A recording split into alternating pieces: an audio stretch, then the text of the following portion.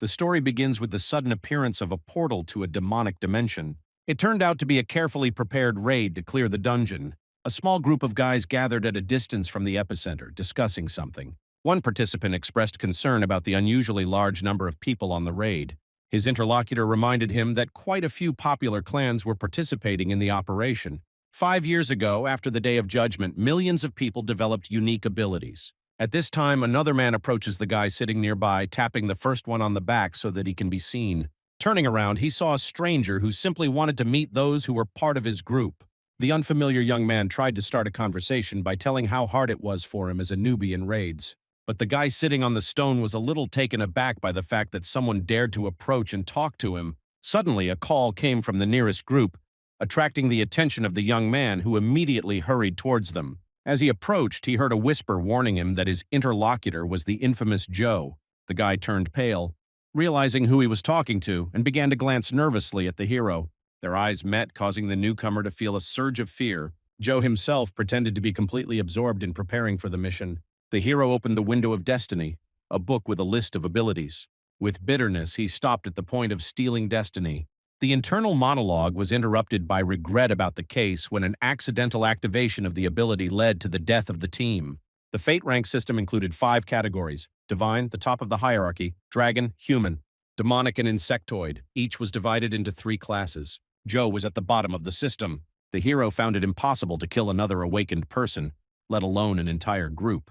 Joe knew that someone like him simply could not raise his hand against another person. However, no one wanted to believe in his innocence. Suddenly, a girl of not very strong build approaches him and for some reason is not afraid of the hero. The stranger seems to be familiar with the hero. She is interested in whether he will participate in the upcoming tournament. Next to her was a tall guy who also showed no signs of fear when communicating with the hero.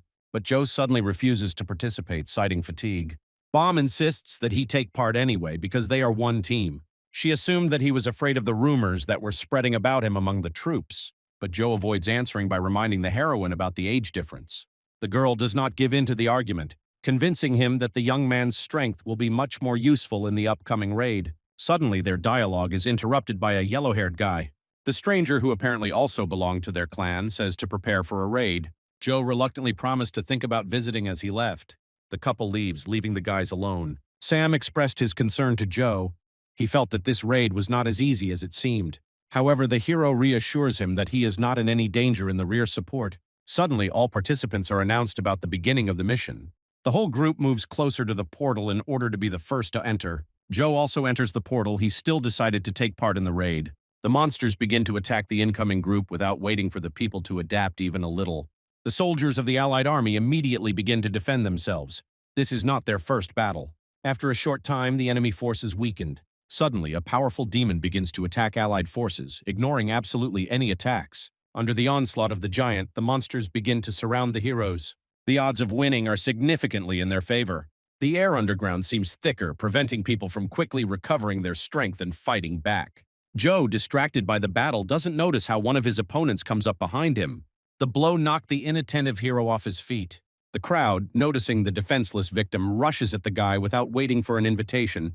The unlucky boy, realizing that his time is coming, closes his eyes, remembering his short life. Suddenly, a flash of green light appears above the hero. It was May, the leader of his clan, who arrived to save the hero. Joe wanted to express his gratitude, but the girl, carried away by her thoughts, only smiled silently in response. Suddenly, all the participants of the raid are deafened by the sound of stones flying everywhere. For some reason, the boss of the level appeared much earlier than expected. Such an early appearance takes the heroes by surprise. The monster tears through the air with a terrible roar that can be heard for many kilometers. The colossal giant freezes for a moment, looking at those with whom he is now about to fight. Suddenly, the monster rears up, struck by someone's powerful blow. The crowd, not understanding why the battle ended before it even began, looks around. In the place where the boss had just stood, an unfamiliar girl can be seen. Joe, lost in a group of people, is also confused, trying to understand what is happening now. Suddenly, the stranger who destroyed the boss begins to attack people. The girl says that she needs Joe, and she will stop attacking only after the crowd gives him to her. The hero himself does not believe what is happening. He recognized the girl. She was a legendary ghost-ranked huntress. However, the guy did not understand what such a powerful fighter could need from him. Watching what is happening from above, the hero panics and wonders what to do. Gathering his courage, he thinks to come out of hiding and surrender when suddenly a green glow stops him. May tells him to stay put. The girl herself seems to decide to enter the battle. Approaching the stranger, May tells her that she is not going to give Joe away for free. The stranger, not wanting to listen to her words, repeats that she does not want to kill anyone, she just needs a hero. And she will stop the killings only after she gets what she wants. Joe is panicking about what he should do. In order to save his friends, he just needs to come out of hiding. At this time, epic events are actively unfolding below. A deadly battle begins between the girls, and May does not want to give in to Joe. The stranger throws May into the wall with a powerful attack, softening the blow. The assassin girl raises her blade for the finishing blow. Sam suddenly appears behind her, trying to somehow help in a hopeless situation, but he is noticed. Steve did not remain on the sidelines, but his attack also did not bring success. Joe, watching such a massive defeat of his team from above, begins to make his way to the arena. A moment later, the guy finds himself on the ground. However, now he is surrounded by only a few dozen corpses. A stranger slowly approaches the poor fellow lying on the ground. The hero watches in despair the result of his indecision. Suddenly, the arena is illuminated by green light again, and the killer is carried up several tree stems. May, despite being seriously wounded, re-enters the battle.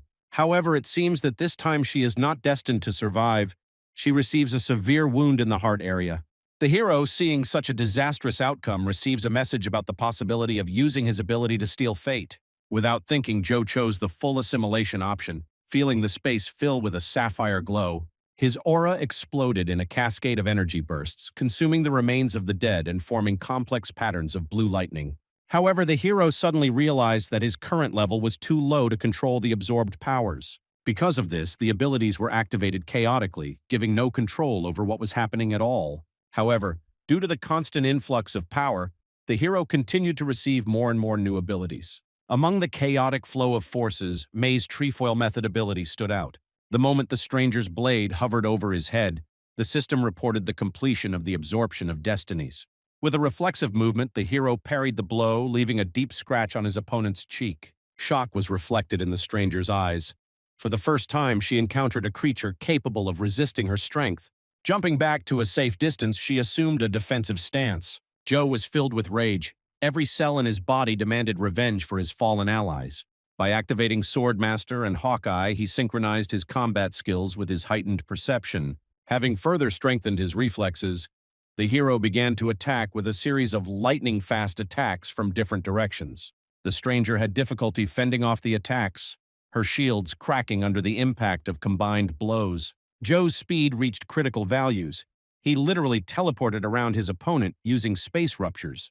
Having lured her into a trap, the hero released a focused beam of destructive force. But the stranger deliberately left a gap in the defense, pretending to be tired, in order to provoke a decisive attack. At the last moment, she turned around, releasing a bolt of crystallized energy straight into Joe's chest. The hero collapsed to the ground, barely maintaining consciousness. The excess of incompatible abilities was destroying his body.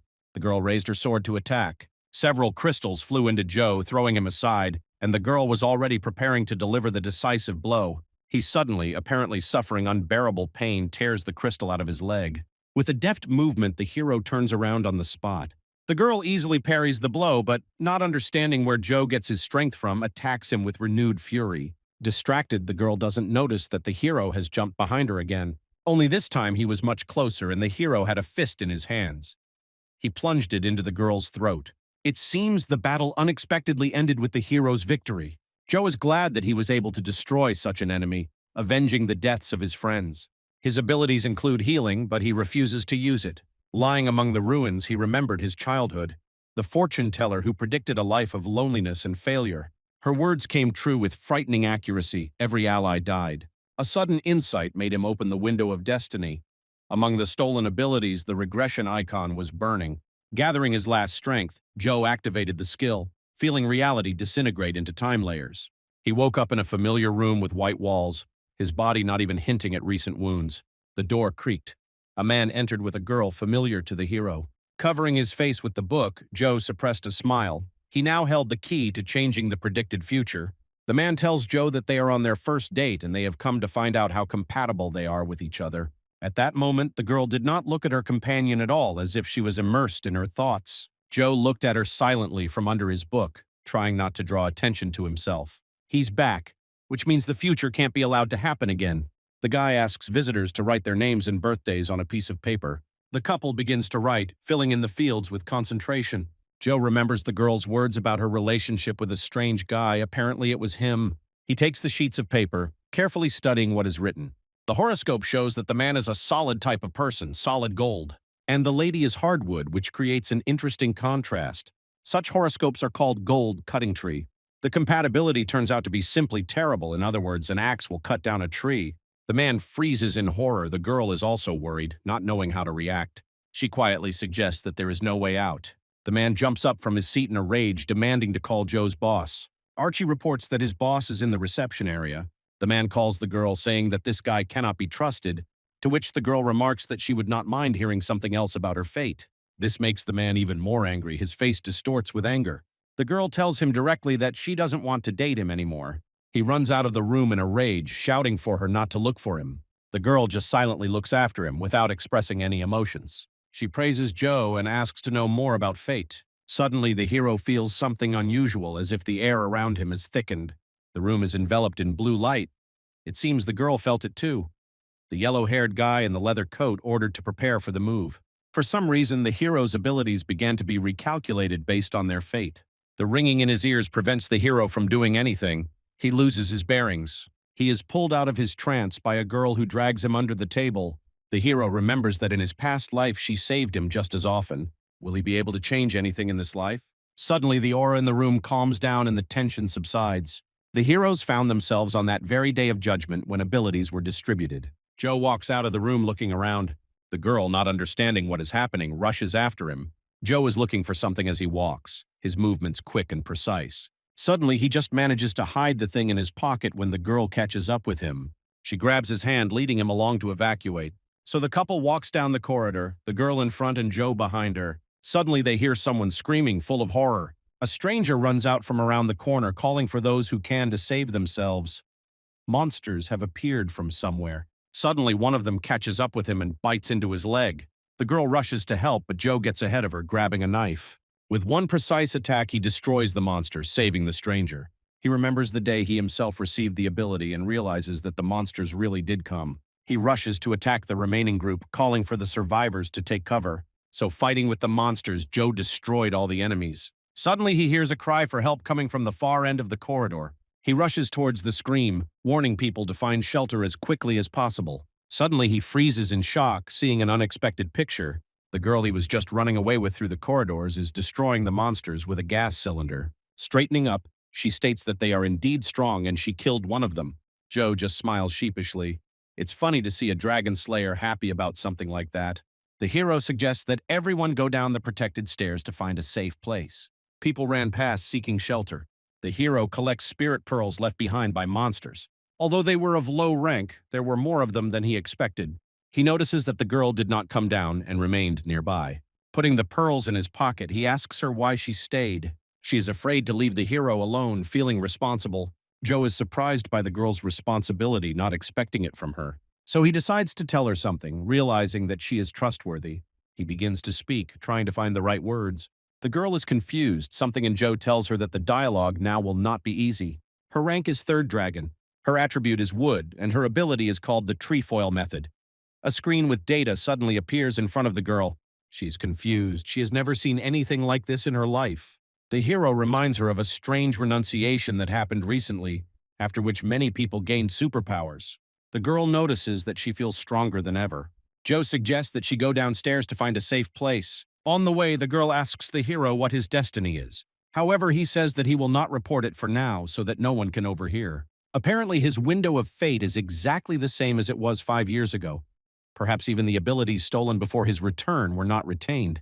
But his karma has increased to an incredible level. If he wants to change the future, he can use the ability, but getting more mana now is dangerous. Karma is earned by committing great crimes such as murder. Excessive karma makes a person an outcast. All who suffered this fate suffered. Suddenly, the girl stops the hero, saying that she noticed someone ahead. A man is visible in the corridor, the girl calls out to him. However, it turns out that it is not a person at all but May, but the couple is already running to her rescue. A worm appears behind the mummy and Joe destroys it with one blow. Lucky there was only one. The girl asks if there can be someone alive inside the mummy. The hero, to test this, turns on his fate-stealing ability.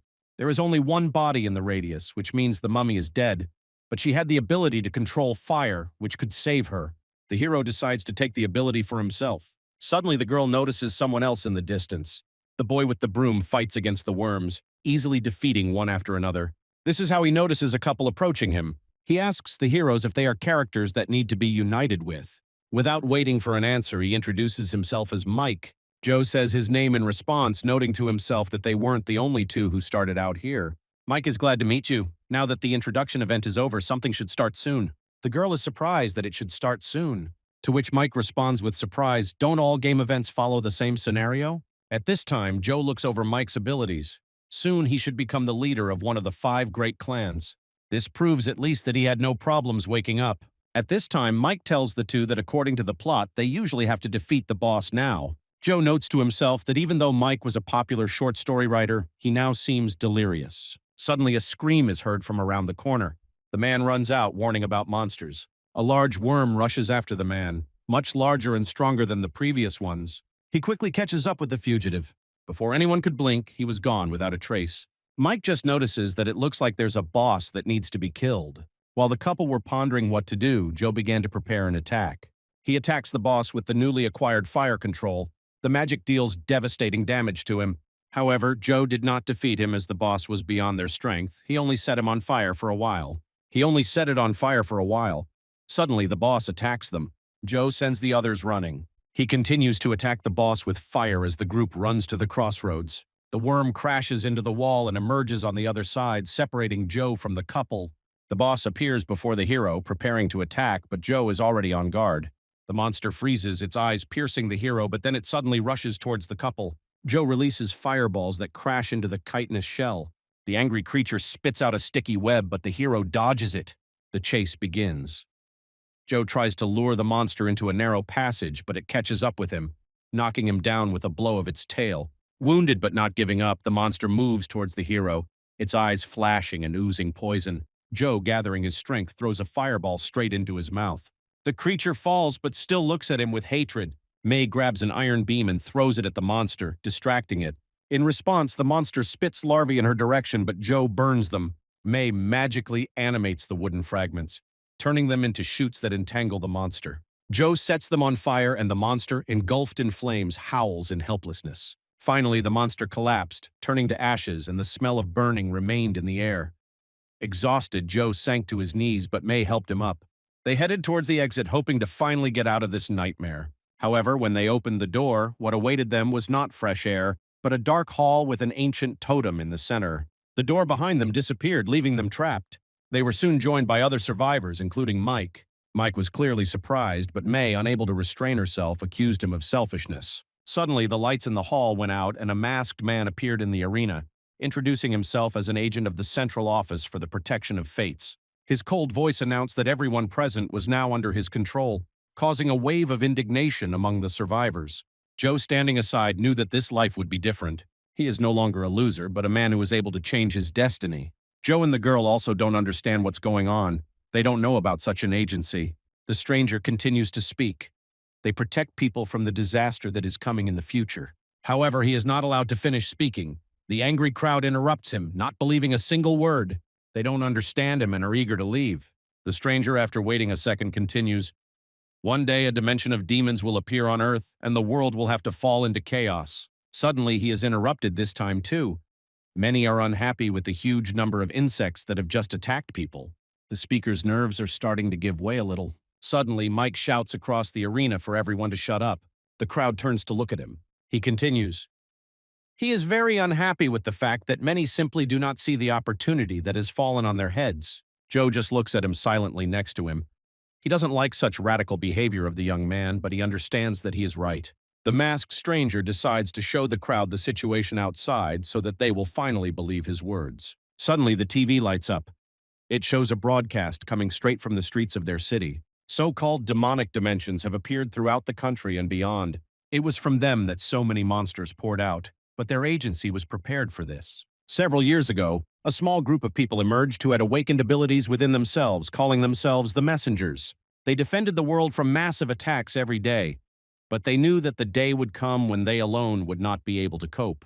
So now they needed more awakened ones. That's why everyone in the room was called together. However, those who do not want to help can leave. No one is holding them here by force. However, the stranger first asks you to believe in your abilities. People can change their minds. The crowd begins to test their abilities en masse. Joe, meanwhile, is calmly thinking about something completely different. He is interested in who is hidden under the mask. A stranger standing on the stage invites everyone to get acquainted with the abilities. However, he warns everyone that while their new abilities may seem powerful, they could easily die. This warning even applies to the training process. However, if someone does not want to put themselves at risk, they can opt out of the abilities. The stranger gives people exactly 1 hour to wait. On the second floor of the building, there is a recreation room and small manuals. Suddenly, the room begins to transform. New corridors appear. The stranger leaves people, going somewhere in an unknown direction. Exactly 1 hour later, he returns everyone to their places. The stranger opens the gates. All who wish to stay can pass through them and enter the testing room. In order to complete the training, you need to pass all the tests. The stranger also gives people boxes with items where all of the people's things will be stored. He also warns that once they give consent, their agency is no longer responsible for their lives. After wishing them good luck, the stranger disappears, leaving the guests in thought. Suddenly, someone shouts out that he is looking for partners to enter the dungeon. May runs up to Joe, thanking the hero for saving her several times. She also, since Joe was still alone, suggests that they join a group. However, such a proposal leaves the hero in shock. The girl looks at him in surprise. Joe realizes that this outcome was caused by exactly what he once feared. The girl, seeing that something incomprehensible is happening to the hero, asks about his health. However, he quickly pulls himself together, replying that everything is okay with him. However, he is forced to abandon the team. Looking hypocritically at the girl, he replies that it would be best for him to travel alone. The girl is upset. She thought they would have made a great team. Joe replies that someone other than him would be a good match for her. May looked after him with disappointment. The girl shouts at the hero's back that she hopes he can take care of himself during the hunt. The hero continues to walk silently towards the portal, only nodding affirmatively. Joe enters the supply room. Taking one set for himself, he opens it. Inside are several medicines to restore health and mana, as well as a training sword. This set should be enough for them at first. Suddenly, Joe is called out by Mike, who is standing nearby. He hopes that he will not leave his one and only comrade behind. Joe is a little embarrassed. This has never happened in his life. The white-haired man runs up to the hero, grabbing him by the shoulder. He hopes that if things continue to go well, the two of them can become the main characters in history. Joe once again replies that he is more comfortable on the battlefield alone. However, Mike doesn't let up, making a tough face. He says that he is quite sincere and guarantees that he will not leave his teammate. Joe doesn't believe it. In his past life, Mike, being the head of the clan, underestimated him. However, it would be quite nice to have such a strong partner. In the end, if something happens to him, the hero won't care. So, after thinking it over, Joe agrees to the deal. He runs away to the side, saying that he will go for supplies. While he was taking the equipment, May was standing near the table, also choosing equipment for herself. Mike doesn't understand why the girl is looking at him with such an envious look. He asks if it's because Joe didn't take her on the team. The girl gets nervous. The young man runs off to his teammate, leaving the girl alone. The pair of heroes enter the portal. The rules tell them that all the corridors are connected to each other, and each room contains traps or safe zones. The main task is to find a way out.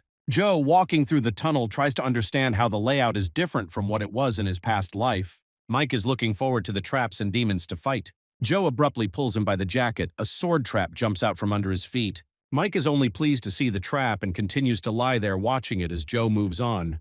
Throughout all this, Joe never once fell into a trap.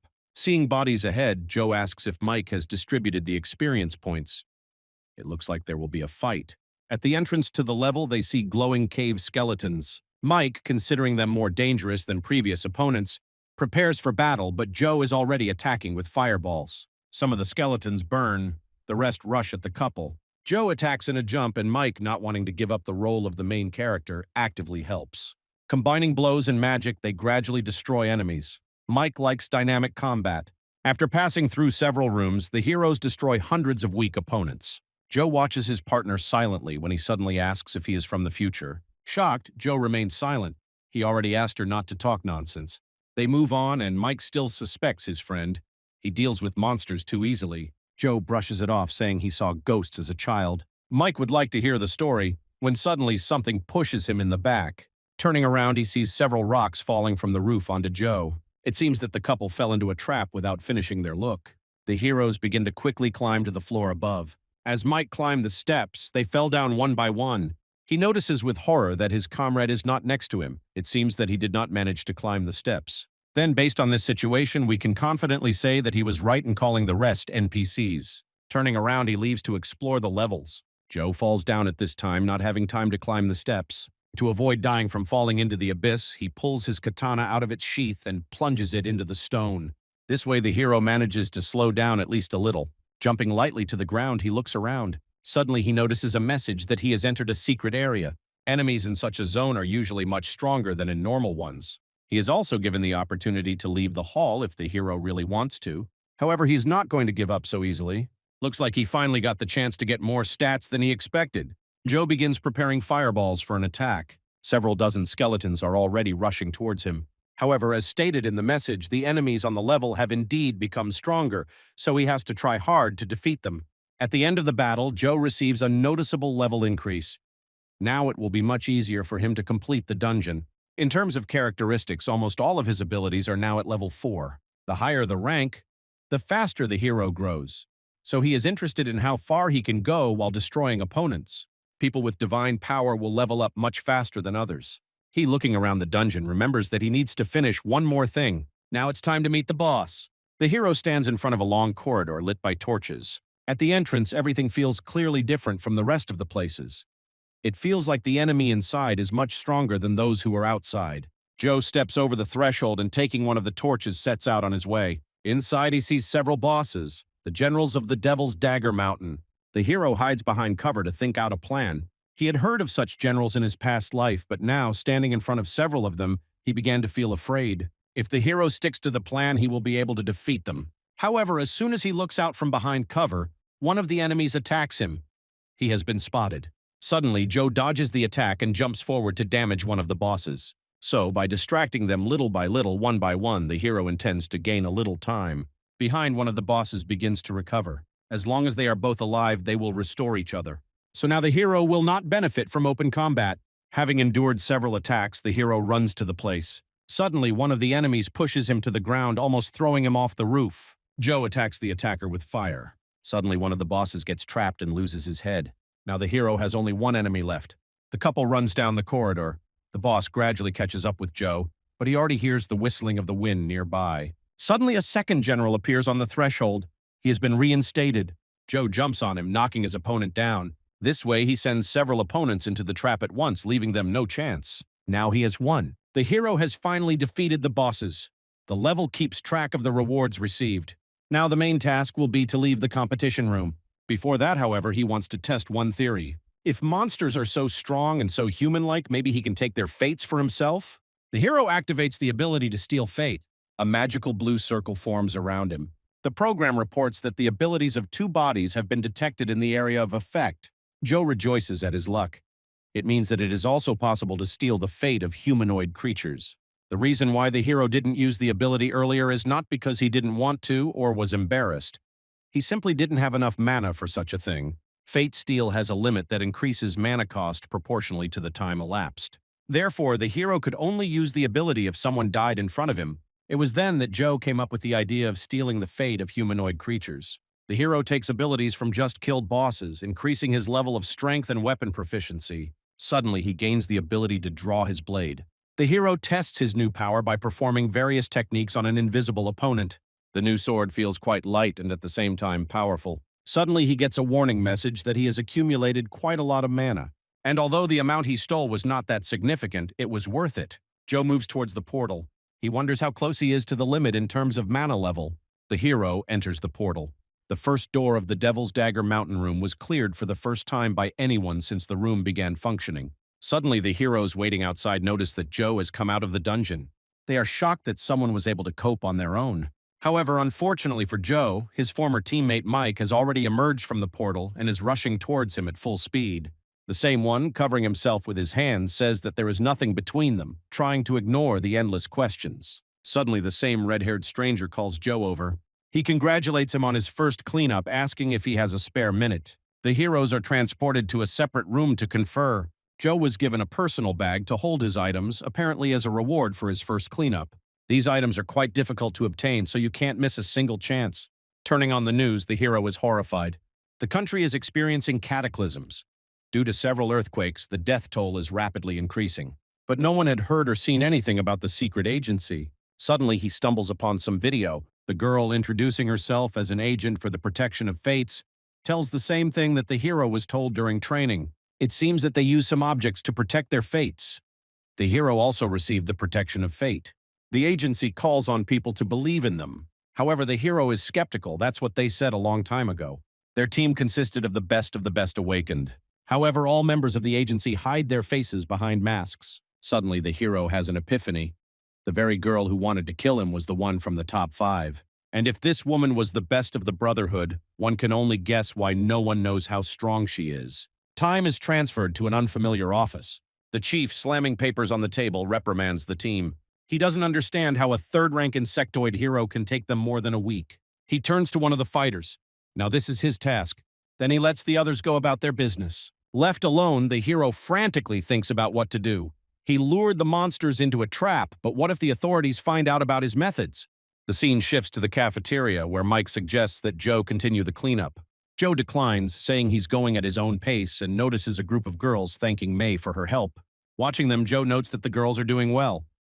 Suddenly, the girls approach a table with a green-haired man who insistently offers to tell May's fortune. When she agrees, Joe appears and asks May to step aside and talk. On their way to the isolation room, they are recognized by several friends who thank Joe for access to the Wi-Fi. It turns out that after clearing the dungeon, he received unlimited internet and shared it with friendly people. Joe walks silently with May, feeling awkward from all the attention. In his past life, he was rather avoided. Because of this, the hero became quite detached. However, even in such a situation, he always had a few comrades who always treated him quite well. Many of them actively supported the hero. However, one day while walking down the corridor, the hero heard several strangers discussing his ability. This shocked him because only one person could know about her, the one he trusted the most. The hero jumped up and ran towards this man. Having burst into the room, the hero immediately asked why he had revealed their secret. However, he stated that he did not understand what was being discussed. He did not disclose anything, since there was no direct evidence pointing directly to him. It turns out that Joe's friend has the ability to see windows into other people's destinies simply by touching them. The story flashes back to Joe himself telling the girl that it would be best to have no contact with such a person. The girl, realizing that she had just almost fallen into a trap, Joe is about to leave when suddenly the girl stops him. She recently cleared out the first room as well. She asks if the hero would like to go together next time. Joe replies that things will be much more difficult with her. May doesn't understand why her hero decided to avoid her. The hero himself, looking away, timidly replies that the whole problem is in her little experience. The girl, who certainly didn't expect such an answer, freezes in place. She had no idea that he thought she was so helpless. He warns the girl that her ability will weaken in the next room because there is a fire attribute there. Her trefoil technique won't help at all. As practice has shown, the branches she creates burn well. Now the girl realized why they would be a bad team. Suddenly she calls out to the hero again, stopping him right at the very exit. She thanks the hero for his answer. He, not understanding, leaves the building in a hurry. Why is she reacting like this even though he refused to fight her? The girl herself also does not understand why the hero keeps his distance from her. He took her aside and warned her about a possible enemy. And the hero came up with an excuse in a hurry. He could have done better. The girl thinks that the hero is worried about her. At this time, Joe himself met the same character who reads fates on hands in the corridor. He asks whether the hero will go to the dungeon with the girl. Joe, hiding his hands, replies that he will go into the dungeon alone. He thinks to get rid of the annoying guy as soon as possible so that he doesn't annoy him again. Suddenly, he stops the hero, asking if he would like to go with him in the same group. He will definitely be useful to him because his rank is higher. He has a dragon rank. Joe, suddenly furious, turns towards the boy, asking about his ability, to which he replies that he can shoot water. Joe, well, agrees to his deal and agrees to go right now. His new friend asks for a minute to get ready. He will be down soon. The hero just silently watches him go. He can't believe his luck. The same friend who set him up in his past life has come up to meet him. After some time, the heroes prepare to enter the dungeon. The task is to find the ice crystal and return it to the right hands. There is no time limit. Upon entering the portal, the couple sees a hellish landscape. Lava rivers hot. Joe's new friend is surprised that he was accepted into the team, considering it to be due to the water attribute. He asks Joe's opinion on the passage, not understanding where there might be ice in the lava rivers. While gathering water for the attack, he notices that Joe is already ready to act with his sword in hand. Mark activates blade detection in horror, but it turns out that Joe only killed the toad. Suddenly, hundreds of lava frogs appear. The water companion easily deals with most of them with one attack. Mark is pleased, but Joe doesn't share his enthusiasm. When Mark runs out of mana, he clumsily takes up his sword and is defeated. Joe suggests that he retreat, assuring him that he can handle it alone. An indignant Mark suspects that Joe is hiding something since he only uses a sword and decides to test him. Suddenly, he sits down on a rock. The boy makes a haggard face and falls to the ground as if dying. Suddenly, the rock turns into a monster and Mark calls Joe for help again. Help came unexpectedly quickly. Before he could even shout out a name, the katana cut through the crab and its shell. It turns out there are more than just frogs here. If you let your guard down, you can die. Joe hints that he saved the poor guy for the second time and it will only get harder from now on. Perhaps he should think about going back. However, Mark, smiling for the sake of appearances, falls into a rage inwardly. He is irritated by such hypocrisy. He intends to sort everything out as soon as he regains his strength. However, suddenly the hero turns his head, and Mark quickly returns to his innocent expression. The pair continued on their way and finally came across something that looked like a crystal. Joe realized that they had reached their destination. It was lying on a pedestal. All that was left was to find a way to it. Mark is also happy. All he has to do is force his companion to clear the room. He intends to be the first to complete the dungeon. Suddenly, while Joe was distracted, Mark rushed towards the crystal. If there is only one crystal, then he will be the one to take it and complete the test.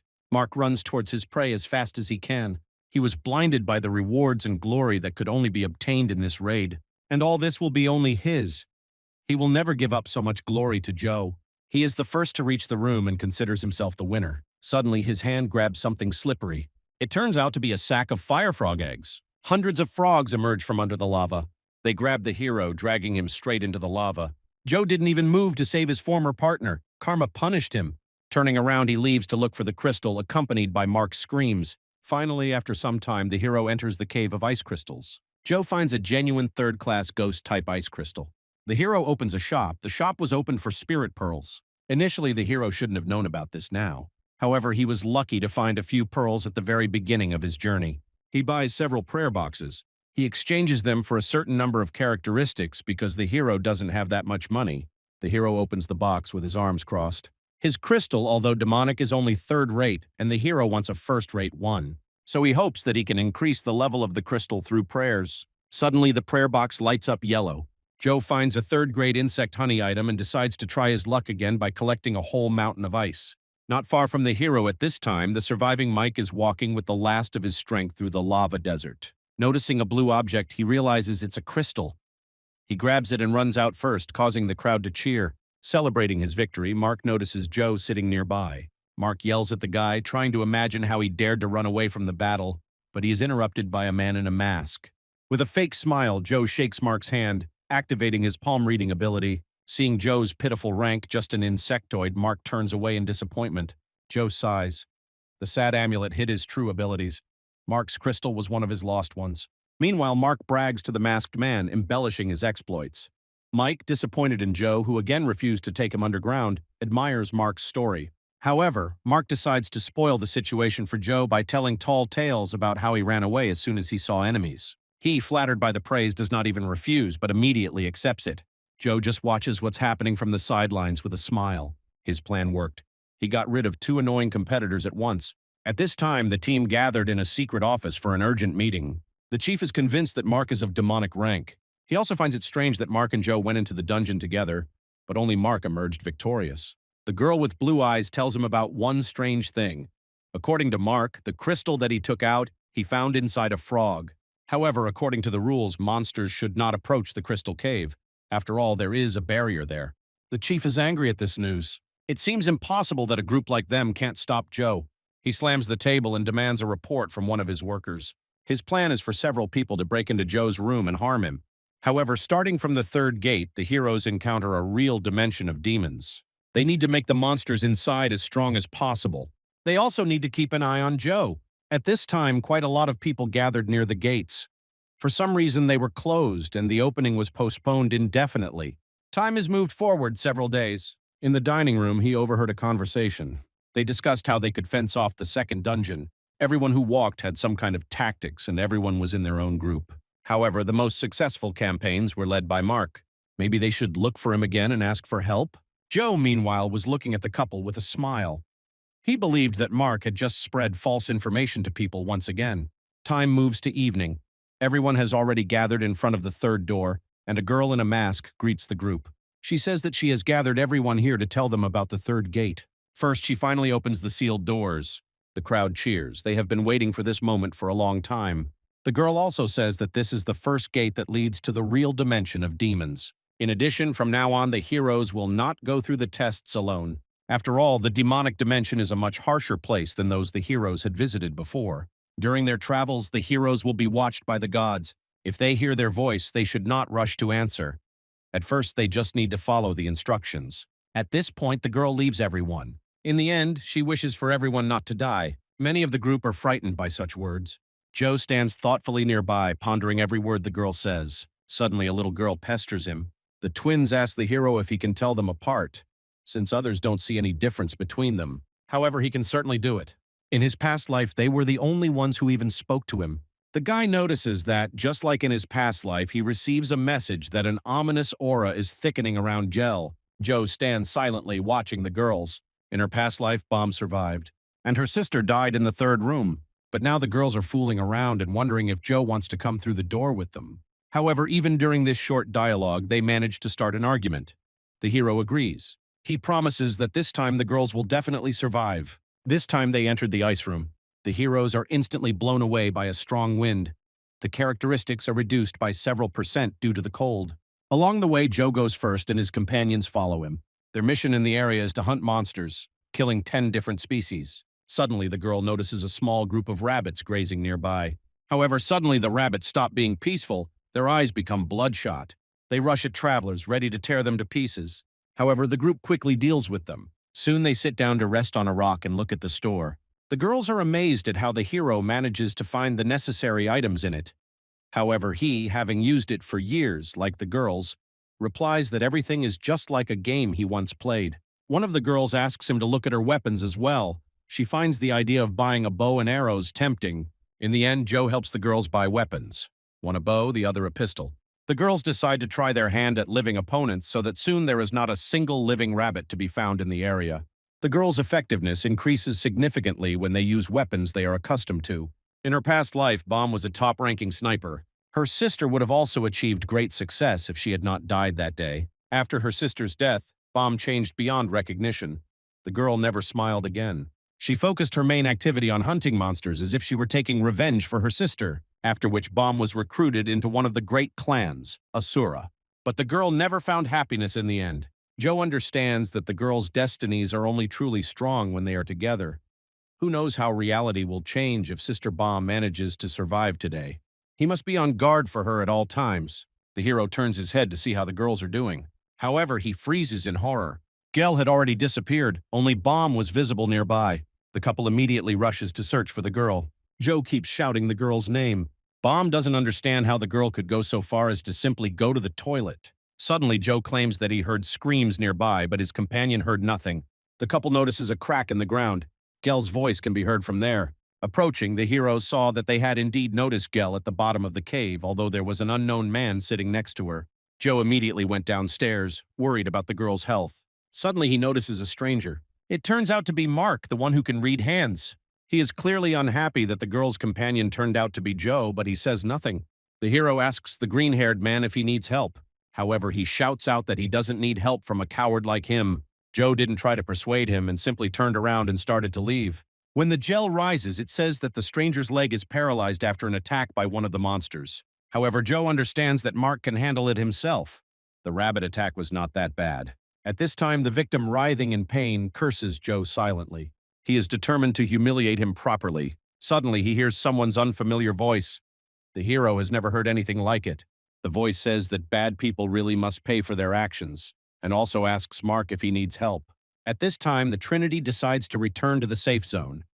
With the onset of darkness, the strength of the monsters will increase. The girls don't want to go anywhere and just want to improve their stats. However, Joe firmly says that there is no need to rush since today is only the first day. He also reports that he will continue clearing the level together with the girls, which pleases those. Suddenly, something catches Joe's attention. He also hears an unknown voice. The man immediately rushes towards the voice, telling the girls to return to the portal. At the same time, somewhere in the icy lands, a group of people is surrounded by a pack of wolves. They are hungry and angry, so their chances of salvation are quite slim. May is also visible among the group, acting as a leader, calling on the others to calm down. Suddenly, the ranks of the detachment are broken by wolves. The girl activates the trefoil method, attacking the regiment. She also fights with a sword against the rest of the group. The girl fights for 10, while also healing the surviving part of the group. She is confident that she must give it her all and kill as many as she can. Suddenly, one of the animals attacks the girl from behind. She did not notice the enemy. She is saved by Joe, who kills the wolf with a sharp lunge. He immediately rushes to attack the rest of the surviving wolves under the shocked gaze of the girl. The hero wields a sword perfectly while also using fire magic. After some time, the group finally defeats the powerful opponents. Everyone who is left alive is tired. The girl thanks Joe. He does not answer. Time moves to the safe zone platform where evil Joe scolds May for not escaping the battlefield. After all, who else but she needs to understand that in that situation the advantage was not on their side. He instructs the girl that if she cannot win, she should run from the field. Joe is sure that she was just lucky. If the monsters had hidden abilities, she would have easily died.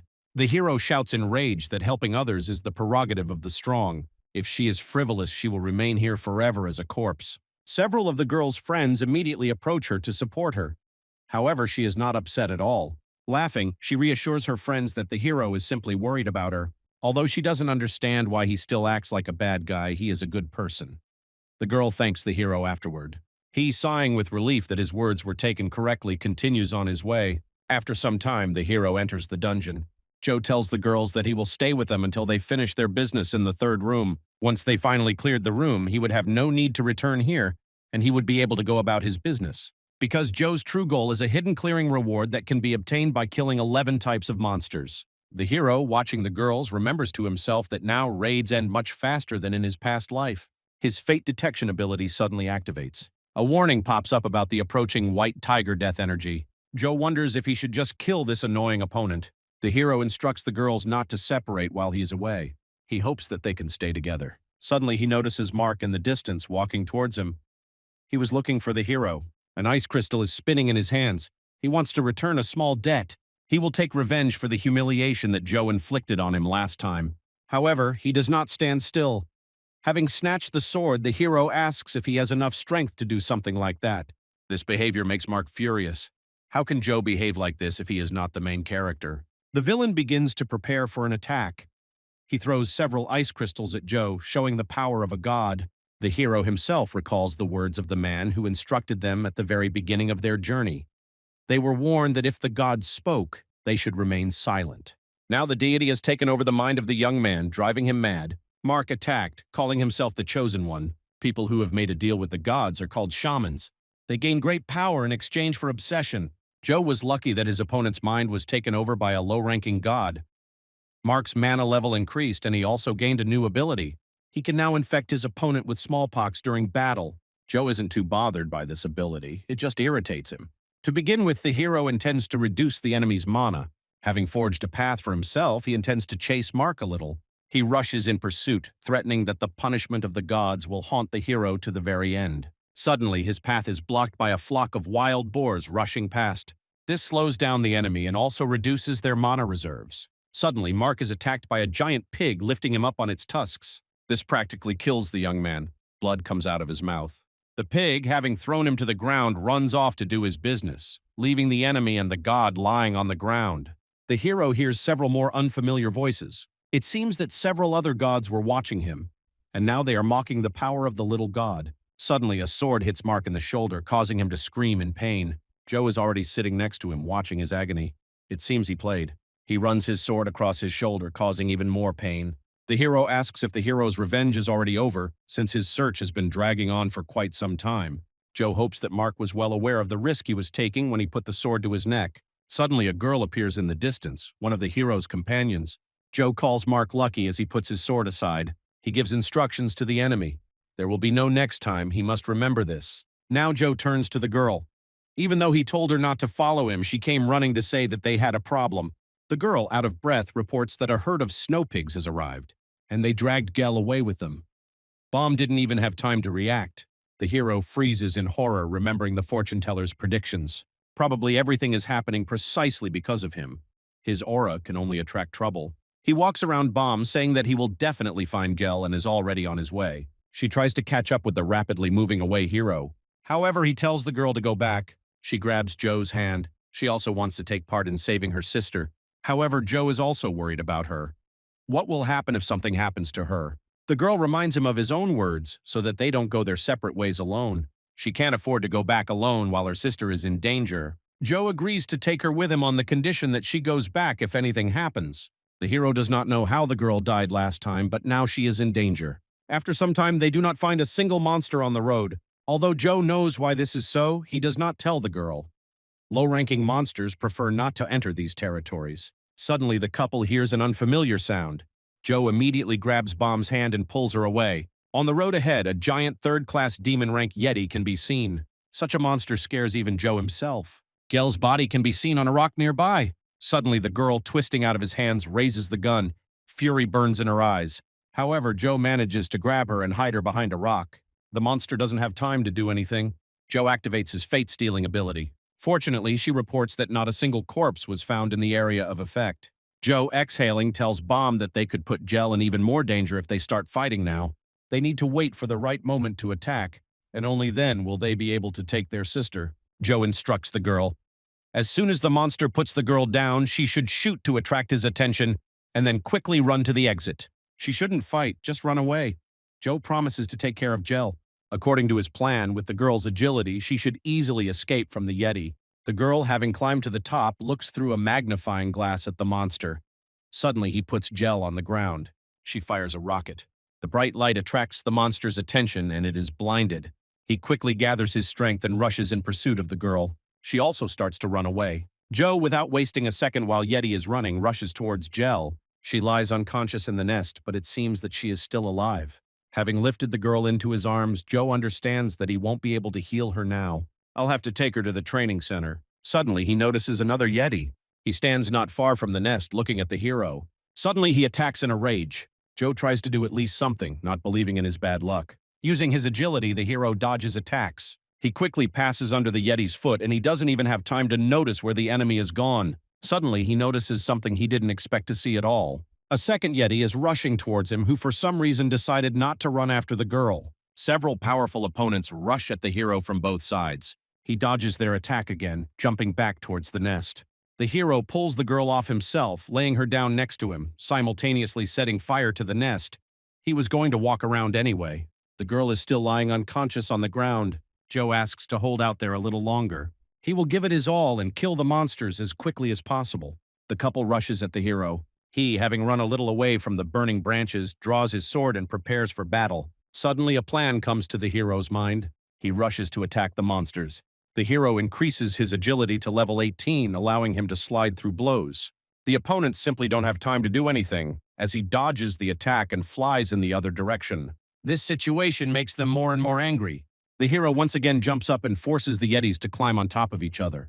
With one well-aimed blow, he breaks the ice beneath them. The couple falls into a bottomless abyss. Joe knew that there were many places here where the surface consisted only of snow and ice. And in the example with Gel, it is very easy to fall somewhere. Suddenly, the second Yeti, who had not yet fallen, slams his fist into the ice, breaking it. Joe, not having foreseen such a situation, also begins to fall after his opponent. Suddenly, he is saved by a platform of trees that appears out of nowhere. It was May who successfully saved the hero from death by using her ability. She mocks the hero, reminding him of his own words about frivolity, but overall she is glad that she was not late. The hero thanks the girl.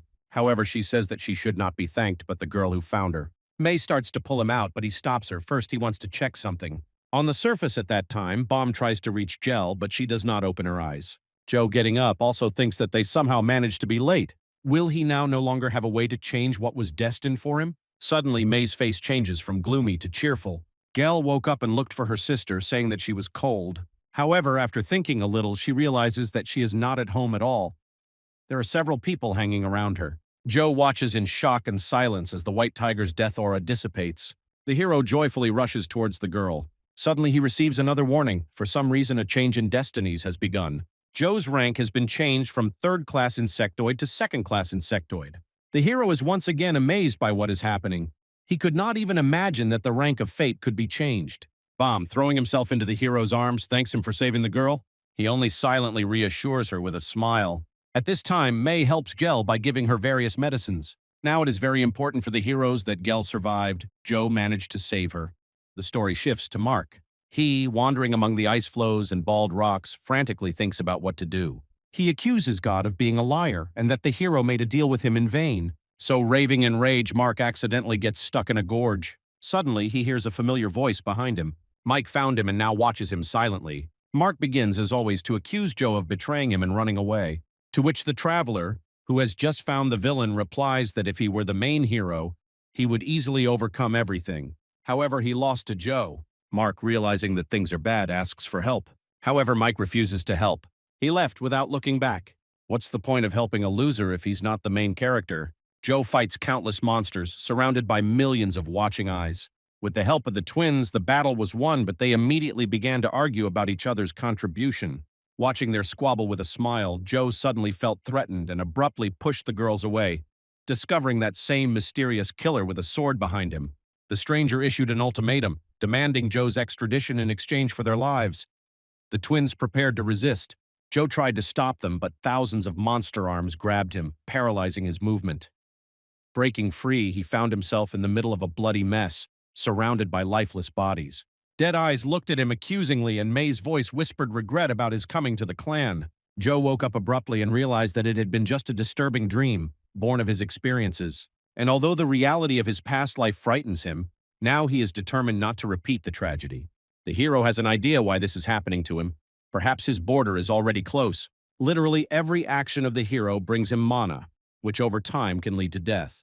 Joe decides to keep his distance from his acquaintances, so the next time the girls invite him on a trip, he refuses. They do not understand why the hero suddenly began to ignore them, thinking that for some reason he could hate them. So the hero closes the door in the girls' faces.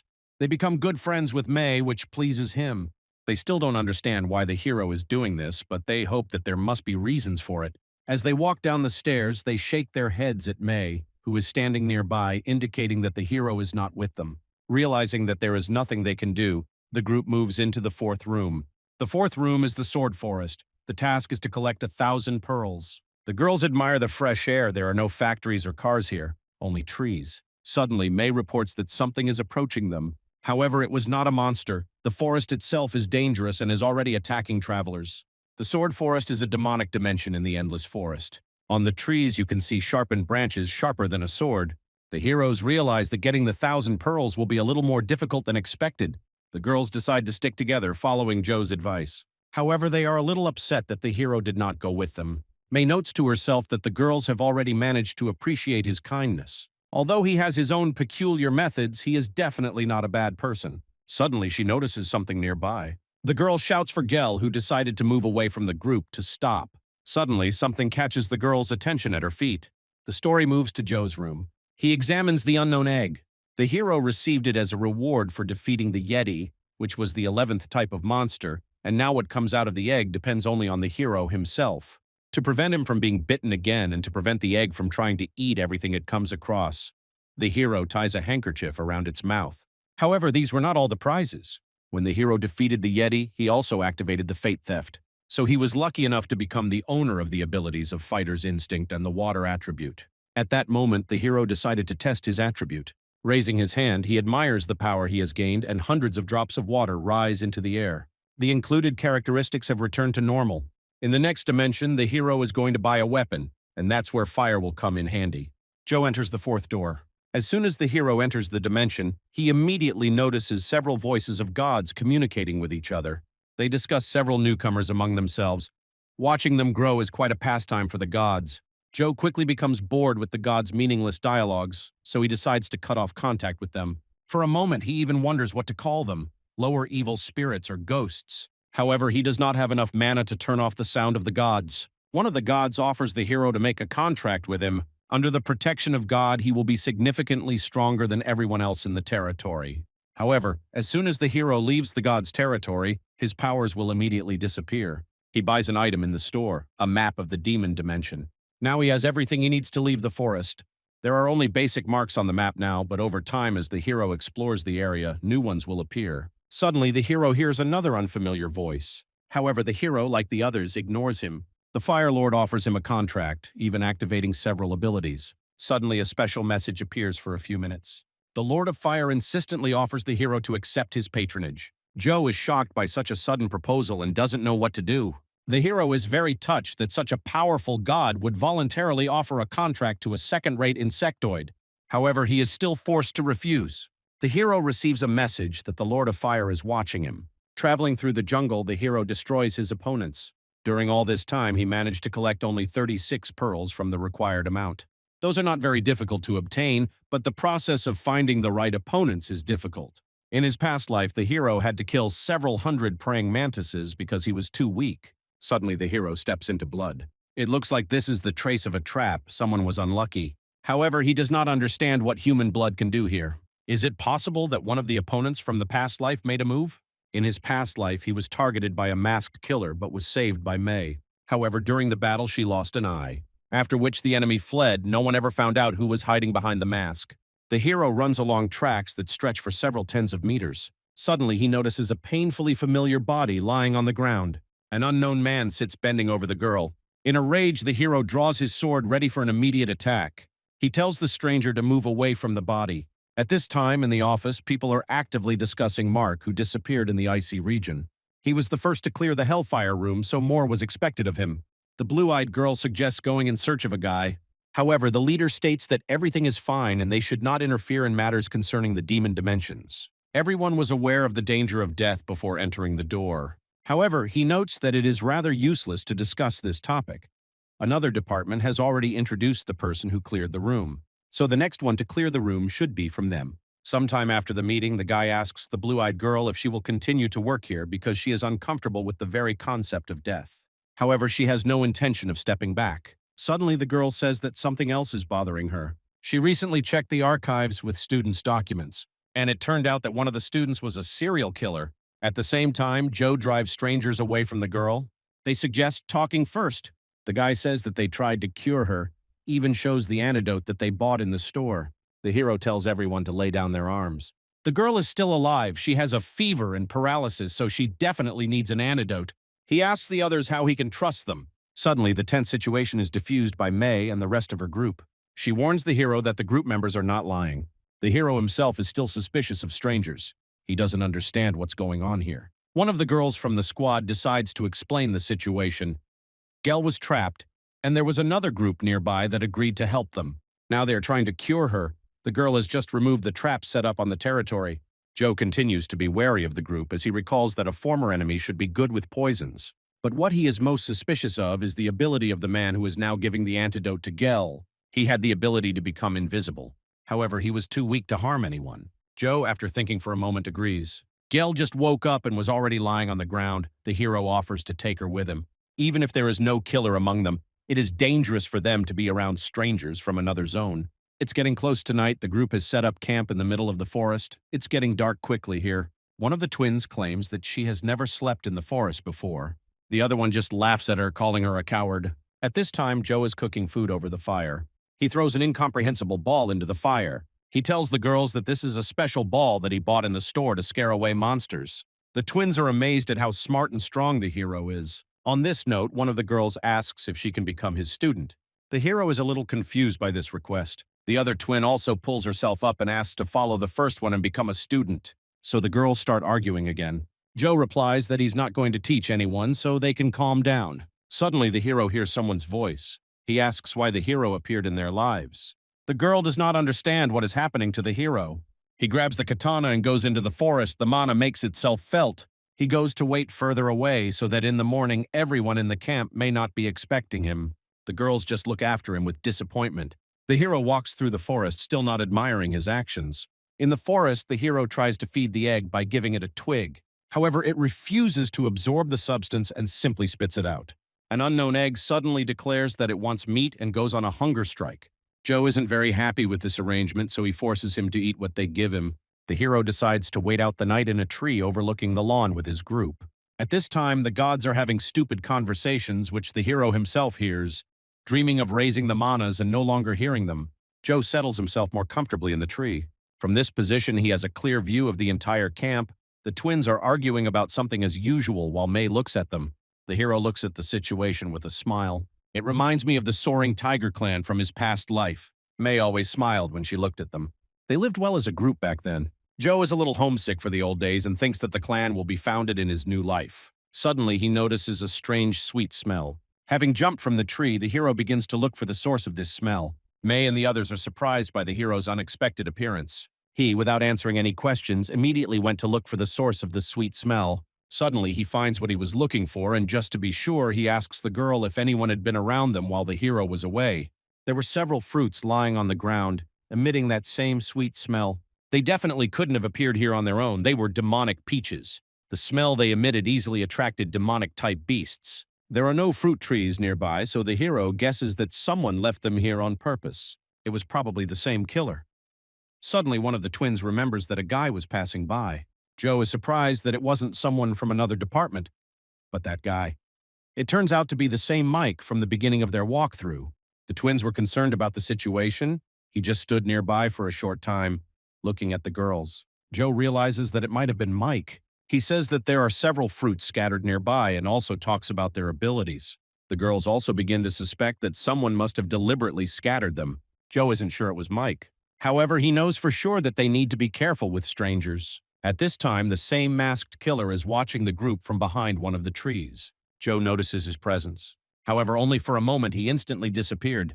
The story moves back a few moments. Mike wanders through the forest looking for strong opponents. Tom was bored with monotonously killing weak opponents. Suddenly, he notices Joe's group, the girls discussing their brother. They call him strong enough to attract Mike's attention. Tom gets the idea that Joe has gone back in time and now knows about all the cool stuff. Mike, having made a plan, thinks to kill his competitor immediately. At this time, Joe is wandering through the forest with a map.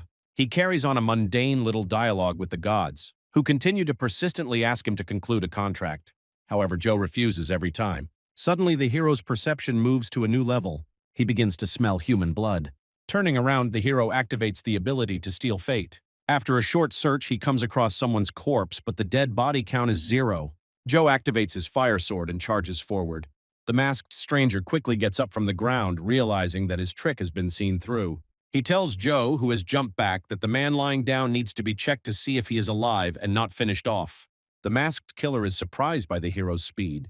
He was able to destroy his mask in one attack. He asks how the hero recognized him and takes off his mask. Activating his killing drive, Mike attacks the hero. Joe notices that his stats have improved significantly since their last meeting. Now he has a much more difficult time. Joe is surprised by such bloodthirstiness of the hero. He looks quite happy. Isn't killing demons enough for him? But he was given a power that is only activated when he kills a person, so it would be stupid not to use it. Joe is irritated by Mike's hypocrisy.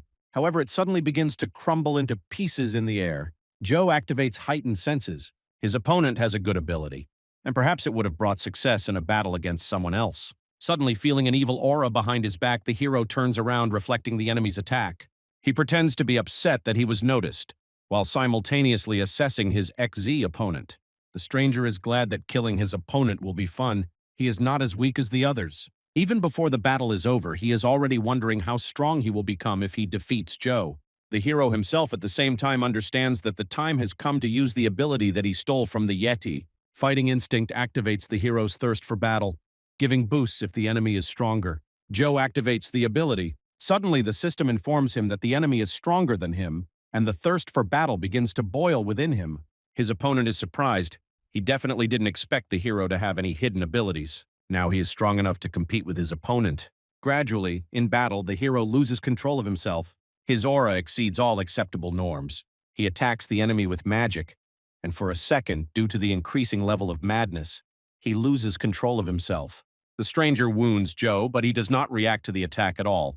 The enemy is scared that the scales have tipped so sharply in Joe's favor. Suddenly, Mike appears from the forest. He is already running to help.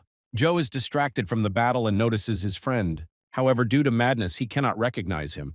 He is glad that someone stronger has come to the battlefield, so he breaks away from his previous victim. The hero rushes into attack. However, Mike is not very upset. He is already ready to repel his attacks. At the same time, he is thinking about a plan for victory. The man suddenly lets go of the sword and punches Joe in the jaw. He falls to the ground. Mike is pleased that he was able to subdue his temporary enemy. At this time, the stranger with whom Joe had just fought runs away into the distance. After some time, Joe comes to his senses. Without responding to Mike's incessant talking, he takes his medicine. He asks his friend to look for someone. He is outraged that the hero is avoiding him because everyone except them is a secondary character. They have neither history nor strength to resist them, so they have to become best friends in order to increase their power level. Mike suggests to Joe, who is lying on the ground, that they team up. At this time, the stranger runs away from the battlefield, not daring to remove invisibility. He doesn't understand where such a sharp difference in abilities comes from. Suddenly, he notices his group, with whom he had been traveling before. Suddenly, a plan comes to his mind. He prepares to become stronger. The guy takes off his invisibility and starts running towards the group, waving his arms towards them. He tells them that he was looking for them everywhere. The guy saw the criminal. Suddenly, he falls to the ground, writhing in pain. The group rushes towards him, preparing to help. He raises his head, thanking the heroes. Suddenly, he pulls out a gun and attacks his friends. After some time, no one from his group remains alive. The villain has absorbed 10% of their characteristics. Suddenly, he gets a necklace. The horror of the living and the dead turns out to be pleased with the guy's actions. His new diamond necklace increases his strength by 10%. He is happy because now it will not be difficult for him to defeat Joe. Suddenly, it starts to rain, causing an increased concentration of water energy. Water energy lowers his stats, but as a firefighter, it should take even more out of Joe's system. All that remains is to find it before the rain gets worse. At this time, Joe is training by chopping wood, so tree after tree and only a few trees remained at the edge of the forest.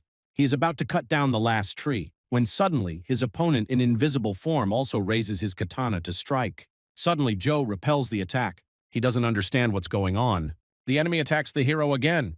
The hero's sword cannot withstand such force, so it breaks under the pressure. The guy mocks his opponent. Now he is too weak to fight him. However, no matter how strong he is, Joe manages to repel his attacks every time. If the enemy knew how weak the hero was, he wouldn't have destroyed so many people. He also remembers the hero's partner who disappeared somewhere, and now Joe wanders through the forest alone as if trying to provoke himself to murder. Suddenly, he notices that Joe is smiling, which makes his opponent even more angry. Suddenly, something happens that no one expected. Joe attacks with renewed vigor, as if he had been holding back from ending the fight too quickly. The hero changes his attribute to water. The interface shows that the reduced characteristics have returned to normal. Moreover, they increased by 10%. The enemy is shocked. The amulet promised that the hero would remain weakened. The villain turns to the deity who gave the amulet and asks about the reason for the deception. Joe also does not understand why such a cautious enemy trusted an unfamiliar artifact. Suddenly, the horror of the living and the dead warns not to succumb to Joe's provocations. The enemy is still stronger even with the hero's increased stats. Joe senses something is wrong. The opponent jumps to the side, maintaining confidence in his superiority despite the change in attribute. With one blow, he breaks Joe's weapon. The hero has almost no chance of winning. The villain throws him against a tree trunk. Joe is disarmed and disoriented. He is helpless. The enemy holds a katana to his head, mocking him and promising to kill Joe's friends. He adds that the hero will not be alone in death. Suddenly, Joe attacks with a blade hidden in his sleeve. The blade pierces the enemy's stomach. Now the advantage is on his side. The enemy forgot that the branch sticking out of the wound was not a simple one, but from the cursed grove. The dying villain begs the deity for salvation. Joe coldly notes that it's late. The connection with the horror of the living and the dead is broken. Joe reveals that he has a power that can only be activated through murder. He uses Fate Steel. After the battle, the hero continues to collect pearls. The rewards from the demonic dimension exceeded expectations. His search was accompanied by the cutting down of trees around him. We even had to build a lightning rod. He also adopted some of his opponent's skills. His destiny level has risen again. However, mana makes itself known more and more often, growing stronger each time. Now it causes a deafening headache. Suddenly he is called out. Mike found him and asks about the reasons for the mass killing of creatures, as well as the fate of the enemy. Joe remembers his recent anger. Because of Mike, he missed the killer. Pulling himself together, he gives the guy a task. After comparing maps for orientation, Joe orders Mike to guard another area to prevent the enemy from escaping. But after days of no news and no action, Mike returns to check on the progress of the case. Joe reports that he hasn't found an opponent, so he's focusing on the pearls. Mike is sure that the hero did kill him, judging by the trophies. This is especially noticeable in things from the body. Joe denies it, claiming that he bought the sword in a store and that the enemy disappeared on his own. Mike still has doubts, but backs down. He insistently repeats that Joe may confess to the murder. Joe looks at him silently. By repeating that he did not kill anyone, the hero reminds us of the lack of friendship between them. Mike leaves, supposedly continuing his pearl collecting. Joe watches him go. It's strange that the guy gave in so easily. By pulling out the last pearl, Joe completes the challenge. At this time, Bom and Gel, who are free, cannot leave Joe alone, begging him to accept them as students. However, every time he refuses with a calm face. The girls promise diligence and obedience. They even bought coffee for the hero. Suddenly, one of the girls declares that they are blessed by the gods and cannot be weak. Joe activates the ability to detect fates. Bom is blessed by the Maiden of the Hunt and the Moon, and Gel was blessed by Tetva, saturated with sunlight. Joe relaxes. Such gods are useful for their characteristics. Suddenly, he suggests that they ask for help from their gods and not from the hero. They do not understand why he does this and ask by what god he himself has been blessed.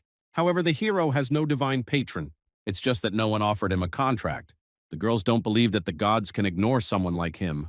One of the girls begins to talk about the synergy between gods and people. Suddenly, another one covers her mouth. Joe continues to refuse, saying that he doesn't need this information yet and he's in no hurry to become a mentor. The girls suspected something was wrong. There must be a reason why the hero rejects divine contracts. Suddenly, a figure appears from the winter portal. The guy is so exhausted that he falls down as soon as he crosses the threshold. The stranger asks if he has entered the first room. Having seated the priest on a pedestal, the heroes ask what happened to him. He admits that he still can't kill monsters. Father is afraid to even meet them, let alone fight. He tried, but he couldn't defeat even the weak monster. To the dumbfounded looks of the girls, Joe offers to help with the raid, turning to the priest with a businesslike smile. He looks at the hero with hope, not knowing what to do. The girls want to join, but Joe sends them hunting. The twins disappear from sight. The hero promised to think about their participation. The father calls himself a burden, but Joe acts like his friend from a past life. He says that heroes should support each other. The priest burst into tears at these words. Joe suggests not to waste time and go on a raid. At this time in the office, employees notice the boss's unusually good mood. He explains that a man from their department was the first to pass through the room. This news improved his mood. Suddenly, his smile turns into an evil grimace. A girl appears on the threshold, whom he calls a princess. She came to congratulate him on a successful raid. She mentions that next time the second and third zones will meet. Suddenly, the girl offers to make a bet. The fight is about who will be the first to reach the next room on the highest difficulty. One student must participate, either hers or his. When asked about bets, the girl replies that they play on desire. He irritably retorts that his student's victory is obvious. Having said goodbye, the girl leaves. An oppressive silence reigns in the hall. The boss angrily asks the employees if they heard what happened. They have to win. Meanwhile, Joe helps the Holy Father collect pearls. For him, he obtained 1,000 pearls. The priest doesn't believe that the hero managed to do it in 2 days. In gratitude, he treats Joe. This is the only thing he can do to help. When he finishes, the father falls to his knees, lamenting his uselessness. Joe encourages him, saying that everyone's worth will be revealed over time. These words bring new tears to the priest's eyes. Having finished with one room, the couple moves on to another. Joe warns that this one will be more difficult. The first team entered 5 days ago, so we need to move out tomorrow. The next day, the heroes enter the portal and find themselves by the sea. The view is picturesque. Mountains rise in the distance. They are informed of a special condition in the room. The reward depends on the user's level. It is forbidden to use the store and leave the room until the raid is completed.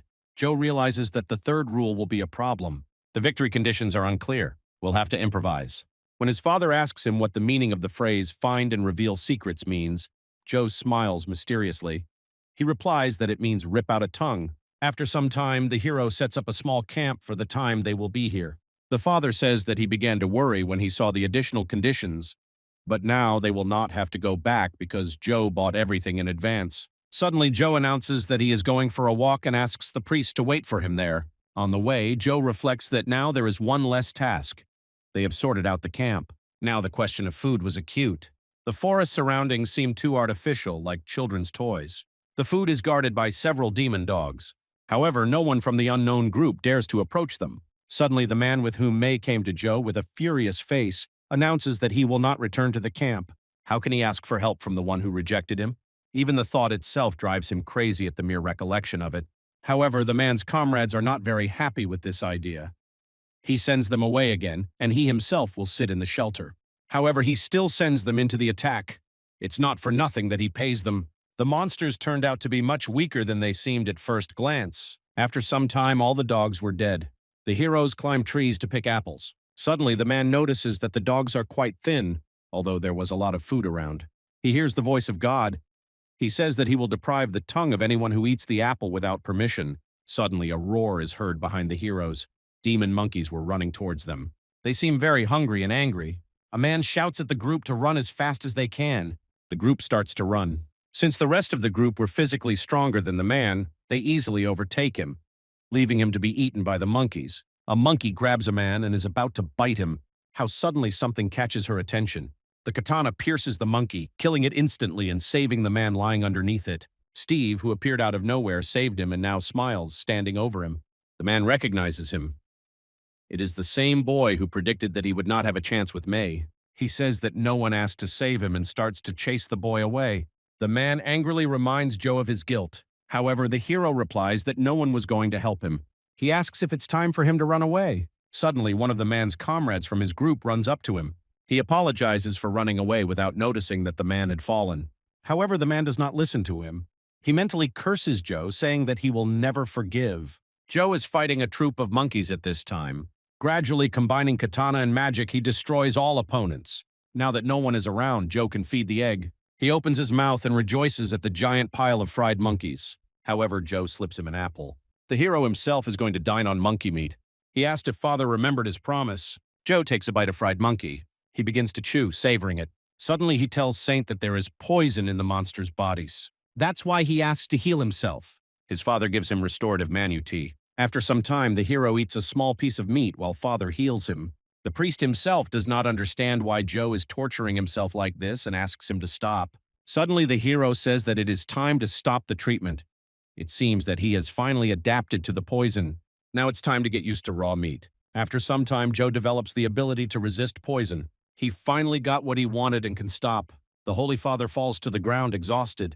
He spent too much energy on healing and asks not to use poison anymore. Suddenly, Joe starts waking up father. He wanted to give him a little rest. He had worked quite a lot. Suddenly, he draws his katana and attacks someone. Joe tells his father that they have guests. At this time, several men approach the tent. The hero knew they were coming. As he prepares for battle, he instructs the Holy Father not to leave the tent. He will deal with everyone himself. Joe, who peeks out of the tent, stuns all the opponents. They expected everyone to be asleep. One of the group says that they will leave if the hero's team gives them food. Joe, preparing for battle, remembers that in his past life, the conflict with the first group ended very badly. He asks them what will happen if he refuses. Suddenly, the group rushes to attack. They want to take the food by force. A small fight breaks out. Joe easily deals with the first opponent.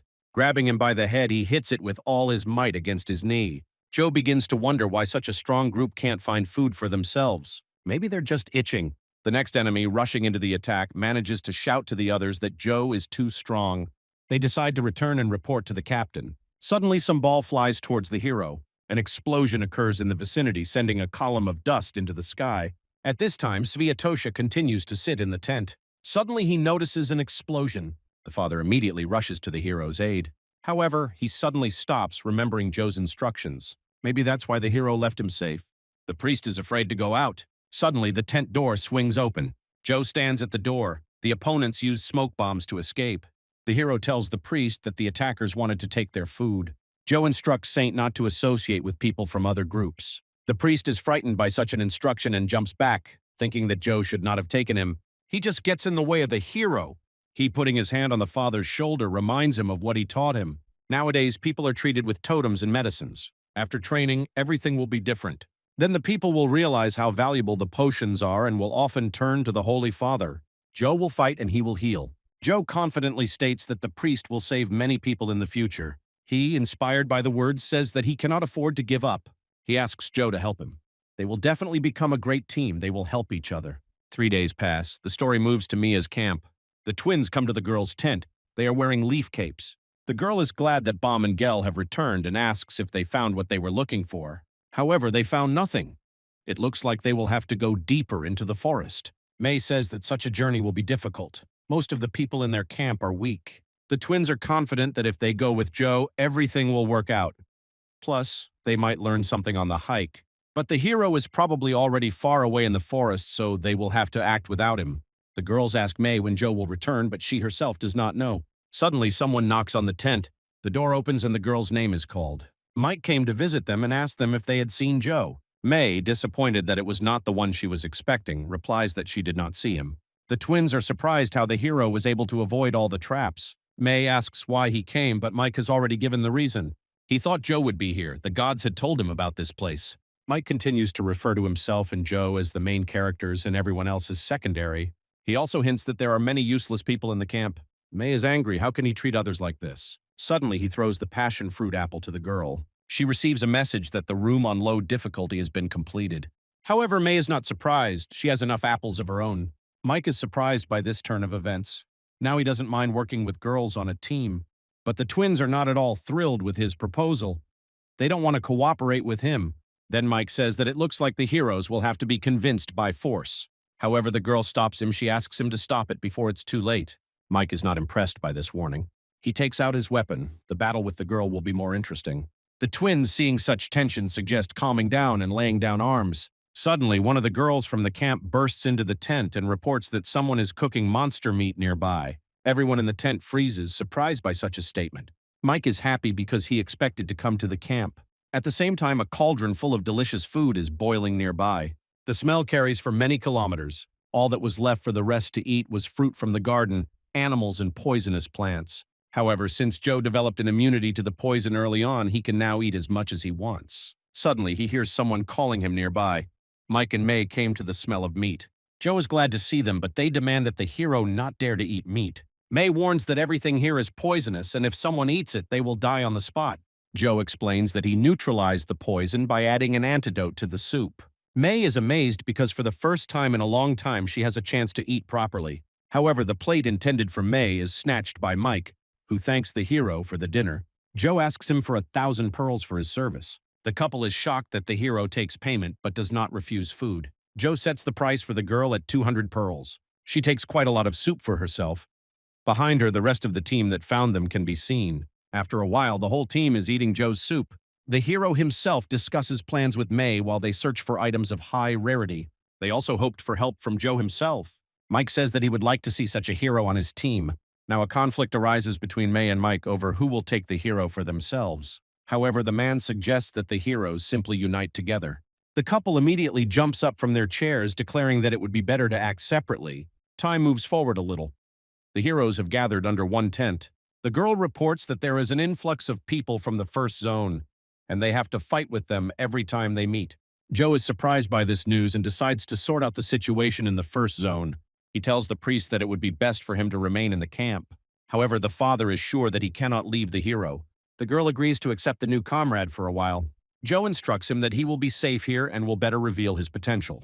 After the problem with the Holy Father was resolved, the hero leaves on business. Deep in the garden, the deity tells the hero that he has become much stronger and asks him to go deeper into the forest.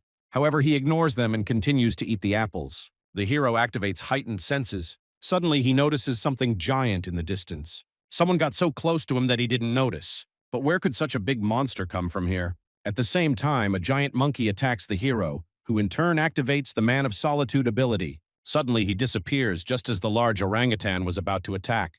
The hero holds his breath and, using the stolen ability, climbs a tree right above the unsuspecting monkey. Suddenly, the tree in her hand starts to burn. The hero jumps down, attacking the enemy along the way. With one blow, he cuts the entire monkey in half. He seems to be slowly learning how to use good items, and their combination often leads to this result. However, now Joe has no idea what to do. Find out where the monkey came from or finish getting the antidote.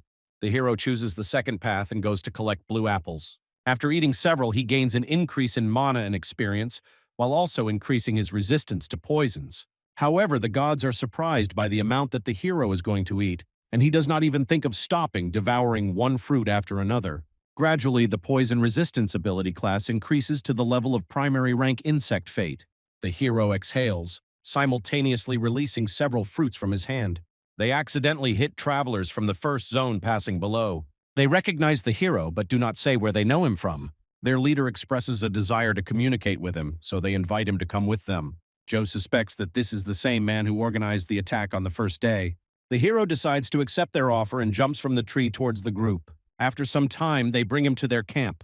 There are twice as many people here as in their area. Many of them look at the hero, but they are not afraid. The hero is escorted to the tent and brought inside. There he is met by their leader and boss. Joe recognizes him. His name is Steve. In his hands, he can see a third-grade dragon rank heavenly flame sword. In their past life, they managed to reach the end of clearing out all the kingdoms, so he is not surprised. Joe asks the leader why he called him here. He suddenly makes a lightning-fast lunge and puts the weapon to Joe's forehead. However, the hero doesn't show it. This arrangement surprises Steve, so he gets right down to business by inviting Joe to work for them. However, such an invitation did not bother the hero. It seemed that their camp had not yet fulfilled even the advanced condition. So, without appreciating their offer, he leaves the tent, saying goodbye that he wants to be the first to clear the area. Suddenly, several katanas block his path. It seems that they won't let him out of here just like that. Several fighters have their guns pointed at the hero. They report that the hero has no choice. If he does not help them, he will die right here. The leader looks victoriously at the fighter who has just so deftly captured the strongest opponent. However, Joe shows them the amulet, saying that if they try to do anything, they will get into trouble. The leader recognizes the amulet as a symbol of revenge. If the hero is killed, several influential leaders will hunt the killer. The leader is terrified of the prospect of becoming a target for such powerful opponents. Exhaling and lowering his weapon, he asks if the hero received the message. A few days ago, he actually received a message about a test for disciples with the highest efficiency. The task is to clear the room of hidden sins at the highest difficulty. The reward will be given in case of success, but for now he was given an amulet. Suddenly, the leader shouts to get the attention of the whole group. He warns that Joe must not be killed. He also explains about the amulet, saying that the hero's killer will become a target for the Avengers. Joe asks if he can leave. Suddenly, the leader rushes into the attack, ordering not to beat him to death, but not to kill him. The group also rushes to attack. However, Joe had foreseen this. If he had intended to get caught so easily, he would not have come here. He scattered the crowd in close combat. Having activated invisibility, he circles among his opponents. They cannot understand where the hero has disappeared to and gather in a circle to prevent him from escaping. Suddenly, Joe appears in plain sight, stunning one of the fighters. He momentarily holds his breath to become invisible again and continue his sneak attack. While hiding, the hero takes out several fruits that attract animals. He always wondered why the first zone and their zone were on such bad terms. He sets fire to several tents and the smell of fruit attracts animals. The hero calmly leaves the territory but remembers one more thing. He can't let it all happen again just because of the reward. Arriving at his camp, he pours out dozens of blue fruits and talks about people from other zones. Last night, Joe heard that they were preparing an ambush for their group. He offers the heroes a heavenly aromatic fruit, allowing them to clear the room on medium difficulty. Many people do not understand why the hero gives away food for free because recently he sold soup for 200 pearls. Joe says there's enough food for everyone and he's leaving before he changes his mind. The girl catches up with the hero, asking if he will clear the room on medium difficulty. Joe turns around and asks why this is so important to her. He's not even on the team. May watches him go by in silence. Time is transferred forward. Joe is thinking to himself near a plantation of blue fruits. He recently attacked a large monkey. However, monsters do not appear out of nowhere. They are living creatures that inhabit the realms. The hero decides to follow the macaque to understand where they come from. Having tracked her down, he comes to a large crack in the tree, inside of which a purple liquid is visible. Joe doesn't understand how such a big monkey could get in here. However, having extended his hand, the hero begins to fall into the abyss. Having reached the bottom, he lights the way with fire. Reaching the turn, Joe freezes, shocked by the view. In front of him is a garden, in the middle of which grows a tree with new leaves. It looks like there aren't even any monsters living here. Joe approaches the tree to get the fruit. He realizes that this is the most dangerous place in the demon realm. He also notices another crevice inside the purple-leaved tree.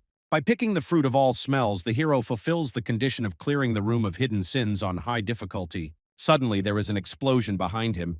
The first group went down after him. It seemed they were following the hero. One of the twins can be seen in the hands of the leader of the group. Joe realizes he's been taken for a ride. In shock, he drops the fruit from his hands. The boss says that if he can't kill Joe, he'll have to kill his allies. Putting a gun to the girl's throat, he offers an exchange, fruit for her life. However, Joe has nothing to offer the leader. Pointing to a fruit lying on the ground, he suggests that you take it yourself. The leader orders the others to collect the fruits. Joe he will take on. The whole group rushes towards the tree, ahead of each other. At this time, the leader demands that the hero lower his weapon. Throwing the girl to the ground, he declares that the hero can take her if he dares. He, throwing aside the katana, approaches the girl. After checking to see if she is alive, he pours antidote petals into her mouth. The head is surprised by the hero's actions. After all, he didn't poison her. Before he could finish speaking, he heard his team falling from the tree. Turning around, he doesn't understand what's happening. They lie on the ground, unable to move. Many have blurred vision and are dizzy. The leader is also bleeding from the mouth. Suddenly, a message comes. The fighters have been inhaling the vapors of the fruit of all aromas for too long. Joe looks at his opponent with contempt. He finally understands. The fruit's toxic fumes envelop the area. The leader cannot understand how the hero found out about this. Suddenly, he rushes into attack. Brandishing his weapon, he demands that Joe hand over the antidote. The hero, holding the girl in his arms, is surprised that the enemy is still conscious. Suddenly, he is wounded several times. A message comes. Poison penetrates through the wounds, poisoning the body. Realizing that he can't hold out for long, Joe decides to run away. By setting fire to the tree, he intensifies the toxic fumes. His opponent does not understand why the hero took such a risk. After all, it could have killed him too. Drawing his sword, he declares that only one will survive. Joe mercilessly kills the leader, leaving no chance for mercy. If he had known that a conflict with the second zone was a bad idea, he might have stayed alive. An exhausted Joe activates the Death Steal ability. He forcibly collects power from the bodies of the dead. The gods watching him do not understand why he is so wasteful.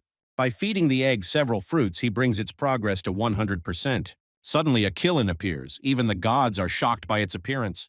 A creature resembling a doe runs up to the hero. It has the ability to heal. Joe activates area cleansing. In an instant, the toxic fumes dissipate. The area has been cleared of fruit toxins. While the hero is collecting fruits, the girl stands up, holding her head. Joe motions for her to come over. Soon, Gel and the hero reach the surface. The allies are already rushing to meet us. May is happy that her friend is alive.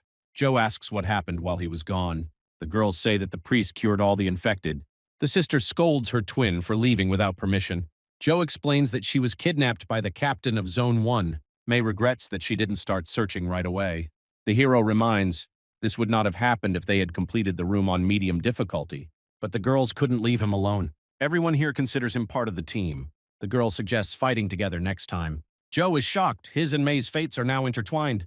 A notification of new cross destinies arrives. It's too late now to distance himself from the team he created. Joe leaves the room after completing the level on the highest difficulty. The distribution of awards begins, and since Joe was one of the lucky ones who gave it his all, he gets a corresponding award. The hero receives a compass of fate. He will predict the hero's future, but it is impossible to use it. Suddenly it starts to glow blue. It seems to activate automatically, and now it caught Joe by surprise. Joe watches what is happening in shock. He receives a message that his destiny has been changed. At the same time in the office, the boss, looking through the results, notices something strange. Joe's results on the test were quite unusual. He was able to complete the difficult location Knife Mountain in just one day. What happened in the fire hall also looks suspicious. He even defeated the Yeti in the hidden location of the ice hall. And Joe pulled off all these tricks while still being a measly tertiary insect. Most likely, the disappearance of the sword from the Forest of Branches is also the work of the hero. What's stranger is that he managed to defeat the leader of the first group, even though the princess gave him a copy of the Heavenly Fire Sword.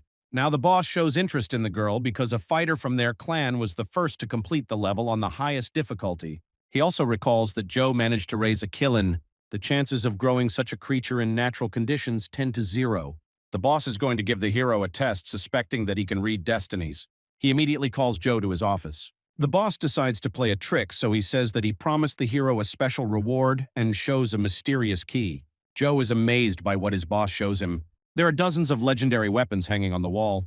The boss created this pocket dimension himself. He offers the hero to choose any weapon.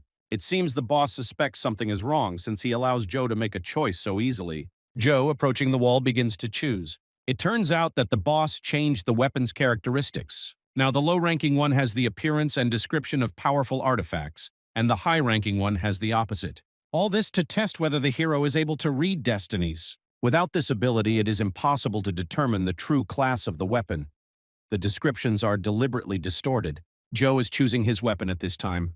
It seems to him that the boss has removed the strongest specimens, but a couple of ghost-class specimens still remain. Joe notes his boss's generosity. Suddenly, he notices a beautiful weapon in the corner. The strong sword looks good, but it is only a primary rank. Joe is confused. This is not quite what he expected. He begins to suspect something is wrong. The weapon ranks are too contradictory. The hero activates the ability to detect force. Thinking about it, Joe realizes that his boss is testing him. He expected this, but such measures only make sense if they are testing his skills. Exhaling, Joe realizes that he almost got caught. Only a few can read destinies, and the agency strictly controls those. The hero hesitates to reveal the ability or to hide it. Suddenly, the boss interrupts his thoughts with a question. Has he chosen a weapon? Joe turns around and points his finger at his choice. The boss is shocked. The finger is pointed right at him. However, Joe realizes that he has been misunderstood. The boss calls him smart. He is flattered, deciding that Joe has chosen the most valuable thing in the room, himself.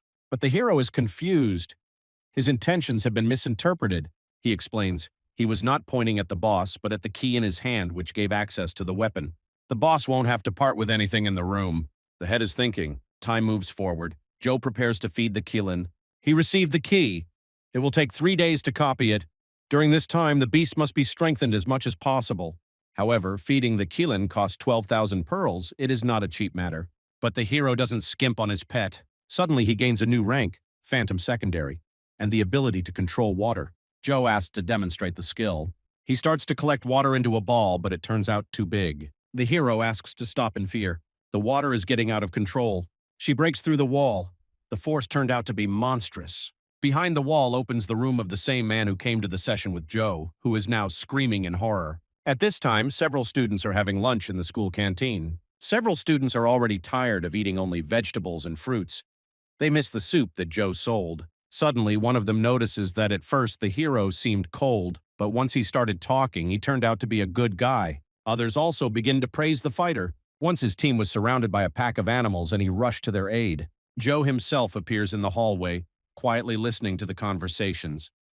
He tells the boys that he's glad they like the room. Entering the dining room, he notices the man who came to him with May.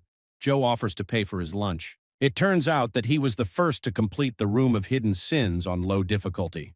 Joe understands why he hasn't seen him for a long time, but the man looks pleased with the result. Soon the interlocutor begins to be hypocritical and boastful.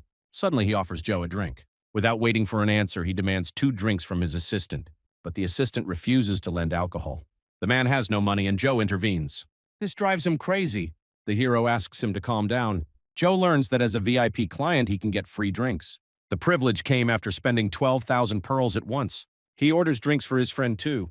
He is amazed by the hero's generosity. The man bites his lip out of envy. Suddenly, he breaks the glass. The guy screams, wondering who he is being received by. Bom and Gel, who were dining nearby, jump up in alarm. Joe, angry, demands an explanation. The man yells at him and leaves. The girls ask if it was his friend, but the hero denies it.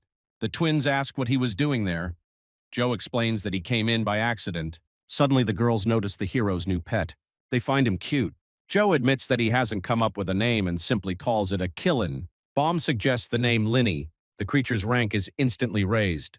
The hero is surprised by the sudden evolution. The girls are proud of themselves and demand gratitude. Joe thanks them. The twins insist that he take them into the next room.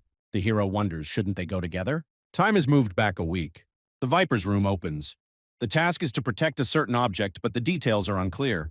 A masked stranger emerges from the container, declaring himself the head of the room. Joe is confused. In his past life, there was another character here. The stranger explains, the snakes need to be protected by tying them with a special cloth. Each fighter will receive a token of affection after fulfilling the condition. The crowd disperses in search of snakes. Some have already found their prey, some are fighting with it. The protection will last 168 hours. Each snake must be given a name. Joe wanders thoughtfully, trying to understand the compass's warning. There are too many differences in this life from the last. Suddenly on the bridge, he hears the voices of the gods, but ignores them. The hero tears off his t-shirt and dives into the river. There are strange creatures swimming under the water. Joe looks at the underwater inhabitants, of which there are a lot of people swimming here. The hero's lung capacity increases by 20% due to the water attribute. His animal's ability to control water is activated. Because of this, Joe adopts this ability, which gives him the ability to move freely and breathe underwater. The hero begins to search for the snake. Suddenly, he notices something that looks like a snake nearby. Joe starts running towards the ravine as if running from a snake. The gods watching him do not understand what is happening. They say there are no snakes down here. However, Joe didn't come down here just for them. Suddenly, the great serpent appears behind him, a giant creature that is clearly not friendly. Joe has to put his weapon in the monster's mouth to avoid being eaten. Right now, he was lucky that he had the heavenly sword with him, the only ranged weapon he had. The creature was too big to be a snake and too small to be a dragon. Joe, grabbing the snake by the tongue, is about to attach the mark of affection to it. Snatching a scarf, the hero begins to tie it around his tongue. Suddenly, he notices a blue light glowing from the snake's throat, as if it were preparing to attack. The snake attacks Joe, causing the hero to fly out of the monster's mouth. He didn't have time to tie the scarf to his tongue. The snake is very angry. His eyes glow red. Joe orders his animal to protect him. Suddenly, the serpent attacks Linny. However, Joe outsmarted the enemy. While Linny was distracting the monster's attention, the hero went down to its tail and secured a red scarf to it. The great serpent tries to resist the sign of affection. However, Joe, having grabbed him tightly by the tail, does not allow him to throw off the scarf. After some time, he manages to subdue the snake. Joe points his finger up, indicating that it's time to get to dry land. The hero flies out of the water, clasping the snake around his neck. Joe praises his new pet. Now he will have to protect it for a whole week. However, looking at the terrifying monster, the hero is sure that he himself would have coped just fine. The snake, looking questioningly at the hero, dives back into the water. Joe declares himself a week off. However, instead of resting, Joe immediately runs to destroy the local animals. His power level increases to level 26. However, despite this result, the hero understands that it will be difficult to improve his characteristics further, even though his class is higher. He tells Linny that he's going to take a short break. The hero takes several pearls from the bodies of the slain monsters. It seems that Linny cannot stand blood. Suddenly, something catches Joe's attention. He, suspecting something was wrong, begins to run in the direction that attracted his attention. Running up to the waterfall, he freezes in anticipation. Screams are heard from below. Approaching the edge of the cliff, Joe notices the following picture. Downstairs, several men are arguing. One of them is the same man the hero knows who was recently beaten up. It seems a group of men are starting to rebel against their own boss. They are tired of him constantly talking about Joe. The hero himself at this time silently watches what is happening from above. The gods offer Joe to enter the service of a man who needs money. Suddenly, the man below, left alone, notices the hero. He asks Joe to help his snake. The couple runs away. It seems his snake has been attacked. However, the guy can't do anything because he has lost it. Joe asks what he will get for helping. The man replies that he hasn't paid him for lunch. However, the hero stops abruptly. He will not move from this place because he does not work for free. The man says he will give Joe 2,000 pearls. Having received the pearls, Joe enters into a contract. He rushes to help the hero's snake. It is indeed attacked. A strange guy kills a snake for some reason. Joe begins to repel his attacks, protecting his ward. The stranger is not happy. He tells Joe to go find another snake. He found this one first. Joe, throwing the snake towards the running man, takes a fighting stance. The man catches his animal, which is already almost at death's door. He angrily asks why the guy is attacking someone else's snake. However, he seemed not to know at all that she was a stranger. The heroes are also surprised that he doesn't know about the attachment. It turns out that the guy has his own mission to kill snakes. This news shocks Joe and the man. Joe remembers that in a past life, the third zone had a different mission. Back then, both zones protected the snakes, working together against the monsters. This shocks the hero. Based on this, his snake cannot be left to defend itself. Suddenly, he receives a message that his snake is under attack. At this time, his tethered animal is actually attacked. The stranger, realizing that he has found what he was looking for, begins to prepare for battle. He attacks the giant snake. Just a little more and he will complete the task. Suddenly, Joe intervenes in the battle. He attacks the stranger, but the latter manages to dodge. The stranger attacks the hero, but he repels the attack. Joe seems to know the stranger. He had no doubt that he would be the attacker. The stranger himself is amazed that his attack was repelled. It turns out that in a past life, the stranger was one of the members of the Flying Tiger clan, which included Joe. He invited the hero to come to the party on that fateful day. Joe is pleasantly surprised to see him here. The stranger himself, whose name is Sem, says that he will let the hero get away with such impudence, but he must step aside because he has plans for this monster. Joe tells the snake to hide as deep under the water as possible and not to stick its head out. Sam is furious. His prey has just gotten away. He orders Joe to get as far away as possible and let him finish off the worm. The hero himself just smiles stupidly. Now young Semyon has a completely different atmosphere. In his past life, he only knew his adult version, polite and prudent. It is unlikely that they would have become friends if they had met here in their past life. Joe asks Sam why he doesn't find himself another snake. This great serpent is already taken. Sema is surprised that the hero calls the snake his own. Then he decides to deal with the hero first, by attacking him. However, Joe dodges the attack, causing genuine surprise to his opponent. Although the hero dodges attacks, his opponent is quite strong. Each attack makes him give it his all. Sema is irritated that his opponent smiles while fighting him. Joe replies that it really is funny. How can he not be happy when his comrade is alive again and in front of him? He changes his water attribute to fire. Sam has a ghostly fate of a secondary rank. He is higher than the hero both in class and in stats. The hero starts laughing at his opponent. Could it be that he fell into a stupor because he couldn't handle him, even though he was much stronger? Sam rushes into an attack in a rage, but Joe seems to have already thought of something. Having gained the upper hand, Joe looks at his opponent, bent over in pain, who, barely catching his breath, runs away with threats. After waving his opponent off with an ironic wave of his hand, Joe considers the consequences of victory. His current path diverges from his past life, which threatens to prevent him from joining the Flying Tiger clan. As evening approaches, the participants express dissatisfaction with the lack of warning about the interzone hunt, but the green-haired camouflage counters, there is no difference between protection from monsters and people. The irritated man takes his kite and leaves, and Joe turns to the disguiser with a question about the logic of pitting his charges against each other. He explains the system of elimination. This is how they eliminate the insufficiently qualified and pullable ones, those who rely on other people's forces to clear out the rooms. Also, this time they simply have few snakes, so not everyone will be able to protect the snakes.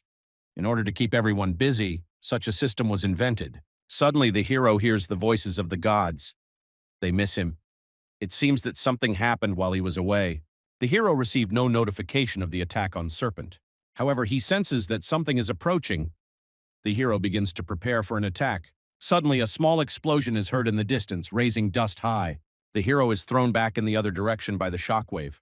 It was Sam. He had finally found Joe. It seemed he had some business with him. The guy puts his hands in a fighting stance. Suddenly, he goes on the attack, saying that he promised to deal with Joe later, and it's time to fulfill his promise. Joe repels the attack. He knows all the habits of his opponent, so he is not too worried.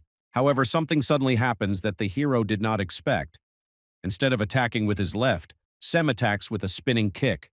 The hero manages to repel the attack in the last seconds. Perhaps his opponent realized that all the attacks are known to him and changed his approach. Joe is impressed. It's quite difficult to change your habits and attacks. Sam is glad that he finally managed to inflict damage on the enemy. Joe asks him why he fights. He just needs to find another snake. He answers that Sam lost last time, but he doesn't like this outcome. Joe is amazed. In his past life, Sam also loved to fight with those who were stronger than him. However, after thinking a little, the hero calms down. It is stupid to be happy that they are now enemies. He says that he relies on his opponent. If the hero loses, his snake will die. So he asks Sam to just not die. The hero's sword catches fire. Joe also activates the fighting instinct ability. The picture in the eyes becomes blurry. The hero begins to lose control of himself. Sam rushes into attack. However, Joe is already ready for battle. He repels the attack. He likes to fight with those who are stronger than him. Each attack does not pose a threat to the hero. He dodges the lunge with his elbow. Joe grabs Sam's hand, preparing to counterattack. He dodges the sword attack, but not completely. He's still slightly affected by the attack. The hero himself is still very happy about the battle. He is gradually losing control of himself. Sam is amazed by what is happening now. In front of him stands a completely different person, not the one he fought with yesterday. Now his opponent has somehow become much stronger and seems to have gone crazy. If things continue at this rate, Sam has more and more chances to lose. He gathers his strength and attacks Joe in the chest with a powerful attack. Due to such power, several of his bones are broken. Joe falls to the ground, Sam still standing in front of him, not knowing what to do. The hero wants to kill. He has no control over himself at all. Suddenly, his combat instinct skill improves to a phantom second rank, causing his sanity to be temporarily restored. He's glad that he has finally come to his senses and repels the enemy's attack. Sam is shocked that his opponent has changed again. Suddenly, it lights up. Joe reports that he was thinking about options on how to deal with his opponent. Sam is amazed. The hero can somehow move after several broken bones. X. Joe attacks his opponent again, a wide grin on his face. After some time, Sam, beaten, lies on the ground. It seems he lost again this time.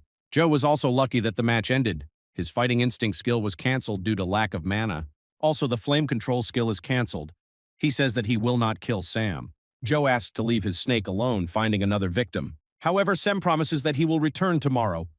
If he fails to win tomorrow, he will try again the day after tomorrow. Joe says he shouldn't push himself so hard. After some time, Joe returns to the base. He is about to enter the portal. He understands that Sam will not simply give up what he wants, but the hero cannot allow either of them to lose. Coming out of the portal into the hall, he notices that the masked girl is surrounded by several people. They are outraged that the third zone only needs to kill a few snakes. The girl reports that the second group's task was to protect the snakes, but they failed to complete the task. The hero sits down to rest, healing his wounds while listening to what the others are talking about. Suddenly, something interesting comes to the hero's mind.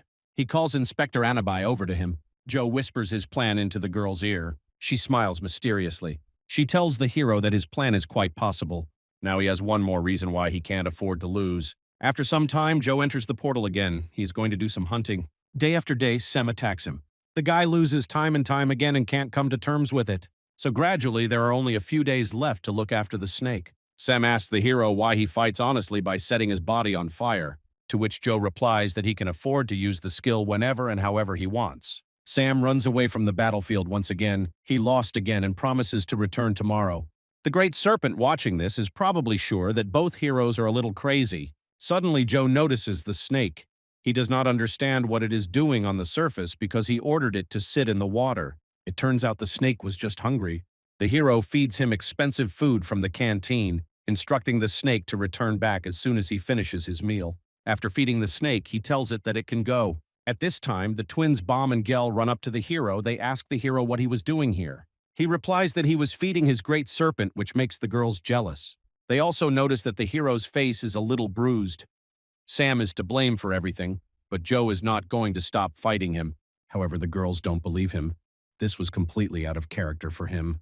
The group is watched from the water by the snake Joe himself. At this time, a small group of guys nearby asks Semyon to help them deal with the second group. But he doesn't really want to take part in all this. He needs to deal with someone. However, the man from the group tells him not to worry. He knows a way to defeat Joe. At this time, the snake itself is watching them. Sam, hearing some gurgling nearby, turns his head but does not see the snake. He asks the man how this can be done. Joe stands on the shore in front of the snake. Today is the last day he needs to protect him. At this time, Sam is moving towards him from the forest. The hero wonders what will happen if he loses again. However, he intends to win. There's no way he'll lose. Joe just laughs at him. He offers him to bet on something. This is their last fight. If he wins, his opponent will have to fulfill one wish. The opponent wonders what will happen if he wins.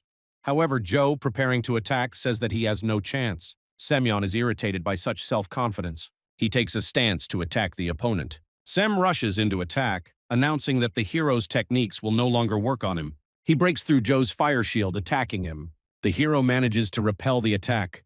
Could his opponent really overcome the fire? The hero activates the ability to determine fate. It turns out that Sam has gained the ability to resist fire. He is confident of his victory. Now the hero will not be able to do anything to him. However, something unexpected suddenly happens. Joe activated his battle ability again and took out his lightning sword. Now victory will definitely be his. Sam notices that the hero has changed. Apparently, he had an ace up his sleeve. However, he wonders if Joe really thinks that he is the only one with hidden abilities. A shapeless spear appears in his hand. Joe receives a message that his senses are telling him of danger. The gods also recognize the spear. It seems to be the weapon of the deities. Sem attacks his opponent. The spear flies towards Joe at high speed. However, the hero was able to repel such a powerful attack. Suddenly, he receives a message that his fighting instinct has been cancelled. Joe is angry. The ability can't be cancelled at all now, so he activates it again. Today he has to win no matter what. Joe's fighting instinct ability has been upgraded to a ghostly rank 1. Now he can see a strange yellow glow. After thinking about it, the hero comes to the conclusion that this is a trajectory. He sees what Sam is aiming to attack, so now it will be much easier for him to repel his attacks. Joe lunges at his opponent. Sam is amazed. How many hidden skills does he have? In an instant, Joe finds himself behind the man. Sam himself was wounded by the attack. After all, he did not survive. Now he lies on the ground unable to do anything. Joe cancels his fighting instinct ability and comes to his senses.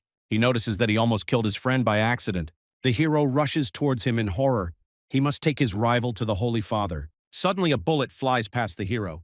Nearby, the third group, which had been waiting in ambush until this point, rushes into the attack. Joe is going to give some healing potion before the battle. Suddenly, the potion slips out of his hands. For some reason, the hero ended up in the mud. It seems like someone in the group has an Earth-related ability, so now he needs to get out. The hero's fire control ability is cancelled due to insufficient mana. Joe is in a panic, wondering what to do. Suddenly, his snake appears out of nowhere again and attacks his opponents. They can do nothing against the majestic beast. They don't even understand who is standing in front of them. Joe is as surprised as his opponents, but he is amazed that no one seems to have read the manual. However, now it looks like he will have to protect the snake as well. He was afraid of this situation. Now he will have to stay underwater. The main rule in the manual is do not call the great serpent a snake. The group of guys realize that the creature appears to be Joe the snake. He asks his opponents to leave. Suddenly they notice that something strange is happening to him. Joe looks at what is happening in amazement.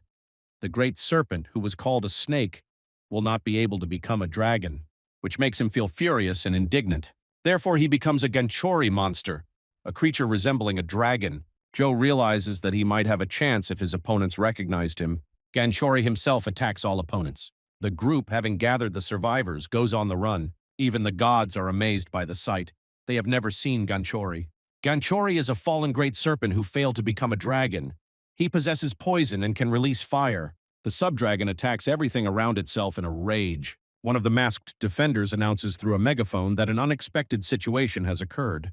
A dragon-type monster, Ganchori, has appeared. Forest fires occur in places where the monster is located. The Destiny Protection Agency is calling on everyone to evacuate to the sacred tree for their own safety. At this time, many rush to the tree. May helps everyone she can, protecting them from the fire with her ability. Joe is also evacuated, with Sam visible on his back. He thinks the agency should definitely intervene. Suddenly, the green-haired man announces that a new mission has appeared from the Fate Protection Agency. Killing Ganchori will count as completing the mission. At this time, Mike, under a protective dome, listens to what is being said over the megaphone. Looks like it's time for a boss raid. After some time, most of the participants gathered near the tree. Joe wonders if the Holy Father is here. He really does end up near the tree. The hero asks to help his comrade by throwing Sem off his back. When asked by the Holy Father, the hero admits that it was his doing. Suddenly, May runs up to him. She is worried about the hero's health. Joe says that he is fine, but his friend is not. The girl asks the hero what he thinks about the task of killing Ganchori. The hero replies that first he needs to scout out the situation. He tells May that Ganchori is the great serpent he was protecting. She is shocked that it is the same creature. She understands that because of this, the hero will not be able to kill Ganchori, nor can he simply close his eyes to what is happening. Suddenly, Sam himself woke up. He tells Joe that he cannot kill Ganchori. Joe asks him why he suddenly changed his mind about killing Ganchori, but the hero does not give a clear answer. The hero understands that Sam says this because he values loyalty, so they will have to find a solution. However, the green-haired man says that nothing will come of their plan. Serpent must be killed. The heat and poison emanating from his body is capable of destroying the demon kingdom. Normally, the security agency would take on such a matter, but it does not know the thoughts of the management. A loser who couldn't become a dragon is a really big problem. So in any case, this needs to be stopped. Joe says that he will probably have to take care of Ganchori. He asks the girl if he can count on them. They say that the hero can rely on them. After all, they are a team. Sem is amazed that the hero so easily renounces his pet. Does he really mean nothing to him? He asks Joe if he really wants to kill him. Gritting his teeth, he shouts angrily that they shouldn't do this. The man starts to run away. Joe only manages to call out to him. The guy just looks sadly after his running friend. Moving away from the tree, the guy angrily dives into the stream of thoughts. He is irritated that the green-haired man dared to call the great serpent a loser.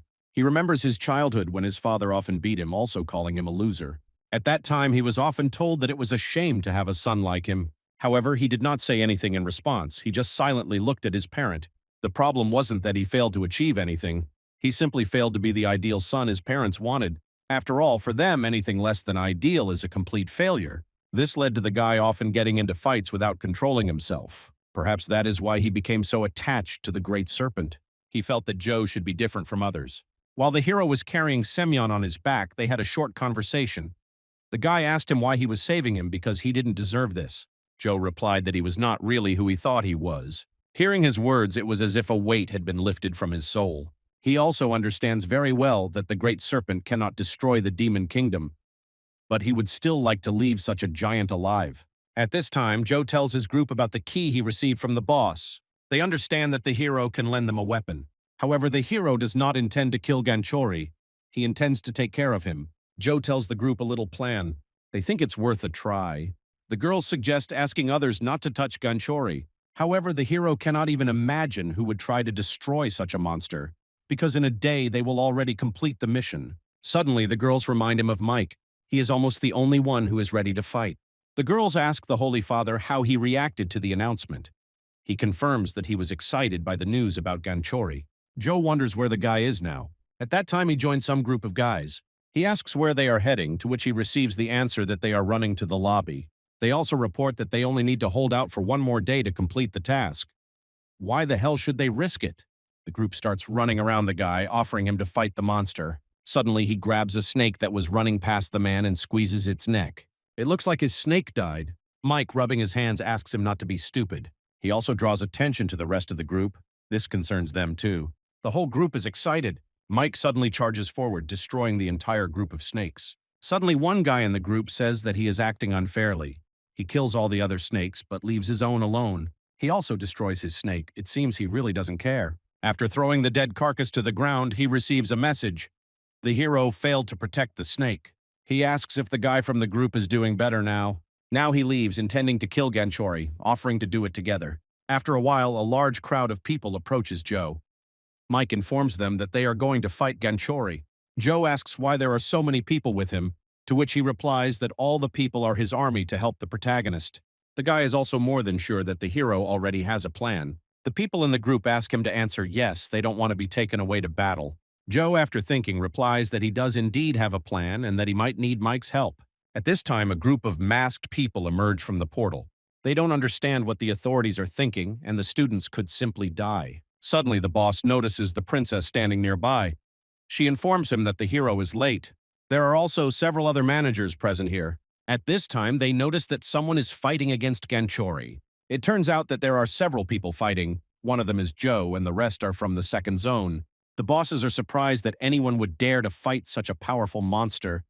They are sure that no one can cope. The princess hopes that the attackers will surrender sooner. She promises that if Joe loses, she will transfer him to the first zone. She really wants to know where such a powerful awakened one came from. The girl is very jealous of the second group. At this time, a real battle is unfolding near Ganchori. The twins help the hero defeat the beast. Suddenly, the Underdragon begins to prepare an attack. He attacks his opponents with fiery flames, but the Holy Father manages to protect them by activating a protective barrier. While the beast is distracted, Gel attacks it from the other side. She attracts Ganchori's attention, dealing minor damage to him. He switches to the girl for a while. However, it is also impossible to attack her. She is protected by the Kilin Joe. Those watching the battle were shocked. For some reason, everyone who fought constantly missed and did not inflict much damage on the snake. Ganchori begins to prepare for an attack once again. Suddenly, he stops abruptly. It seems that he has run out of flame. Seeing this, the entire group of people waiting in ambush rushes to attack. However, as they get closer, they feel the heat coming from the monster. They understand that heat and poison will have a negative effect on them. So they line up warriors with high resistance to flame and poison at the front. Someone activates the ability to summon an ice wall. Ganchori is surrounded by a high wall of ice crystals. Mei calls upon people with water powers to extinguish the flames of Ganchori. She will contain it. They begin to pour water on the dragon, preventing the fire from spreading too much. Someone, in order to restrain such a monster, activates the abilities of the monster's strength and physical support. They almost manage to defeat the enemy, just a little bit more remains. Suddenly, Ganchori, as if going wild, tries to break free from the icy shackles. The group had nowhere left to press. According to the plan, they were supposed to push him off the cliff. Mike suddenly enters the fray and orders the group to stand behind him. The youth activates the ability of decomposition, which destroys the rocks under the monster, and it still falls down. The watching group is shocked. They have finally found where Joe has been all this time. He had been waiting in ambush and was now sitting on the dragon's head. The hero looks for the sunken area in the middle of the beast's head. Suddenly he finds it. The hero plunges his sword into it. The observing group was happy with what was happening. They were sure that the heroes would succeed. However, not everyone is happy with this victory. The princess from the third group wanted to get Joe in case he failed the mission. Since she lost valuable students from the first zone, she needs guys from other zones. So if Ganchori falls, then everything will be in vain. The girl even begins to think about doing something to make the combatants lose. Suddenly, her attention is drawn to the manager of the second group. He is surprised by what is happening on the screen. Joe at this point pierces the sunken area on Ganchori's head. Time skips to the moment when Joe announces the plan to Mike. It turns out that Ganchori is gradually going crazy and has already forgotten the outline of the hero's face. Joe pierced a special point on Ganchori's head. This way he would have a chance to remember the hero. The hero begins to talk with the caustic snake. He suddenly begins to look closely at the person sitting on his head. It seems he has recognized his owner. Ganchori slowly raises his head to the ground. Joe asks if the beast recognizes him. He also asks if he remembers the red cloth he tied around him. The watching group is shocked.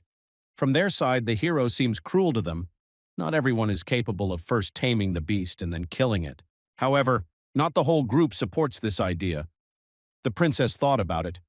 It seems that everything is not so simple.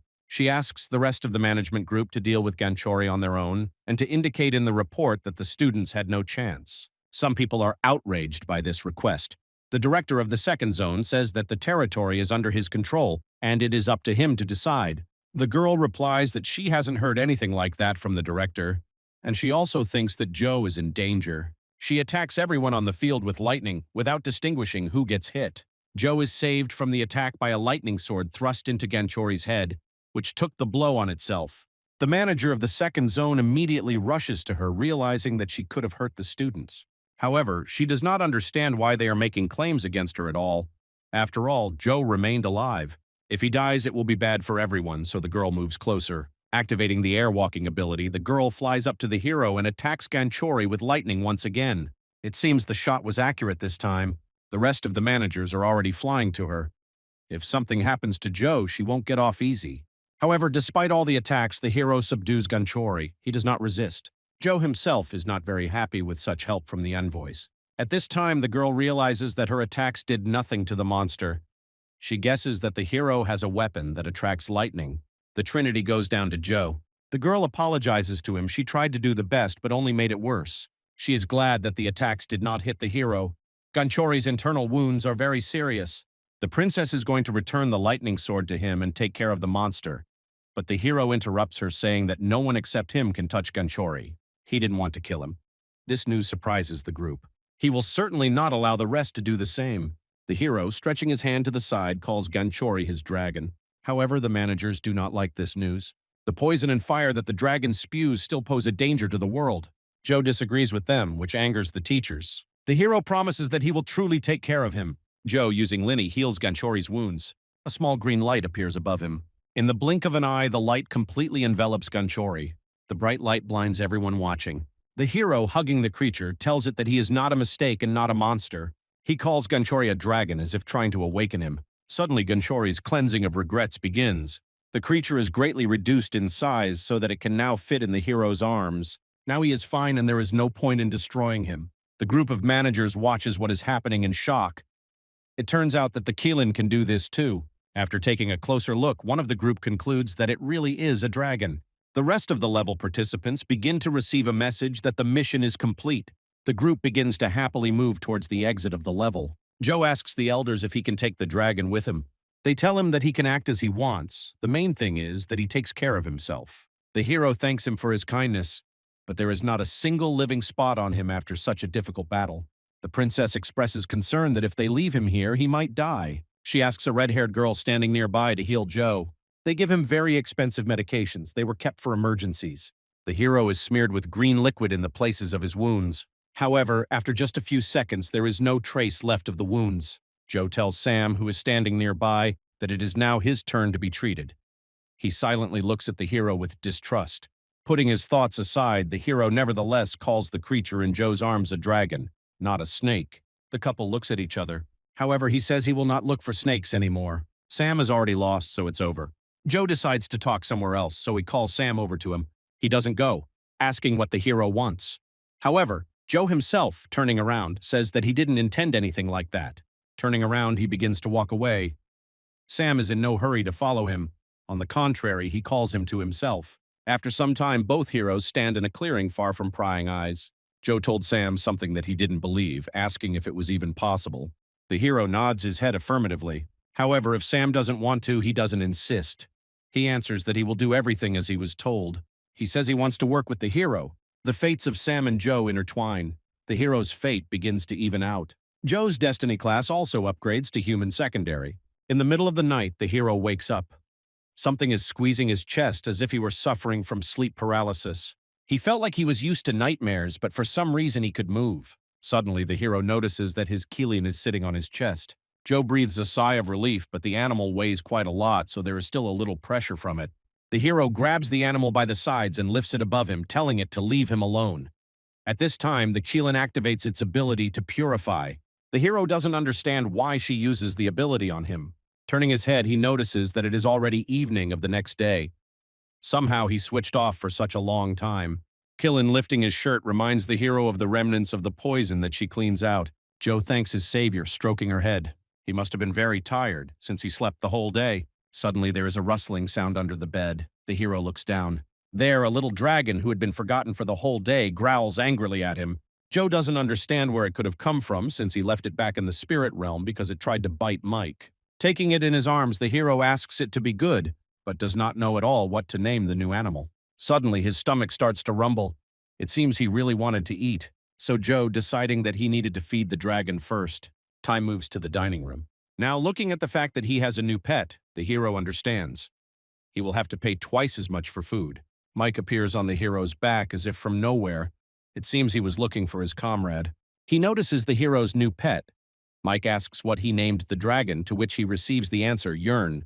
Mike is surprised. He thought it was a name for a snake. Suddenly, he notices that the dragon itself is angry with him for some reason. He tells Joe that if you think about it, there is something more to the dragon. The hero just looks at his interlocutor in silence. He's right. It turns out that this is not just a simple dragon Yearn that he brought here. Then, during a dialogue with Sam, he told him that the hero was going with him to the second zone. There's a reason Anabi was assigned to the second area where the students lost all the snakes. Even after failure, you can get a second chance if you move to another zone. However, to do this, you need to start from the very beginning, which is not easy. Mike wonders why the hero dragged Sam into the second zone. Joe replies that he seems useful. Mike counters that there are plenty of students like him in other zones. The hero wonders if he'll be someone cool in the future. It seems he still thinks Joe is from the future. In the room with the snakes, he looked like the main character. So Mike decided to reflect a little. It seems to him that something is missing. The puzzle in his head doesn't fit together. Joe doesn't understand what he might be missing. He's already done more than his share of stupidity. Mike himself begins to talk about how helping the hero makes him happier. However, he doesn't have time to finish speaking. May appears on the threshold. The girl silently watches what is happening. Mike says he'll probably go. He's taken too long a break already. It's time to get back to work. Joe, watching him go, thinks that the young man is at the peak of writing his story. At this time, May comes to him. She tells him that because of Mike, many people failed the mission. However, Joe assures her that she need not worry. He is not a bad person. At this time, Sem appears on the threshold of the dining room. The hero wonders if they are talking about him. The couple gets to know each other. However, after a few seconds, an awkward silence sets in. May says she's going to go take care of business. Sam asks if this is Joe's girl, but he denies it, expressing dissatisfaction with why he was called an old man. The guy replies that he named his friend that because he is older. He doesn't really want to break his tongue over his name. Suddenly, Sam admits that he felt like they had known each other for a long time. Joe reminds him of a guy he had a fight with not long ago. He thought the same about May. He had a feeling that they would definitely work together in the future. Joe is tense about these words. Sam speaks as if he knows or remembers something from a past life. However, he stops himself, calling his statement stupid. He hopes that in the future they will become good partners. Joe wondered if it could be a coincidence that his friend had such thoughts. Or is he moving the future in the right direction? The hero, having said goodbye to the girl, begins to think that the guy may be avoiding her. Sam says that he would like to become closer not only with May, but also with other fighters. With everyone except Mike. After all, it was he who killed all the snakes in the area, leaving no chance for victory. Sam doesn't understand how you can just go and kill a snake that you yourself were guarding. Joe asks to try not to provoke him. You never know what might happen. He also remembers that the youth in front of him is the same age as Baum or Gel, so everything should go smoothly. Suddenly, Sam says that he has a small proposal for the hero. Time moves forward a little. An incomprehensible battle takes place. Sam, dodging the attacks, breaks down the door and jumps into the passage. The hero accidentally breaks through a wall at speed. It turns out that for some reason Baum decided to attack him. The girl cannot accept the young man into the team. However, he doesn't even know who she is. Joe brought him here. The girl replies that she is the master's first student. This is how the girl calls Joe. She also says that her guardian angel doesn't like the guy. He thinks that Semyon has no shame or conscience. She heard him clearly as he suggested accepting a new character into the team. Sam stands silently, listening to the girl's monologue. He also has the power of a deity. The guy laughs at the girl. Why couldn't her god recruit Joe sooner? Why is she mad at me for not being able to convince him? The girl replies that Joe wouldn't give a damn about this matter. However, Sam is not going to back down. Baum asks if the guy understands the situation he's in. They're only tolerating the guy because they think he won't survive a fight with them. Suddenly, Gel also intervenes in the dialogue, saying that student number 1 is her. This angers Baum. She thinks that the hero is too weak to crawl into their zone after failing his mission. Sam wonders if the girls want to start a massacre. At first glance, they seem rather puny to him. Suddenly, a familiar voice is heard from behind. Joe came to them on time. It seems he guessed that the guys had already managed to quarrel. It turns out that yesterday's idol was spoiled by the fact that Sam constantly talks about the patronage of a deity. Suddenly, Jell announces that their deity told them to put Sam on his knees. This infuriates Joe. He asks if Zeus still wants to get him, to which the girls nod their heads affirmatively. Sem also confirms that his deity would also like to gain patronage over Joe. The hero thinks for a second. He agrees to accept patronage, but only from the side that wins. However, the guys will sit with him. If he wins, they will have to abandon this idea. He also stipulates that their gods will pay him. Joe could use at least a phantom-class item. The boys begin to think about the hero's words. Under the protection of the gods, one can use their power, but it is necessary to follow divine revelations. However, not all orders are revelations. If you blindly follow the gods' instructions without thinking for yourself, you can become a puppet. Joe isn't going to take that risk. Sem suddenly informs him that the gods tell him that the fight will be unfair since the hero is too strong. Joe agrees that he won't use his powers. If they can hit him even once, they'll win. Then the heroes decide that there is no point in delaying. After a short warm-up, the fight will begin immediately. Gel is overconfident and wonders if the fight will end too quickly. However, before she can finish speaking, she is attacked by Joe. She has no time to think about him. Joe warned that he was serious when he suggested they fight. With one blow, he knocks out the girl. Bomb just looks at what is happening in confusion. The hero, lifting Gel up a little in front of him, tells her to surrender. Suddenly, he is attacked from the air by Sem. However, the attack misses the hero. He easily dodges. Having abandoned his girlfriend and sister, he switches to a guy. Sam begins to mock his opponent, saying that he has completely forgotten about him. However, he can't reach Joe with any of his attacks. He has to actively dodge. The guy continues to laugh at his friend, asking if this is all he can do. Joe looks at his opponent with condescending silence. Suddenly, a bullet flies right next to Semyon. Bomb joined the game, but for some reason she was shooting past the target. Taking advantage of the fact that Sam was distracted by the girls, Joe grabs him by the head and slams him into the wall. Gel is indignant, shouting at her sister. She can't let her win. Joe, having dealt with one opponent, switches to the girls. However, their attacks cannot reach him. A crowd of people, among whom May can be seen, silently watches what is happening from the side. The girl is asked if she is thinking about stopping what is happening. At this time, fierce battles are taking place between fighters on the battlefield. However, no one has yet managed to wound the hero. May, seeing such training, only sighs with a smile. The girl, taking the phone in her hands, silently leaves to the shouts of the students. She picks up the phone and says that she will give him some address. After a while, Joe stands leaning on his katana and looks at the beaten students. It seems they're finished. He sees no point in fighting any further. However, they do not want to end the match.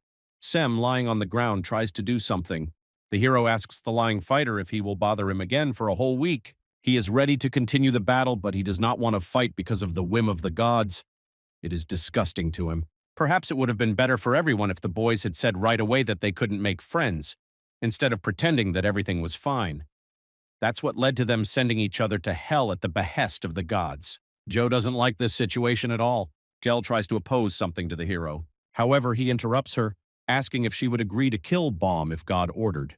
They need to learn to make decisions for themselves, because blindly following the orders of the gods can end badly. Sam silently falls to one knee, his desire to continue the battle seemingly fading. The girls also admit defeat.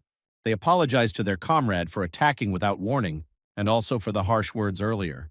He is a good fighter after all. Sam, embarrassed, blurts out that he himself was not a good boy. Suddenly, their revelations are interrupted by the Holy Father, who bursts into the room. He's going to patch up the fighters. Joe, whistling a tune, walks out of the training room with a smile. From the hall comes a noisy discussion and analysis of the battle. At first they fought each other, but in the end they united against a common enemy. Joe is glad that he managed to somehow bring the guys closer together. Suddenly, a familiar voice addresses him, asking if the hero had intended to reconcile them from the very beginning. May stands at the aisle.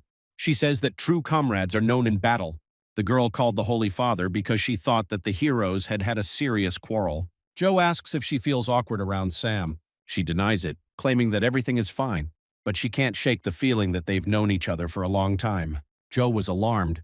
This was not the first person to tell him this. At first, Sam expressed concern in the kitchen. Now he hears the same from May. The hero decides to hide his emotions and, smiling, advises her to be gentler with Sam. At this time, the red-haired girl in the mask reports to the manager. The students who failed the test began to repass from the first zone. The princess replies that she does not have much hope for the new students. Joe easily passed the test. Sem also stands out from the crowd. He passed to the second zone. Anabi wonders if the girl has already given up on Joe. She replies that no, now she wants to get him even more. There is another good intern in the second zone, but before she can finish speaking, a message arrives. The princess is surprised by such a quick response. The stranger agreed to the proposal. The girl laughs at the situation. After some time, Anabi removes the seals from the seventh gate, opening it. Once the heroes clear the seventh demon realm, they will be able to leave the walls. This is the last room. It will be very difficult. There is no exit until the end of the cleanup. Anabi, a little worried, hopes to see everyone safe and sound. People gradually begin to enter the portal. However, Joe's group is not complete. The Holy Father and May are missing. The girl said she wanted to check something before entering. The Holy Father is most likely still writing a novel. Suddenly, Joe comes down from the upper floors. The members of his group are in a hurry. The gates are already open. He says he'll join later. We need to prepare. The hero does not reveal his plans, calling it a secret. The girls ask if they should wait for him. He replies that they should go without him. He will be there in a moment. Joe seems unusually kind today. He seems glad to finally be leaving this place. However, turning away, he wipes away the smile, replacing it with a serious grimace. At the end of the corridor, a shadow resembling a human one can be seen. Joe smiles quietly. Coming closer, he sees May. The girl is also happy to see him. She asks if she can join the group. The hero also did not enter the portal. He sends her ahead, saying that he needs to do something, but May blocks the way with her hand. The smile disappears from her face. The girl starts talking. She still doesn't have a hero number, but she has already exchanged with the rest. May asks to give her his number. Joe already reaches out his hand but stops in time. The girl asks if he doesn't want to share the contact. Doesn't he want to see her after escaping? Joe looks at her silently, squeezing her hand. May hysterically asks if that's why he kept his distance all this time. This is precisely why the hero did not want to get closer to her. This was the only way to protect them from the dangers of the coming Judgment Day. May interrupts his thoughts. Joe takes the phone from her, but the girl doubts that he will enter a fake number. He smiles, assuring her that the phone is real, but May maintains a disbelieving expression. She eventually decides to believe him. As he leaves, Joe smiles suspiciously. It looks like the number wasn't real after all. During training with pets, the dragon displays new abilities, and Keelan demonstrates the ability to control metal using magnetic horns. After 4 days of intensive training, both pets are completely exhausted. While resting on the ground, Joe contemplates the need to go to the demon realm. Unexpectedly, he receives a long-awaited gift from God. Dragon rank items. His peace is disturbed by Anabi, who asks when he plans to enter the portal since 4 days have already passed. Joe replies that he is not going to yet, and tries to find out if the others have finished, but the girl refuses to share information. Joe exhales. He knew that he wouldn't get anything good out of the girl, so now he'll have to check it himself. However, he's going to move out after a little training with the animals. Now he wants to rest a little. Joe is transported to the break room and watches the news. As soon as people leave the training center, they start to go crazy. However, now 4 days after the start, everyone is still silent. Has no one finished the cleanup yet? Joe can only enter after May leaves. Suddenly, an arrow flies right past the hero's head and pierces the wall. Joe looks at the gold object in shock. It was a messenger of space and time who, for some unknown reason, suddenly appeared before him. The hero opens the message to see who the sender is. Suddenly, he freezes in horror. The message shows a photo of an injured May. The hero pins his hand to the screen, not wanting to believe what is happening. Could it be that he caused the death of his comrade again? The hero's past life flashes before his eyes. May came up to him saying that she likes him. Joe looks at her with disbelief, wondering why she thought that. The girl replies that she still has to learn how to use her ability to steal fate. The hero does not answer. The girl continues to speak. She also likes that the hero never takes the easy way, even when there is a much easier way. Joe just smiles in response. He didn't use the ability because he couldn't, not because he didn't want to. Maybe even the girl wants him to pay for her injured eye. The hero, having entered the phone number, returns the phone to her, saying that he will call her when he finishes. As he leaves, Joe grins suspiciously. Does he really look like someone who would fall for someone's looks? However, after some time, he still enters the room with the girl. The heroes are given a special bandage made of sawn skeletons. Joe, after reading the description of the item, is horrified. After 7 days, the blades on the chains will straighten out and cut off whatever they are attached to. He tells the girl that she should hurry, but she is quite calm. He only has a bandage on his little finger, while the girl has one on her hand.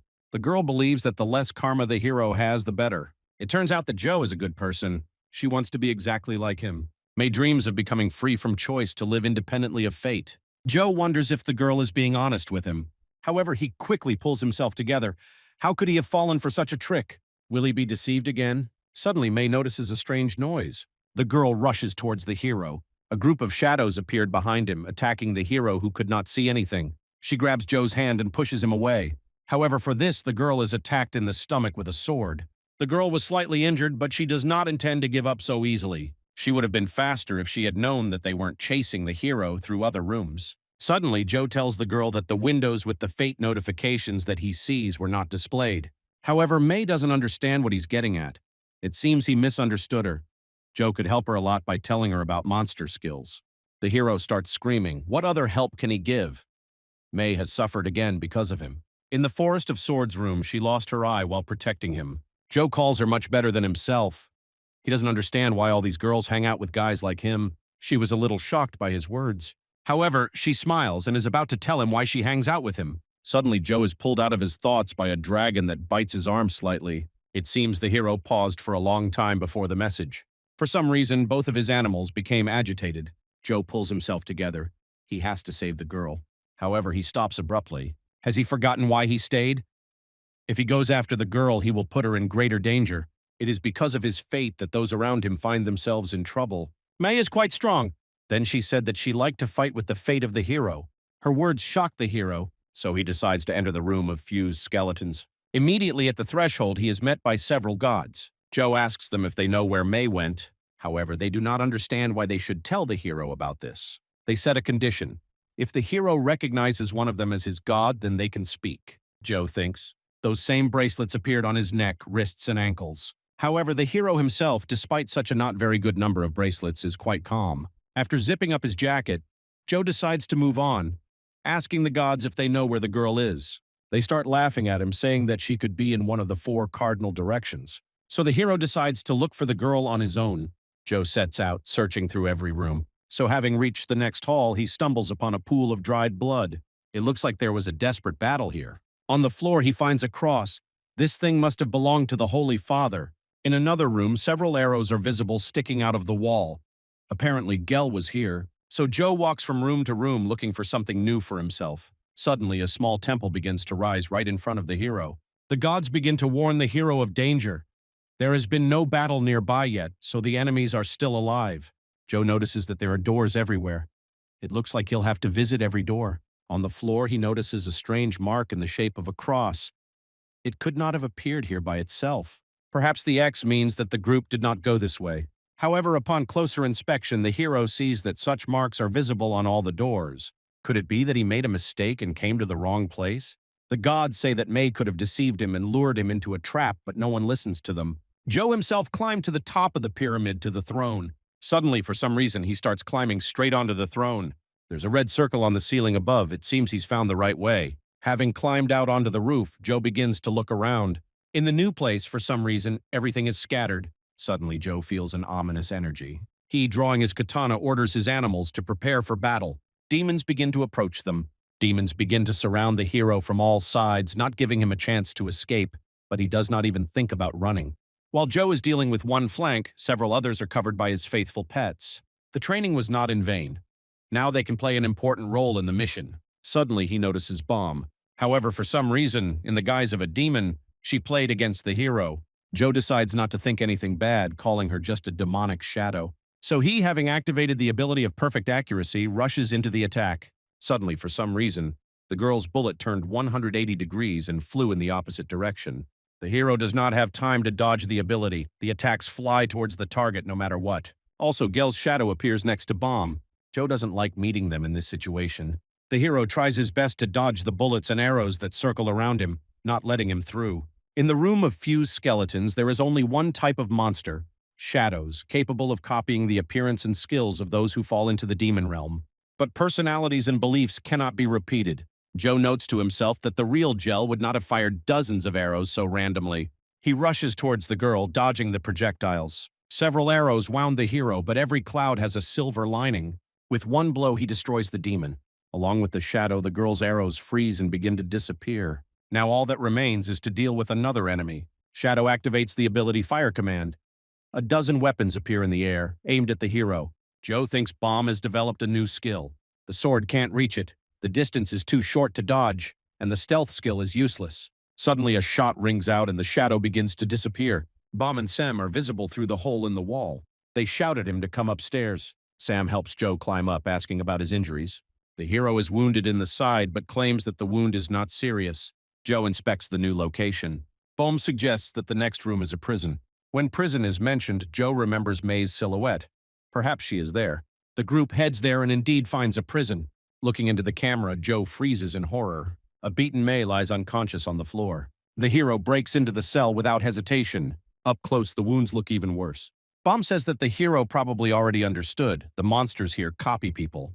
The group dealt with them, but after the sounds of drums, new ones appeared. On the second day, they learned that the physical state of the original affects the shadow. Gel was wounded during the battle. Sam rushed to save her, but he stopped, noticing that the shadow copy was also holding onto his shoulder. Joe realizes that May's wounds are not from monsters. She inflicted them on herself. To protect others, the girl deprived herself of the ability to move. Bohm confirms the guess. May called it the only solution. The girl added that May did this after promising to take care of everyone when they left. Bohm asks to stop May, calling her too kind. But Joe thinks this is crazy. For him, such actions are a sign of unsound mind. Bohm continues, it was not worth abandoning May, it was necessary to find another way. Joe doesn't believe that an ordinary person could stop a madman. He places his hand on Bomb's head. He asks if she found the plaque. She says yes, but the others haven't found theirs yet. Without finishing his sentence, Bomb notices May. Joe asks to be left alone. He wants to talk to the girl. May's wounds are gradually healing. Suddenly she opens her eyes. The girl gets scared, either from surprise or for some unknown reason. Joe tries to start a dialogue with her, but May does not understand his actions. The girl demands that the medicine be removed. Suddenly, she draws her katana and stabs it into his leg. With a mad face, she explains that healing will put others in danger. Joe stops her, accidentally breaking the bottle, insistently demands to talk. May looks at him with a wild look as if she doesn't recognize him, asks to release the katana. Joe refuses, saying there is still time before the next drum beat. The girl thinks, decides to listen to the hero and throws down his sword. Reproaches, he promised not to come to the battlefield. Joe denies, being late does not mean not coming. May tries to hold back the pain, but it's hard to bear. Joe convinces her that she could defeat the shadow, but she doesn't believe in herself and hopes that the hero will explain the reason through the window of fate. It activates the fate detector, suddenly becomes horrified. May's window of fate has changed dramatically. The girl received the abilities of bloodthirstiness and heavy karma. In Joe's past life, they appeared later. For him, this early acquisition of abilities is somewhat reminiscent of his theft of fate, and the killing impulse is of the invisible type. The more the skill is used, the more power it gains. But now the girl has far fewer bandages and fused skeletons than in her past life, so she didn't use those skills. But on the other hand, her shadow has no reason not to use the skill in battle.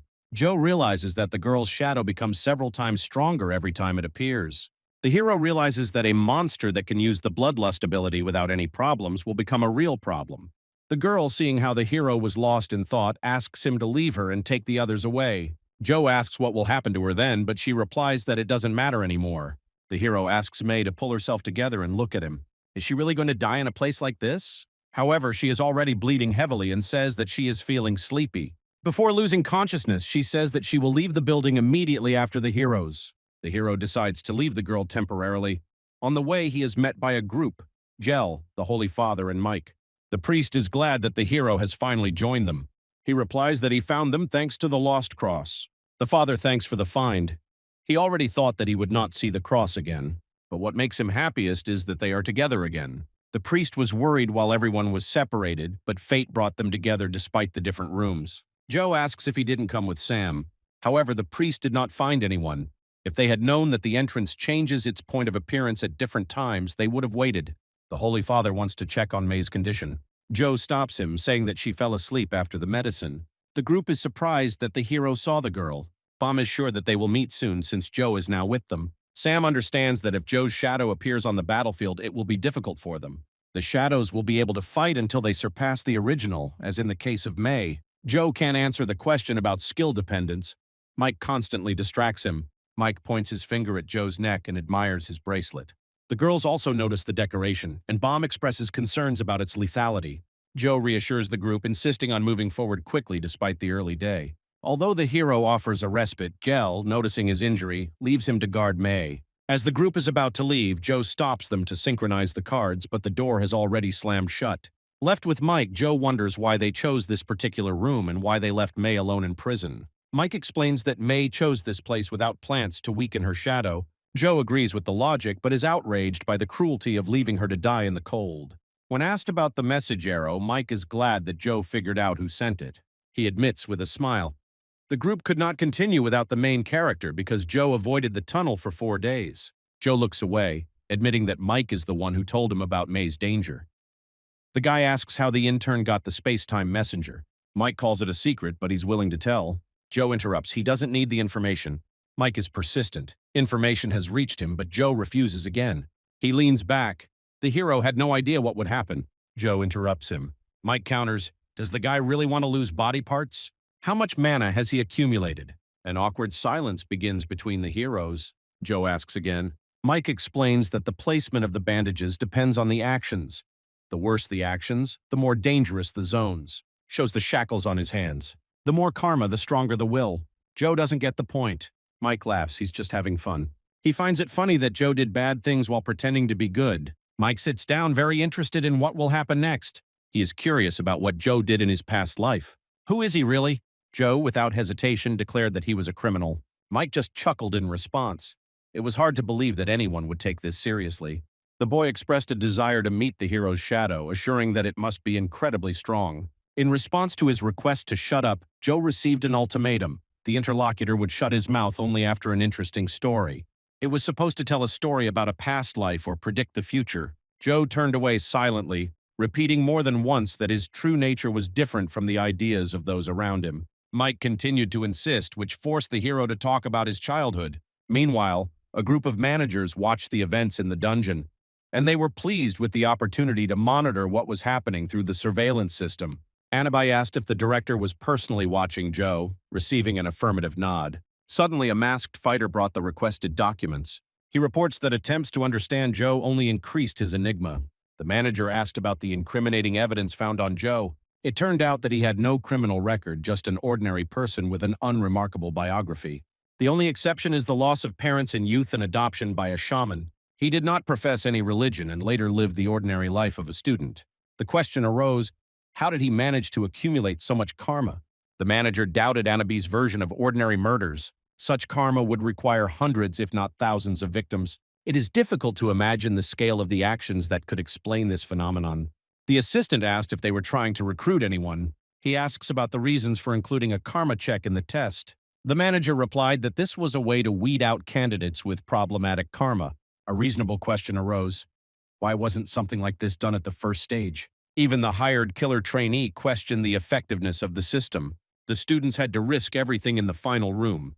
They needed to prove that they were not criminals. Suddenly, Joe and Mike were attacked by fighters from the neighboring zone. The attackers demanded that all the strong who refused to fight the shadows be killed. However, the attackers had no chance against this pair. It's been 6 days since the room with the bloody skeletons was discovered. Many participants experienced painful digging of the bracelets into their skin due to the increased level. Some risked their fingers, others their ears. Joe handed out syringes of painkillers to his comrades. The drug should have taken effect within a few minutes, allowing them to continue on their way. Leaving the group, the hero went to check the room. Having entrusted the care of the wounded, he promised to return before the next signal. In the ransacked premises, the signs were missing from their usual places. Suddenly, a movement caught his attention. A few remaining shadows watched him from the end of the corridor. The number of escapes from such creatures has increased sharply in recent days. There was no point in wasting energy on an area that had already been explored. The enemies were endlessly regenerating. Joe entered the fray. The gods, watching the fight, admired the hero's skill. The question arose, what might his own shadow be like? This thought worried not only the gods. Joe himself was afraid of such meetings. He had never seen his reflection before. Suddenly, a luminous object flashed nearby. The sign of unclear affiliation emitted a familiar blue light, the same as May's in her past life. It turned out that it was not her artifact. The barrier disappeared. Joe took the sign. Clenching the find in his fist, he felt no joy. It seemed like he was looking for an artifact for another person. Luck seemed to be mocking me by giving me useless objects. Suddenly, heightened senses signaled someone's presence. The screams outside confirmed the guess. Opening the door, the hero encountered strangers. Seeing him, The group breathed a sigh of relief. It turned out to be the members of the second squad. They had not seen the heroes for a long time, probably arriving late. He was asked to join. Joe declined, citing his need to find May's tablet. He asked if anyone had met the girl. No one saw her or the artifact. Only one participant mentioned the sign but left the battlefield. Suddenly, Joe noticed May's ex-boyfriend. He threw him a bundle with a map. The artifact allowed synchronization and tracking of the amulet's location. The hero inquired about the reason for the group's exhausted appearance. It turned out that they encountered an abnormally strong shadow. The monster was different from others in appearance and caused uncontrollable horror. Some people began to vomit at the sight of her victims. Joe began to speculate. The travelers explained that such creatures appeared only on the fourth day. Suddenly, the boy noticed the similarity between Joe's bandages and those of the shadow. He asked when the hero got to this level, but Joe just looked at the guy silently. Pushing his hand away, George is about to leave. However, he is stopped and asked to show his neck. The hero had no intention of moving from his place. The guys didn't understand what was happening to that man. Did the shadow really belong to him? There was no certainty about that. However, the guy in the Hawaiian shirt claimed that it was his shadow. The time of appearance coincided, and the bandages were in the same places. Just like Joe, whispers began to circulate in the group. Some demanded to show the neck to avoid misunderstandings. The response was that even the presence of a bandage would not prove that the shadow belonged to him. The demands continued, with the group insisting on showing the neck. The reason for the delay was unclear.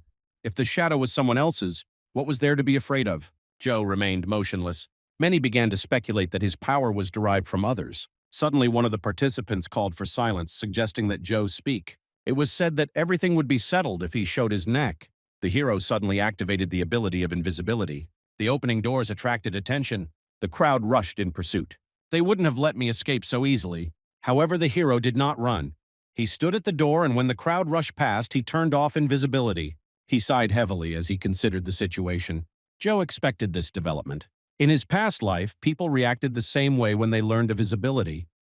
But the speed with which it all happened was unexpected. The worst thing was to think about the reaction of my comrades. Will they accept him after learning the truth? What would May say if she knew Joe was using fate stealing?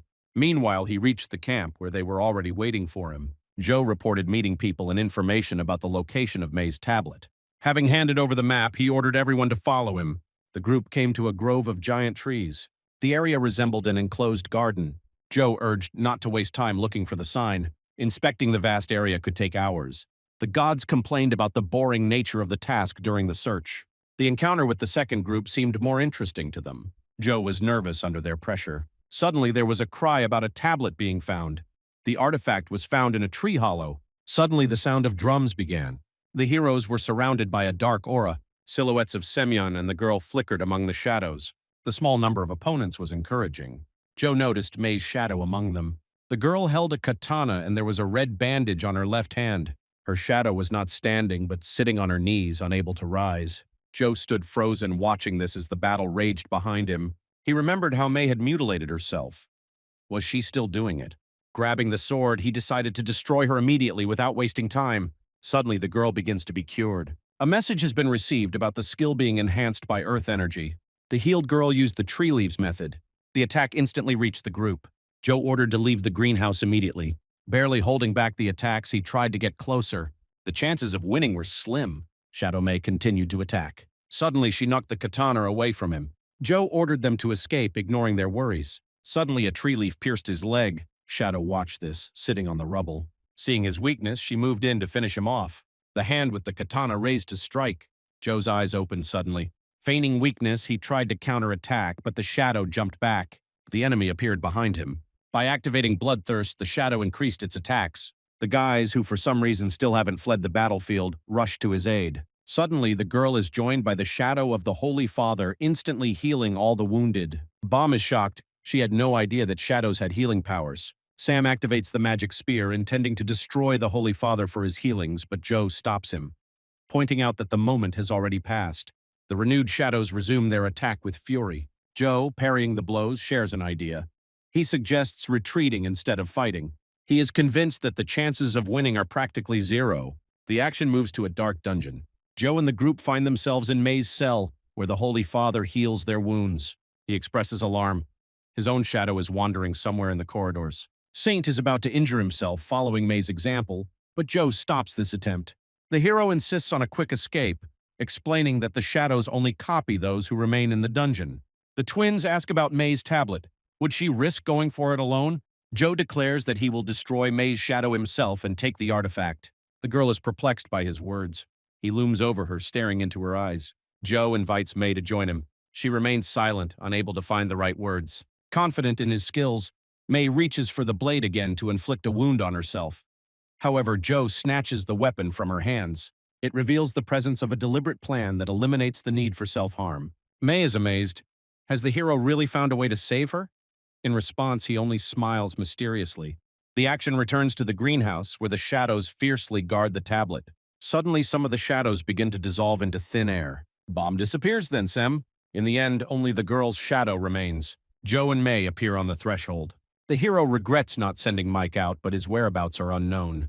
May suddenly pulls out a knife, threatening to commit suicide, but Joe instantly disarms her. He begs the girl not to take risks and believes in success. Joe seems to read her thoughts about his possible defeat. She looks at him silently, not understanding his motives. Grasping the edges of his clothes, May whispers that she trusts him. With a smile, she assures that together they have gotten out of the worst situations. In response, his face lights up with a joyful smile. Suddenly, Joe attacks, promising to end the fight with lightning speed. By activating invisibility, he delivers a stealth attack. The first blow reaches its target, the girl's shadow. After the attack, Joe disappears into thin air again. The second attack is also successful. The shadow creates a barrier of intertwined branches around itself. Joe foresaw her use of the wood armor technique. He changes his position quickly. Deftly dodging counterattacks, the hero closes the distance. His agility reaches level 30. Despite the dense curtain of vegetation, Joe finds gaps to maneuver. Gradually, he gets closer to the goal. The shadow watches him with an impenetrable smile. Admitting that her calmness unnerves him, Joe activates pyrokinesis. By summoning the fire dragon, the hero initiates an explosion. The creature is preparing a fire attack to set all the trees on fire. The situation is developing suspiciously smoothly. The shadow demon bursts into flames. While the dragon creates a fire trap, Joe blocks the escape routes. Despite the nature of the shadow, fire causes significant damage to it. The opponent finds herself trapped between two flaming pillars. Joe is triumphant. The shadow is finished. All that remains is to wait until the flame frees May's tablet. The sudden attack takes him by surprise, but he manages to parry the blow. A group of mercenaries appears, announcing a 500 million reward for his head. Joe grins. Such a high price indicates that they come from the second zone. They offer to surrender, confident of his unwillingness to fight here. They swear that the outcome will be different from previous meetings. The hero senses a bloodthirstiness emanating from them that is not typical for the first zone. Suddenly, he freezes, recognizing one of his pursuers. Mike enters the battlefield. The hero does not understand why he might need to fight him. Joe asks his friend why he switched to the first zone. He, as always with a radiant smile on his face, replies that the hero could at least pretend to be surprised, although he is more interested in how he could deal with May's shadow. Although there were hundreds of different options, the hero chose the difficult path. Mike rushes into the attack as if in a trance. Joe just watches in shock as blood flows. Mike says the hero is not at all like him. But even despite the attack, the hero did not move from his place. For some reason, Mike attacks not the hero, but his own comrades' allies, as if he had gone crazy. He doesn't like these ideas with two main characters. The guy says it would be better if Joe was a supporting fighter, maybe even some kind of double spy. It turns out that the messenger of space and time was part of his plan. Joe, after listening to the man, calls his words nonsense. He sensed his thirst for blood even before he arrived. The guy looks at the hero, smirks, and says that he will believe him. But even if May hurt herself for this mission, he still intends to fight the hero. However, Joe still doesn't understand what he's getting at. Mike suddenly draws his weapon and says that he is on his side. At this time, a group of opponents rushes to attack, calling him a traitor. But the group doesn't stand a chance against the combo heroes. Suddenly, Joe hears Mike calling him over to him. He grabbed some poor guy by the neck and activated the ability to decompose. Mike throws the dead, emaciated body at Joe's feet. He is shocked. However, the poor guy himself is not dead. He watches what is happening with horror. Mike tells him that he must finish the job if he wants to use his skills. Joe is shocked. How could he know that the hero had such abilities? But he says not to dwell on nonsense. Mike would like to see Joe use the fate-stealing skill. He replies that he would never use it on a living person. Suddenly, a dark aura begins to thicken around the heroes. Another shadow can be seen in the distance. Mike is upset. He was hoping it would be more fun than just shadowboxing. However, he doesn't have time to finish speaking. A powerful attack is flying towards them. It seems they have never encountered such force before. It was Joe's shadow. The demon makes a lightning-fast lunge, pushing Mike aside. He didn't have time to put up a block. The guy flies to the side, breaking through the wall. There are several dead bodies lying around him. Joe is also amazed by such power. His comrade was taken down with just one attack. The dust and smoke that rose after the attack begin to clear little by little. The shadow silently looks at the hero with wide-open red eyes. Joe realizes that he has finally met himself. Suddenly, Mike, lying on the ground, screams with all his might at the hero not to hesitate. How is he going to destroy the demon without the stolen ability? The hero realizes that he needs to steal fate before the shadow does. Joe activates the ability. He steals all abilities that were within range. The hero simply has to destroy his shadow. His strength, sensitivity, agility, endurance, and mana are increased to level 30. It seems he succeeded. His chances of winning have increased significantly. Joe activates the fighting instinct ability. His shadow can't kill him because it's him. The hero receives a warning from the fighting instinct. A sudden message warns that the enemy is too strong. Every attack that the ability calculates is reflected. It seems as if the shadow simply has no weaknesses. His joints are seized with fear. The hero cannot move. But the shadow does not stand still. She raises her sword above his head and begins to attack. But at the decisive moment, Joe manages to put up a block. Shadow activates the abilities of the Shadow Thief. It copies the enemy's abilities to itself. The demon grabs Joe's face. Dark energy begins to swirl around him. Could it really be his shadow? Joe's childhood begins to flash before his eyes. He is sitting in his mother's arms. His father is arguing with the doctor at this time. It seems they can't figure out what the hero is sick with. After some time, the whole family is riding in a car. They pass by mysterious totems on their way to the fortune teller. She says that the hero will only get better when he lets God into his heart. It seems that there are no other options. The God who wants to possess the boy is too powerful. Little Joe asks what this could mean. The parents explain that he will become a great messenger. If you accept God, you will have to spend your whole life under his command. The baby shakes his head, showing that he doesn't like this outcome. So the parents hug him. On the way home, the car got into an accident. The car is lying on its roof. The state of the parents' bodies is horrifying to the imagination, but the boy was not harmed at all. Even though he rejected God, he allowed him to live. Shadow Joe tells his little self that these were the first people to die because of him. It seems like he's accumulated a lot of karma after everything that happened. The deaths of May, Sema, Bomb, and the rest of the guys lie on it. Joe couldn't count on the fingers of his hands all the victims who died because of him. First his parents died, then all the members of the Flying Tiger clan and everyone who entered the demon realm also died. All this happened because Joe rejected God. God, in the form of Joe, hugs his real version, asking if he wants to accept him. If not, there is a way to save your teammates without taking it. To do this, you just need to die right here. The deity sends the hero on an eternal flight. Only then will he be able to prevent future karma. Joe, closing his eyes, also understands that if he dies in this strange place, then none of the flying tigers will die. The deity praises the hero for deciding to give in. He's really going to like it here. However, the hero, who is going down to the bottom, thinks, should it really be like this after everything he has done? But his clone orders him to forget about the past. Joe still can't forget him. He sees that fateful day before his eyes, the faces of those who died before his eyes. Joe needs to atone for his sins. The deity says that everyone is alive and well now, but it is unsure of May's fate. After these words, Joe seemed to go crazy. He breaks out from under the sheet of water. The hero promised to lead the girl out of the kingdom of demons. The deity wonders why the hero keeps making the wrong choice. All that is required of him is to simply die, to show the only goodness he is capable of. But Joe has no intention of dying. First, he has to get May out of here. The deity calls such a reason just a small excuse. May doesn't even want the hero to live. For Joe, such words come as a shock. The deity, noticing that he had put the right pressure on the hero, continues to speak. It is sure that the girl does not even want to see him. He may even regret meeting Joe. He fell to his knees. His will was still broken. The deity, approaching him from behind, continues to press. But Joe continues. Even if that is the case, he needs to get out of here anyway. The deity warns that there will be only pain on the outside. Small cracks begin to appear around Joe's sword. The hero, drawing his sword, shouts that he doesn't care. He won't regret coming back outside. Joe gave the girl his word that he would save her, so he has to do it anyway. He raises his sword. The very cage where he recently found the girl flashes before the hero's eyes. With the next blow, he destroys the red veil. The white light dissipates and the hero comes to his senses. May is looming over him. She lifts Joe off the ground. The girl is very glad that he finally came to his senses. Even the deities thought he had already kicked the bucket. Joe just smiles mysteriously. The deity that assured the hero that no one needed him turned out to be wrong. May was still waiting for him. Suddenly, the joy on the hero's face turns to horror. The girl is missing an arm. Joe, not hearing what is being said to him, reaches out his hand to check if he is imagining things. But unfortunately, he grabs a stump instead of an arm. The girl winces in pain. The hero asks her why she stayed after all. She couldn't leave the hero. He was swallowed by a black shadow. Even Mike couldn't help. Joe wonders where the guy went. May replies that he left as soon as the time was up.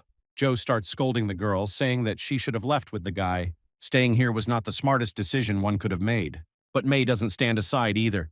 The girl shouts that it's too late to solve the problem. Suddenly her nose starts bleeding. The girl, losing her balance, begins to fall. Joe is shocked. The deities call him ungrateful. The girl was able to inflict significant damage on the shadow, lost consciousness, but was able to wake up and continue the attack. Joe silently lifts her from the ground. The girl's remaining arm is indeed broken. The hero lifts her into his arms. At least it's over now. Suddenly, a giant red entity begins to appear behind the hero. The deity does not leave him alone. It promises that if Joe leaves, he will definitely die. At the same time, several shadows of dogs appear in the arena. This time, Joe must be sure to kill the creature. The hero summons his pets. He orders them to protect May. Joe himself will fight. He draws his sword and begins to repel attacks. Shadow plans to defeat Joe with his beast creation ability. For Joe, this attack is no problem. After fighting it off, he shouts at God that if he dies, God dies. However, he did not answer. The shadow activates the ability to regenerate. Joe is scared by this. He certainly didn't expect this. God even stole the skill of healing. However, he does not understand why Joe resists acceptance, why he worsens his karma. Why does he do something for which he won't be patted on the head? But Joe can't answer. He is busy repelling a powerful attack coming from above. The girl, who had been unconscious until this moment, asks Joe to survive. The hero increases his strength to 30% in attacks. He was able to repel the attack. Suddenly, Joe receives news. All of his stats have been increased to level 30. This means that all the conditions for unlocking the second feature are met. God tries to attack Joe again. At this moment, several scrolls appear in the middle of the room, each with an animal drawn on it. Joe realizes that with the new Zodiac skill, his chances of winning increase. However, the voice of God, who says that his new ability is pathetic, does not stop, despite the fact that time has stopped. Joe's Zodiac sign is Rat. He has access to the ability with his Zodiac sign. The hero does not listen to the deity. His Zodiac sign was predetermined. Now he will be able to somehow get rid of the misfortune that has befallen him. He gains the ability Cornered Mouse Squeak. Now he can handle it. Time begins to pass. The golden light disappears. Several dogs attack the hero. The deity says that with such an ability, he will not escape. Suddenly, the wolves bite the hero. He doesn't even defend himself. But there is a smile on his face. God does not understand why he is smiling. The hero has lost. Suddenly, the Cornered Mouse Squeak ability activates as the hero's health drops below 10%. A yellow circle forms around him, scattering all the dogs. His new ability allows him to become stronger in the face of danger. Although a rat is a weak animal, there is nothing more terrible when cornered than it. Joe rushes to attack. The shadow manages to dodge the sword strike. She says that the hero will die anyway. What's the point of him fighting? But Joe isn't going to listen to her. Even at the cost of his life, he will help May get out of the dungeon. He attacks the enemy again. Now he almost failed to parry the blow. This enrages the deity, and with his hand extended, he begins to prepare another attack. It activates the dragon transformation ability, turning into a large purple dragon head. Joe gets a small debuff to his strength. The rat is afraid of the dragon. Even a human with the dragon's powers was powerless against the deity and died. So, as it begins to attack Joe, it asks him what he was hoping for by going into battle against a god. However, Joe covers his face with his hand. He just chose the most beautiful thing. Just expecting a dragon to appear here, he took with him the Blade of Generational Dominance, which is used specifically to fight dragons. So in this situation, it's better to be a rat. Upon detecting a dragon, the blade's attack power is greatly increased. Joe lunges forward, wounding the dragon. Suddenly, his Cry of the Hunted Mouse ability is cancelled, and the hero falls to the ground. Joe wins. He will receive a reward for defeating an opponent who is stronger than him. The Destiny class also increases. However, although the essence has disappeared, the voice of God still flows from the void. Joe begins to think that these are his hallucinations. This is how he will die, exhausted. If he had known that in the end it would all end like this, he would have committed suicide long ago. Suddenly, the image of that very fortune teller appears in his eyes. The girl tells Joe that it is time to go back. The hero wakes up in the middle of the hospital. He jumps out of bed, not understanding what is happening. May appeared in the passage for a moment. Joe rips off all the needles and runs to the girl, shouting for her to wait. However, he doesn't manage to run even a few meters before he falls to the floor. He still has little strength. He raises his head, glad that the girl is okay. Instead of the girl, there was someone else. Faceless, with holes instead of eyes. Joe is horrified. Why does he start seeing dead people again? He was on the edge again because of his karma. The story begins to tell about Joe's childhood. In his foster family, they begin to offend him, accusing him of the fact that as soon as Joe appeared next to them, strange things began to happen in the family. Someone even suggests leaving him on the street without taking him home. At this time, God persuades Joe to accept himself. So after some time, they bring him to the temple. Entering inside, the hero's voices begin to fade. The holy barrier did not let the gods in. Suddenly, an unknown woman in a bright dress approaches him, asking if he is Joe. She calls herself Julia. The hero looks at his new acquaintance uncertainly. The girl notices that there are several marks from blows on the boy's face. All members of the family turn their heads to the side in shame. The girl quietly tells Joe that his family asked him to perform a ritual so that he would accept God, but for some reason she thinks that the hero doesn't really want this. Joe, without answering, turns away from her. Julia continues to say that if he doesn't want to, he doesn't have to accept God. But the God who wants to take him into his hands is too strong for the girl to protect him. So she invites Joe to come to her more often so that he can become her student and learn to protect himself. The girl takes his hand, but the guy pulls his hand away, saying that the girl could get hurt. She just smiles. The boy clearly underestimates her. She has a God with her who will protect her, so there is nothing to worry about. Taking Joe by both hands, she says that although he may be in pain now, he will be surrounded by good people later. Julia smiles. The boy is simply bound to be happy. The story returns to the present day. Joe, remembering the whole story, realizes that the girl has begun a ritual to suppress divine energy. While he lived with the girl, he stopped seeing spirits. But when, due to the redistribution of karma, you approach the border, you begin to see what you should not and hear what you should not. And then if you do cross the border, you will die. Suddenly he opens his eyes again. Now the hero is back in the hospital. He is surrounded by his animals. A nurse standing nearby tells him not to move as he might faint. The hero asks how May is doing, to which he receives a positive answer. Everything is fine with the girl. Joe is pleased with this news. The nurse congratulates him on his recovery. Against her background, Joe notices that people he shouldn't see are somehow still visible. Ghosts disappear much faster than ordinary people. What worried him more was the window of fate. Opening the window of fate, Joe is shocked. He somehow managed to level up twice. Now he has a phantom tertiary rank. Is it all because he switched fates with May? The hero also does not understand how they could get out of the demon kingdom at all. Suddenly, someone enters his room. The manager and his assistant come to visit the hero. The couple immediately asks why Joe didn't tell them that he could steal the ability of others. Joe realizes that he's been found out. However, the silence that occurs between them does not help, so the manager repeats his question. Joe smiles and says that he was worried about the man's reaction now. He adjusted his glasses and said that he was now calm. Now he asks if Joe has ever killed a man in order to steal their destiny, to which he receives a negative answer. But Joe decides to admit that he killed only in self-defense. They also signed a contract at the beginning of their training, agreeing that there could be some serious conflicts between the students. But it seems murder is murder, whether intentional or not. Now he asks the manager what will happen to him now. Will he be punished? Suddenly he starts congratulating Joe, saying that he has the highest score among the interns. The manager also has a small suggestion for Joe. He offers him an official position in the second team of the agency for the protection of fates. However, to the manager's surprise, Joe says that he has no desire to accept the offer. He says he understands that such a proposal may be too harsh for someone who has just come to his senses. He gives the hero a business card telling him to rest first and then contact them. He also recommends going to the gym after recovery. He leaves the room with a radiant smile as he leaves. Joe thought about what had just happened. However, no one should know about its purpose. If they find out, they will do everything to force Joe to work for them. Having dressed, the young man first goes to May. Entering the room, the hero notices that she is still unconscious. The girl did not come to her senses. Also, her hand was not visible. It was not a vision. Joe's face turned cloudy at the sight. Suddenly, he discovers an aura of murder in May's fate. A dark aura begins to thicken over the girl. Joe is shocked. He doesn't remember May having such a strong death aura in his past life.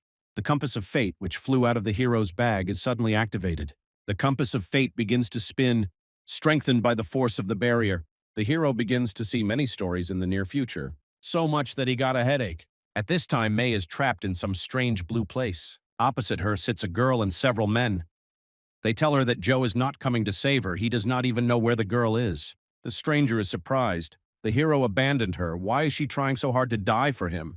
It turns out it was Joe's vision. Is this the future? Suddenly, May from his vision seems to break loose and with her last strength tells him not to touch the hero.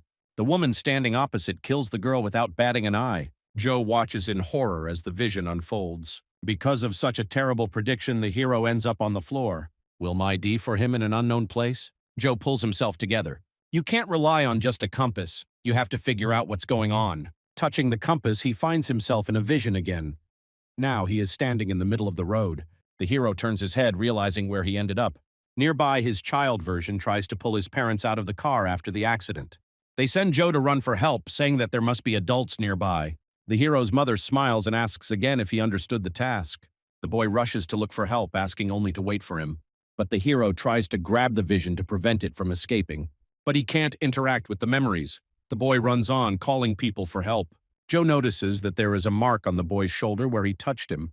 Small particles are also flying off his hand. At that moment, the parents' voices can be heard from the car. They are wondering what the hero will do when he is left alone. However, someone says that everything will be fine with him. Suddenly, there is a powerful, blinding explosion. The hero realizes that they knew the car was about to explode. The fragments fly across several tens of meters. Suddenly, he opens his eyes and falls into a stupor. At the place where the car stood, there is the same girl who once killed all his comrades. She attacked the car, causing it to explode. Suddenly, the compass goes out. Joe is standing in the room with the girl. He doesn't understand what just happened. Was it an ordinary accident? Did that girl really set this all up? It turns out that she is also involved in the murder of May in the future, which the hero just saw. The hero freezes in place from such an amount of information, trying to digest it all. Suddenly, May herself begins to show signs of life. The girl gradually comes to her senses. Joe runs out of the room to avoid being caught. The manager of the third zone meets him at the threshold. She brought a bouquet of flowers for the man. The girl is flattered that Joe could remember her name. She came to visit him but did not find the hero in the room. She also notices that the hero cares about May quite a lot. As soon as she woke up, he went to check on her. The manager reports that she was very surprised to see the heroes coming out of the dungeon. May carried him, even though she was all cut up. The girl is about to leave but remembers that she needs to say something. She says she's inviting him to work for the first team, not the second, in the Fate Protection Agency. Joe starts to refuse but is interrupted. The girl states that if he agrees, she will return May's hand. Joe doesn't know what to do. He's never been blackmailed like this before. However, the girl does not want to tell how exactly she will return the hand. She promises to do it as soon as Joe joins them. Joe knows that there are gods who can restore body parts or artifacts, but right now it's either impossible or it will take a long time. The hero asks how long he will have to work and receives the answer, about a year. The manager says that usually candidates must start work immediately, but he may be given a few months off. There is also a rule. You need to answer here and now. Joe nods after thinking. Suddenly, May herself appears from the door. The girl declares that the hero does not agree. She says Joe won't work for the agency. She is very angry that the manager dared to manipulate the hero with her hand because she was not offered such a thing. The manager says that May can join them too. She hands her the flowers and, smiling, says that she will be glad. However, May does not accept the flowers, saying that their views are too different. The bouquet disappears, and in its place several business cards appear in the hands. The girl leaving says that if they change their minds, they know where to look for her. As soon as she leaves, May tells Joe not to dare agree just for the hand. That's her problem. Joe is silent, not knowing what to answer. He says that he wanted to agree not only because of the hand, but the girl puts her hand on his shoulder. He certainly doesn't know how to lie. Joe, grabbing her wrist, asks why she decided to sacrifice her hand for him. They're not even that close. The heroes have only known each other for a few months. The girl does not dare to answer. She suddenly admits that she is simply worried and concerned about Joe. At first, the girl thought about the guy because he helped her. He protected her, even though he pretended otherwise. And Joe himself endured the hardships of fate alone. Even in the room of sawn skeletons, the hero remained a loner.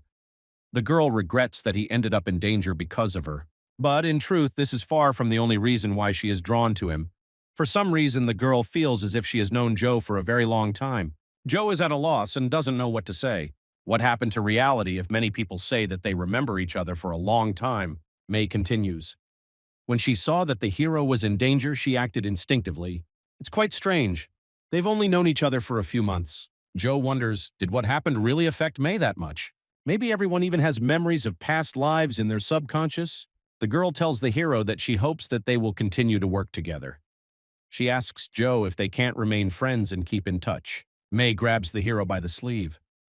Joe himself is busy thinking, how can he save the girl now? If she is next to him, everything can turn out exactly the same as in the past life. Or she could be killed the same way Joe's parents were. But what happens if the hero just leaves? Perhaps this could lead to what the compass of fate showed. It will all come to the point that in an unknown place, the tortured girl will first be tortured and then killed. Joe agrees to continue communicating with May, which pleases her. She tells the hero that she heard that like-minded hunters are creating small sects, so she offers to join them. Joe turns away from her, saying that it will only happen if he wants it to which the girl replies that she will not leave him alone until he agrees. She also tells him that once he joins, he won't be able to leave whenever he wants. The hero smiles quietly to himself. This situation reminds him of old times. Then Joe asked to withdraw his application to join the clan, but May did something completely different. The hero tried several more times, changing reasons, but his requests were rejected each time. Even when he said he would leave because of his conscience, she rejected it. Suddenly, Joe is pulled out of his thoughts by the Holy Father who found him. The guy is also glad to meet him. Sviatosha says that he came here to check if the hero has arrived and at the same time to visit others. The girl is also happy. The others must be really looking forward to it. Suddenly, she tries to fold her hands in a familiar gesture, forgetting about the loss. Joe, seeing this, freezes. May says she'll go away for a bit, change her clothes, and come down. Smiling, the girl leaves, asking him to look after Joe. Joe is upset about the situation that has happened. A solution to the problem needs to be found as soon as possible. The Holy Father leads him into some room. There's a training center down from where they were. He's sure everyone's been waiting for it. The heroes were very worried about the couple after they left the demon realm. Suddenly, he falls silent. Saint wanted to say something about how they reacted to Joe's ability, but he thought it would be unpleasant for him to talk about it. But he replies that everything is fine. If you think about it, now his abilities are known to others. The hero asks if his group is okay with the fact that he hid his abilities. The Holy Father replies that everyone took this fact normally because he is a good man. Joe became very excited when he heard these words. At this time, below, the girl's relatives and Sam are discussing the demon kingdoms. Suddenly, the guy notices a couple who finally came to them. Joe and the Holy Father are seen in the passage. The girls are also very happy to meet them. They throw themselves into the guy's arms. The heroes were very worried about him, thinking that he might die. Sam is also happy to see him. Joe wonders why they are still here, since it has been a whole month since they left. They as expected answer that they were waiting for Joe. The hero says that they should have left, noting to himself how well everyone treats him even after they learned about his abilities. The girl says that they wouldn't go to the other groups for any amount of money. They were very angry when they saw the hero's ability. Sam also looks away, supporting what was said. 2 weeks ago, more and more people started leaving the hospital, but many are still talking about Joe. Some are glad he wasn't released, fearing that a powerful character like him could pull off. Suddenly, an angry bomb approaches the man and asks him to repeat the words. He doesn't back down from his words, even when someone grabs him by the collar of his shirt. But before he can finish speaking, the girl throws the guy to the floor. The blow causes blood to come out of his mouth.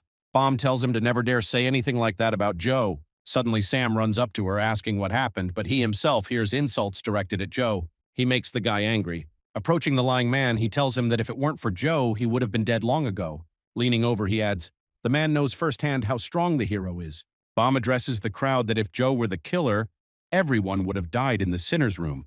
He could easily poison the soup that everyone was eating. The crowd is worried. Suddenly, the lying guy screams that Joe did use force after all. His whole body was covered in stripes in the last room. The guy who picked him up from the ground says Joe isn't bad, but he gives you the creeps. The guy in the Hawaiian shirt adds that even his friends don't know what he's thinking.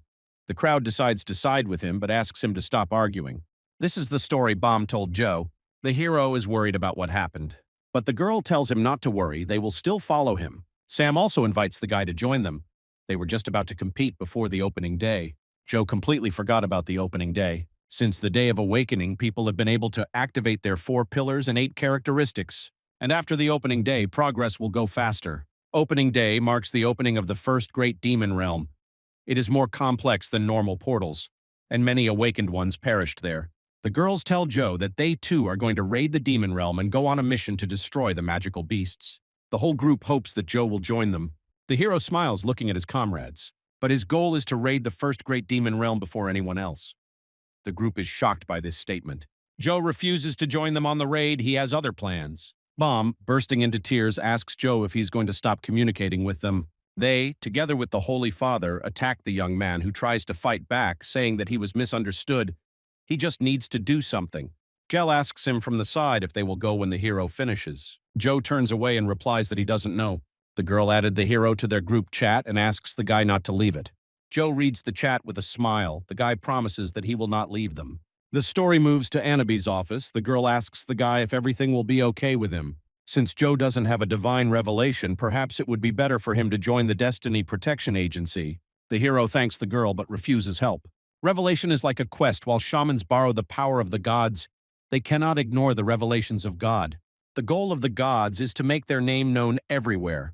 The more famous the shaman, the more his divine title spreads.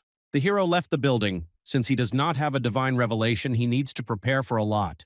First, you need to get a suitable weapon. The time is approaching sunset. The hero is transported to an unknown village. A blacksmith works in a forge in the village. The hero came to the forge. He asks if there is anyone in the house. The guy answers that he will come right now. He tells the hero that he hasn't had any clients for a long time, especially ones as young as Joe. Joe says that he came to the blacksmith because he needs a weapon. It turns out that the blacksmith is a girl. She was a relative of a craftsman who was declared a cultural treasure for his golden hands. Joe replies that he heard the master had a successor.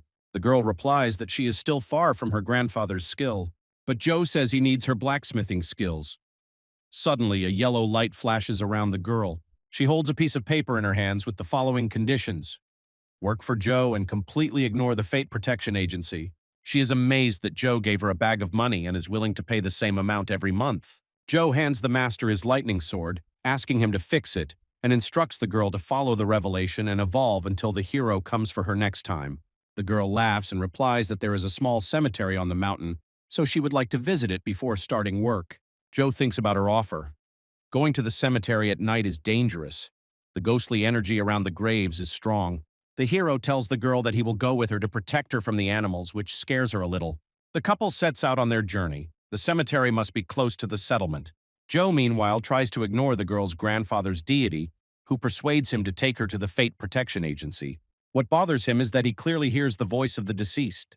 At first, the hero thought it was because of the increase in mana, but most likely the reason was the proximity of the grave. In this world, the connection with the gods is weak, so it is easier to communicate with them in shrines or at graves. The girl thanks her grandfather and pours him a drink into a glass as an offering. Joe asks if she can communicate with her relative without going to the grave. The girl replies that it is easier for her to do it here. This place is close to home, so she often comes in the morning. Joe asks how much time has passed since his grandfather died. It turns out that it hasn't even been 6 months. When people die, their souls leave their bodies, but the spirit remains. Fate theft occurs by stealing information from that spirit. If the body is still alive, this requires more mana. Joe wonders if, since it's only been 5 months, he might as well try to steal his destiny. Of course, he won't dig a grave in front of his family. The girl brings him out of his thoughts. She asks to go back, and the heroes return. Suddenly, Joe tells them to stand behind him. Dark energy is reaching out to the couple in long threads. Hundreds of cold eyes stared at them. Joe says that if a girl goes to the cemetery often, she needs an amulet. The animals begin to attack the couple. The hero, grabbing the sword, prepares for battle. Suddenly, an unknown person releases several talismans. Talismans are attached to animals. They forcefully press the animals into the ground. Joe recognizes the talisman. He seems to have seen it before. The stranger is jingling his bells. Monsters with talismans explode. The stranger hides his face behind a mask. He asks Joe if he wasn't taught that it's dangerous to be near graves at night. He also doesn't like that the hero brought a newbie to the fight.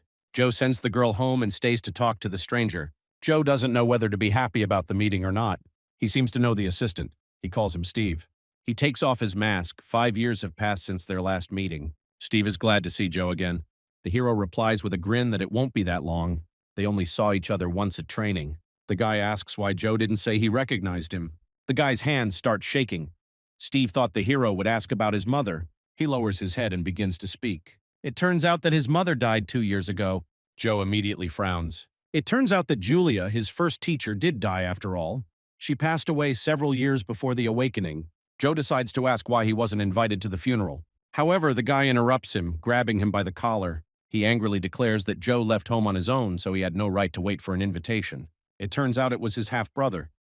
When Julia accepted the boy into her new family, she asked Steve to be more gentle with Joe.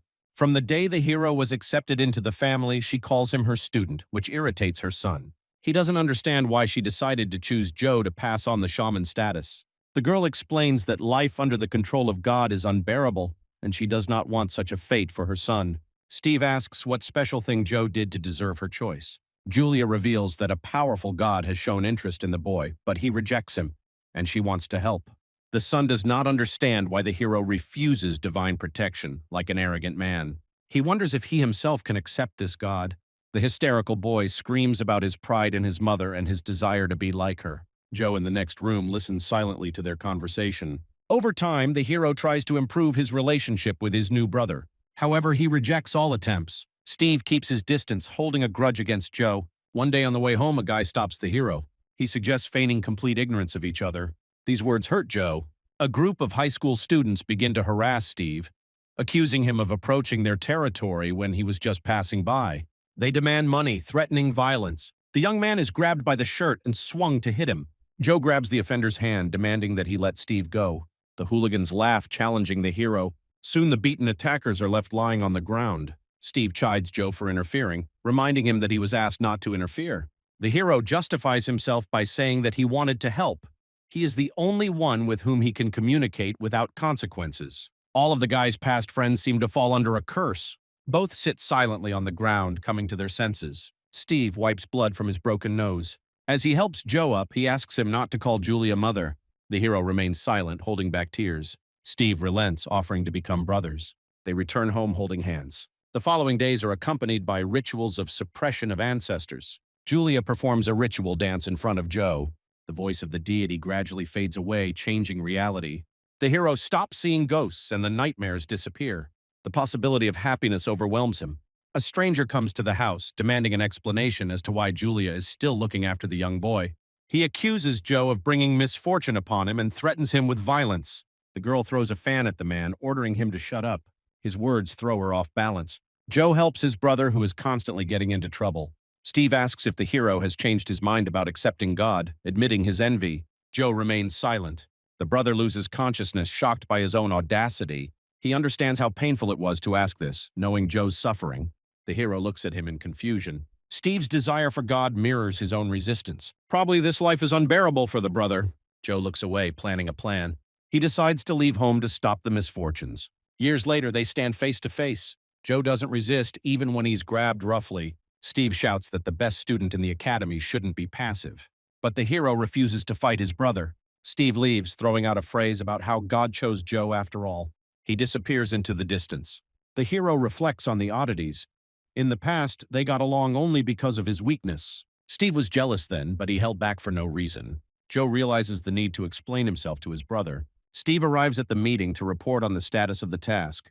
The girl asks from the doorway if Joe has agreed to join their team. The guy answers negatively, explaining that the hero referred to being busy without providing any details. The girl expresses disappointment, hoping that Steve will be able to convince him. Despite his aloofness, he once helped Joe by treating his wounds with a healing ointment. The girl suggests trying to persuade the hero again during a joint exploration of the Demon Kingdom. She is persistent in her desire to gain such a strong ally as Joe. Meanwhile, the hero receives a request for help in studying the demon realm. He smiles, thanking for the invitation. The action moves forward. Joe is waiting at the edge of the house, leaning against the wall. He was offered help in exploring the ruined city of the first-class demon realm. It seems to be a secret area. Joe had never encountered it in his past life, remembering only large arenas and disaster sites. Suddenly, he notices the long-awaited allies. The car pulls to a stop on the side of the road. The obscurity of the realm indicates that it has been explored without problems, but the reason may be deeper. Joe realizes that the team intends to use Steve to negotiate with him. Another person appears from the car. Anabi joins the expedition to the demon realm. Joe is surprised by her unexpected presence.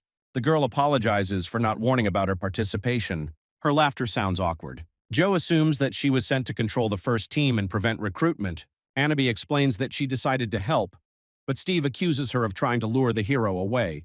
The girl is at a loss, but Joe interrupts the conversation, inwardly glad that her presence will restrain Steve. The group enters an abandoned house. Joe asks Anabi if she's going to pretend, and she replies that she received a request as an independent hunter. Suddenly, they notice another group at the portal. Anabi tries to negotiate a joint entry, but the aliens refuse, wanting to keep the loot. They insist on exclusive rights. Steve states that the group does not look professional and orders them to leave. They ignore him, then the guy asks about their rank. Anabi tries to intervene again, but is interrupted by demands for an answer. It turns out that she has a dragon rank and her opponents have a lower rank. The aliens decide to enter the portal first. Anabi suggests waiting, but Steve, angry, decides to act immediately. The situation makes him angry. The group enters the demon realm of a ruined city. Joe notes that there are only ruins around. The task is to destroy the statue that serves as the basis of the barrier. The hero notices the escape portals, but it is mentioned that no one has ever returned from here. Despite the lack of time constraints, Steve expresses hope to find the statue by its magical aura. He's interrupted by a cry for help from the first group. They were attacked. One runs, the girl calls for help. The guy gets sucked into the mud. Mudmen appear from behind the walls. The monsters attack the group, surrounding them. The mud monster takes a swing at one of them. Anabi attacks the monster. A girl from the enemy group thanks her savior. Joe and Steve join the fight.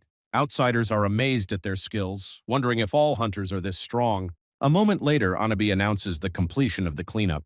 She asks the first group what happened before they arrived. They claim that they entered several hours earlier. Joe and Anabi exchange glances. Time flows differently inside. The hero assumes that the survivors exist on supplies. Steve studies the remains of the monsters, finding something interesting. He brags about the number of kills, claiming to be the best hunter.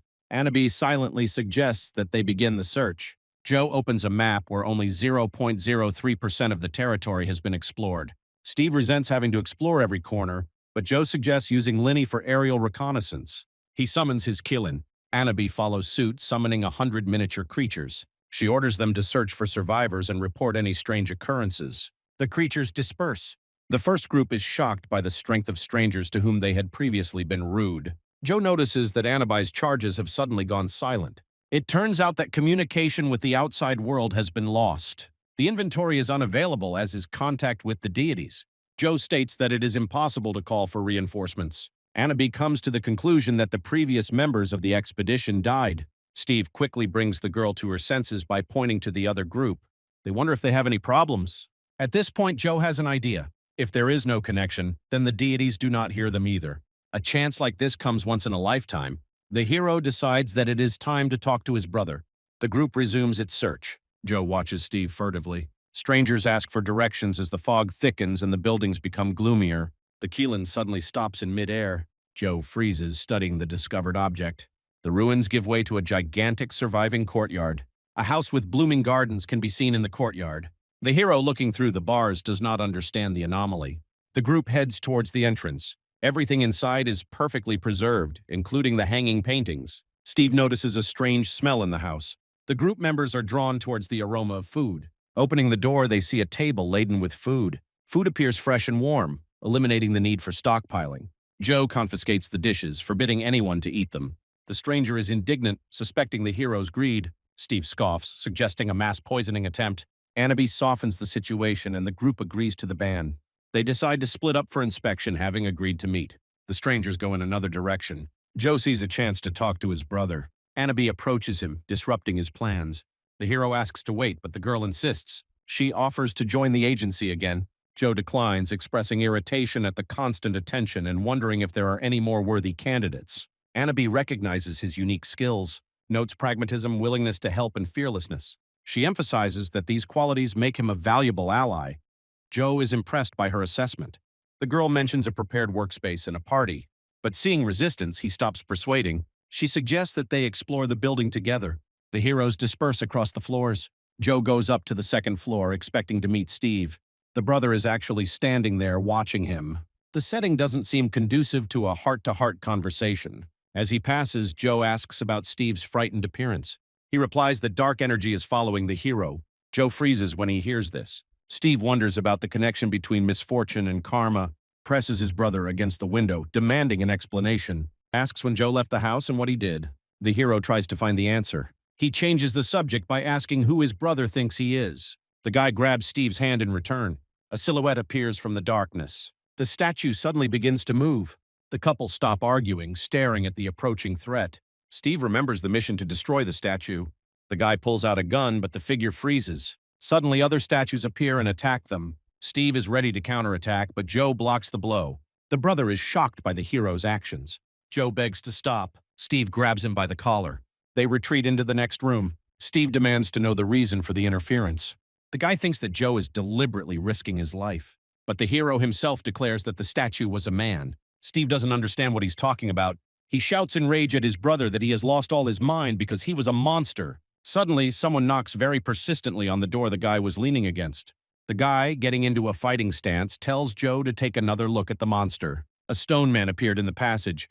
Could Joe discern anything human alive in him? But the guy's opinion didn't change. Opening the stone character's fate window, Joe reads that he is cursed with shape-shifting, and his name in the window is human.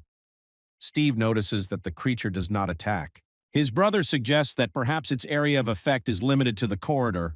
Joe knows that as a messenger, he can't tell anyone about his ability to see the status window, so he says to just trust him because they know each other like brothers. Joe calls on Linny. He orders Killen to cleanse the statue. He flies up to the enemy and begins the cleansing process. The statue begins to slowly fall apart. Gradually, a girl's head appears from under a pile of stones. The man falls to the floor exhausted. The hero receives a message that the curse has been successfully lifted. Steve stands there in shock. It turns out it really was a person. Joe runs up to the girl and starts trying to lift her up. She is slowly coming to her senses. Steve is unable to move at this point. He does not believe that, although he woke up before Joe, his strength was much lower than his brother's. Joe offers to move the girl to a safe place, but his brother doesn't answer. Clutching his face, he angrily deflects the questions. But the guy still takes the girl by the arms. They decide to go down and tell Anabai and the other hunters about what happened. The group cannot allow them to destroy the statues. Joe, seeing his brother's excitement, only quietly agrees with his words. Anabai, from below, seeing the travelers, is glad that they found someone. The guys report that there may be other survivors with this girl. Steve reveals that they were turned into monster statues by a curse. The Keelan suddenly turns in the other direction and begins to fly towards the door. Joe catches up with him. Running through the door, he notices that for some reason, Linny has flown into that very kitchen with the table set. The guy grabs him, telling him that he shouldn't eat suspicious food. Out of the corner of his eye, he notices that the food on the table is slightly eaten. Someone has been here. Suddenly, 3 statues attack the guy at once. Joe dodges the attack. He recognizes in the statues those same companions with whom they recently traveled around the city. Now they too have been cursed and turned into statues. Linny reports that he won't be able to clear them all out in one go, so Joe decides to calm them all down first.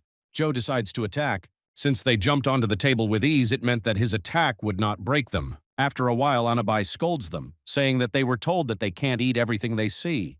The group, with their heads down, silently listens to the girl. Joe thinks the smell coming from the food is a spell to attract attention. At this time, the first girl also woke up.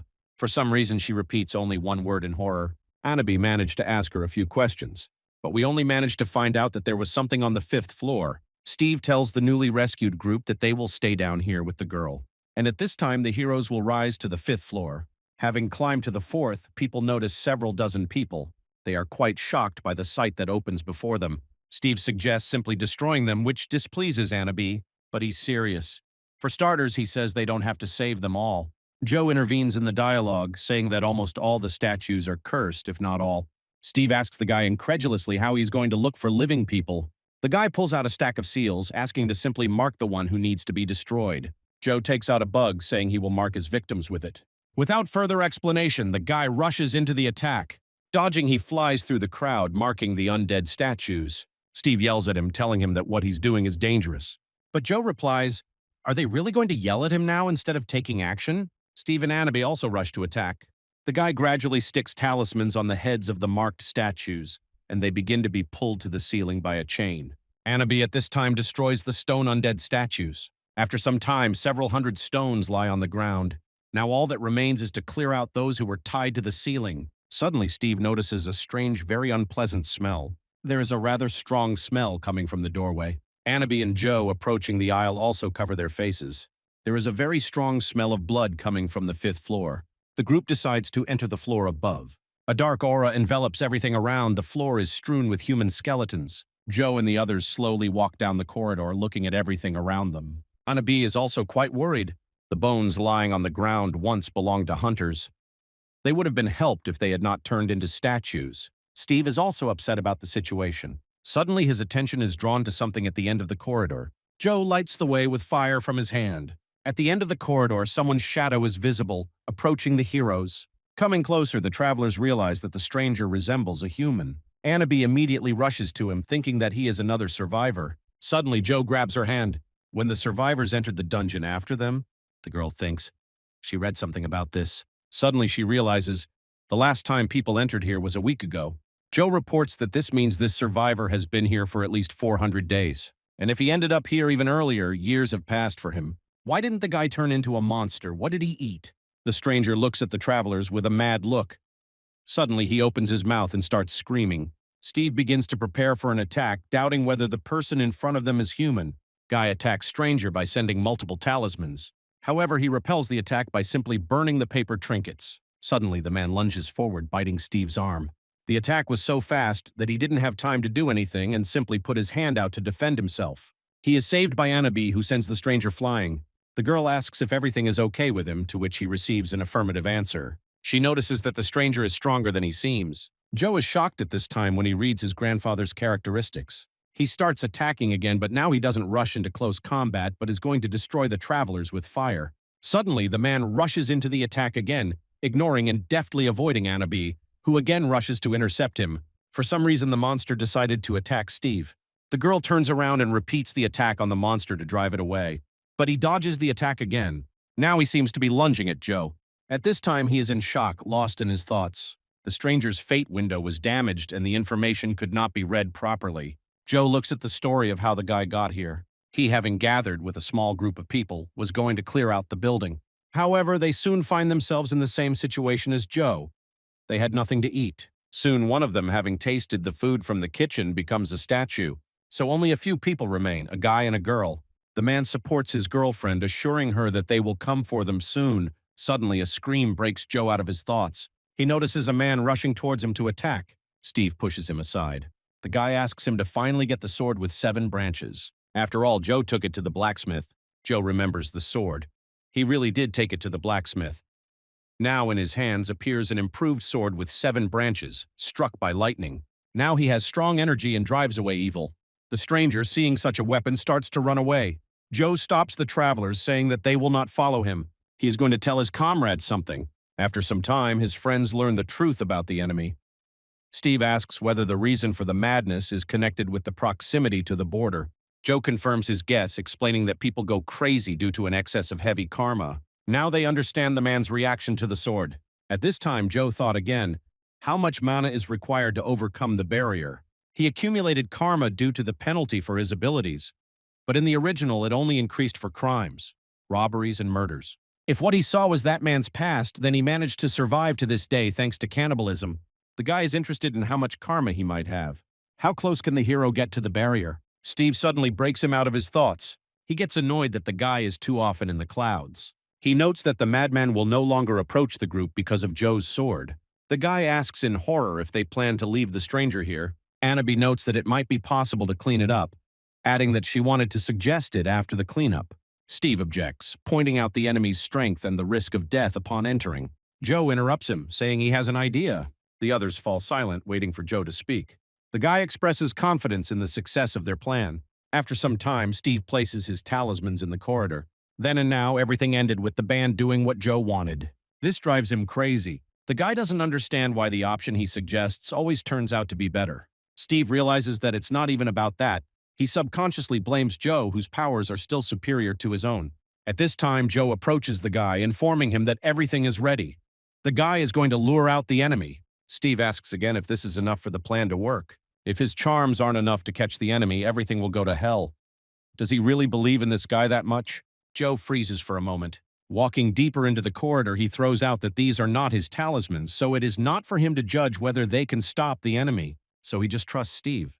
Hearing this, Steve freezes in stupor. The boy lowers his head and wonders if Joe is serious or just making fun of him. In their world, many believe in the importance of the connection between man and deity, so it is natural to want to enlist the support of powerful beings. Steve notes to himself that he hates this hero. Meanwhile, Joe wanders down a long corridor in search of the enemy. Suddenly, the stranger himself appears from around the corner. This time, the man does not attack immediately. He stops a few meters away, sniffing.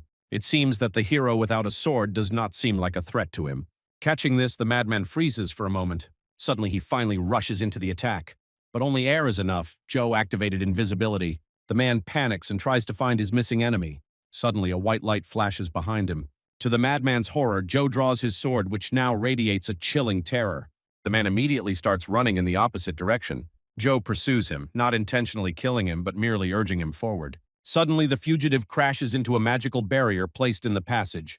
The man is trapped. Steve's talismans are activated, forming an energy dome.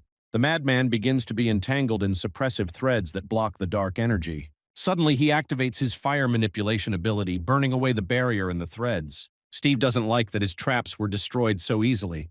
However, he didn't expect Joe's plan to work perfectly the first time.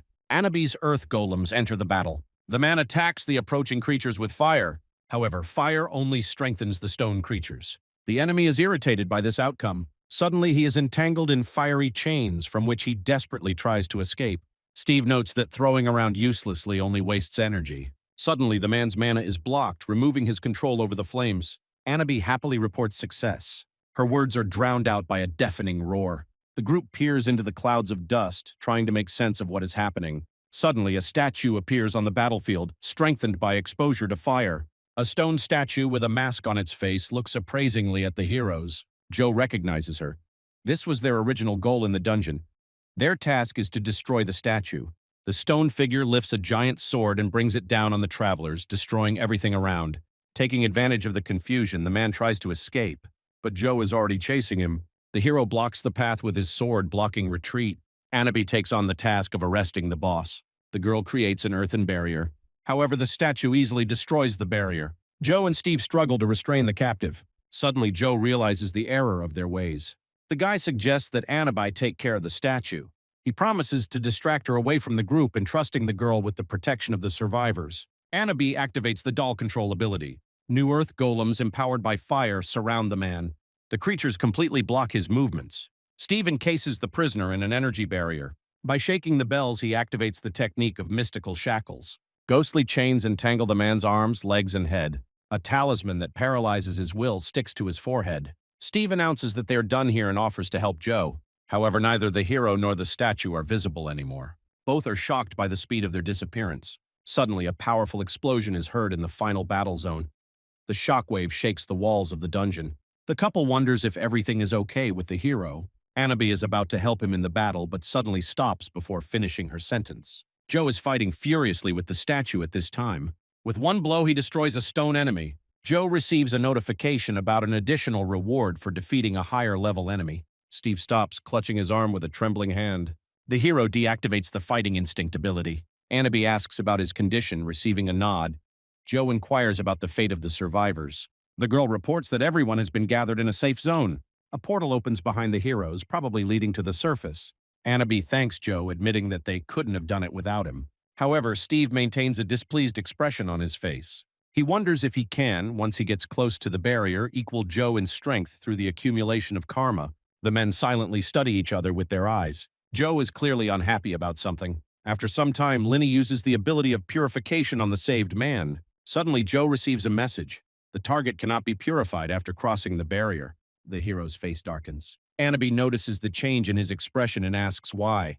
He explains the man is beyond salvation, his body is now just an empty shell. What they see is just a vessel without a soul. Steve refuses to believe that returning after crossing the border is impossible. This thought deeply disturbs the guy. Perhaps this is the price to pay for accumulated karma. So what did Joe sacrifice to keep his sanity? Suddenly, the hero notices a red aura emanating from Steve. Joe tells Anabi about his plan to go to the 4th floor with Linny, but the girl stops him. She notes his exhausted appearance and suggests rest, promising to bring the rest of the survivors. Anabi picks up Keelan, insisting that Joe go out first. The girl leaves. The hero feels uncomfortable being alone with Steve. His presence interferes with the analysis of accumulated karma. Suddenly, a dark entity materializes in front of Joe. Having taken on his appearance, the entity offers to go over to the side of evil. The hero turns away, ignoring the temptation. Suddenly, Steve puts his hand on his shoulder. The men freeze, not daring to speak. Joe absolutely does not want to continue this conversation. Steve suddenly addresses him by name. Joe drops his hand from his shoulder and raises an eyebrow questioningly. The guy starts to persuade him to stop hunting. Who knows how much karma he will accumulate before completing the mission? Steve is afraid of repeating the prisoner's fate. Joe doesn't understand why he suddenly showed concern. After all, Steve has always acted distant, and now he shows concern. The hero is well aware of his hatred. Suddenly, Steve grabs him by the collar, agreeing with every word he says. Joe took everything, dreams, fame, even his mother. He screams his hatred, but he lets go, lowering his eyes. Hatred does not mean wanting to see Joe as a madman like a captive man. The hero also looks away. The situation is not developing according to his scenario. Steve is furious that Joe could suspect him of such desires. The guy doesn't want him dead. Suddenly, Joe demands attention. He reveals knowledge about the future. Steve is shocked, staring at his brother. A few hours later, the group reaches the surface. Anabi reports the rescue of 24 people. Steve asks how Joe ended up in the dungeon, but he interrupts the question, offering to first deliver everyone to the Agency of Destiny. The conversation is postponed. Hours later, Joe and Steve return home. The hero smiles, recognizing familiar places. Steve wonders why he's so thoughtful. Joe walks inside, looking around the rooms. His thoughts return to Julia, who raised him here. Steve leads him into the living room. He assumes that Joe didn't ask about his mother knowing the truth. The brother asks a direct question. Does he know how she died? It turns out that Julia has set herself on fire. Steve takes out the talisman and falls silent. He asks if Joe knows the reason for her actions, but receives a negative answer. The guy activates a protective barrier around the house. Joe turns around, not understanding what's happening. Steve reports Julia foresaw the future, just like he did. That day, it became clear that the talented shaman was able to see the past, present, and future. Julia looked at the fire around which several bodies lay. The girl threw herself into the fire, trying to find the best way out of the situation. Steve was left with only a note from his mother, which said that the girl was now among those given to her by fate. The hero watches the fire in despair. The firefighters only sympathetically pat the young man on the shoulder. Steve falls to his knees, not understanding how this could have been a better outcome. Now he stands before Joe, still not having come to terms with his mother's message. Then he knew nothing and could not change anything. The guy vows not to allow the tragedy to happen again. Therefore, he demands that Joe explain the hints he made earlier. In the dungeon, the hero mentioned knowledge about the future. Steve didn't understand the meaning of these words at first. Joe continues, "In 5 years, he will be killed." The brother freezes in shock. He believed that the gift of foresight was suppressed by the mother's ritual. She deliberately blocked his divine energy. Joe explains that he got too close to the border. Because of this, the compass of destiny began to show not only the future, but also the past. Steve, grabbing him by the arms, demands to know how close he is to the fatal line. The hero admits, it is impossible to change the future alone. Therefore, he asks his brother for help. Steve wonders about his options in this situation. He knows less about boundaries and karma. It would be more logical to turn to the gods, but Joe does not believe in them. Steve is shocked by this statement. Joe reminds, one of the gods killed their parents. How are they better than people? His position is unchanged, no faith in deities. Transferring the conversation to Julia's house, the hero asks about the purpose of the protective barrier. To isolate from the gods? Steve confirms that the amulet creates a completely enclosed space. Joe briefly recounts his life story. Joe recalls his childhood as an apprentice, his years in the Flying Demon sect, and the fateful day when everything collapsed. He talks about a dungeon where he met a mysterious girl who destroyed the entire team in exchange for his life. Steve doesn't believe that one girl could have done this. His brother is furious and demands an explanation, but Joe admits that he doesn't know the killer's motives. Steve points out the lack of data, only the name, appearance, and divine rank of the target. Joe clarifies that such a high status is rare, but the girl remains anonymous. He has suspects, the main one being the director of the Destiny Defense Agency, although this is just an assumption for now. Steve is outraged by the request to reveal the identity of the secret director, pointing out his low status. Joe counters that he can handle it himself, which irritates Steve. The hero provocatively asks if he's just afraid. He gives his brother a photo of the killer, restored through the memory projector, offering to study his face. Steve, calling his brother insensitive, agrees to help only out of pity. He looks at the picture and freezes. The girl in the photo is familiar to him. Steve remembered her because of the strange aura she had when they met by chance. Joe demands details. It turns out he saw her near their house days before his mother's death. The hero is shocked by this discovery. Steve adds, there are many inconsistencies in Julia's death. Her suicide note is full of riddles. But Joe is no longer listening, lost in thought. It dawns on him. Perhaps the mysterious girl killed Julia too. Joe realizes that she has deprived him of everything. His family, his past, his future. The hero vows to find the killer and make him pay for all his crimes. After some time, Joe receives guests in his chambers. The girls look around the building in surprise, now officially belonging to their sect, noting their increased status. Joe asks for feedback on the new terms, receiving nods of approval. His comrades look questioningly at him to see if he plans to stay and live here. The hero freezes, mentally returning to the day of the mass death of the team. He is haunted by the conviction that being close to him brings death to others. This has become a rule that seems unchangeable. The dark deity materializes again with an offer of a treaty. Joe silently studies the temptress with the sword, hesitating. After a pause, he decisively rejects the offer. The entity projects the voices of the dead trying to break their will. The hero concentrates, dispelling illusions with inner strength. The words of the deity lose their power over his consciousness. He goes on the offensive, blade drawn. The blades collide in a blinding flash of energy. The temptress persistently repeats the terms of the deal. Joe counters by recalling his previous victory over fate. The hero wakes up abruptly, trembling from a nightmare. The morning hall greets you with a giant banquet table. Joe comments ironically on Steve's extravagance. Brother is interested in plans to join the Flying Tigers. Steve insists on not signing contracts until their agreement is fulfilled. Joe reminds us of his independence but acknowledges his brother's experience. The list of undesirable alliances mentions the Asura sect. Memories of a past life confirm fears. Their bomb became an enemy. Steve categorically forbids contact with the group, adds a list of suspicious organizations to avoid. A week later, Joe visits May at her residence. The system notifies you that you have received a reward for rescuing hostages yesterday.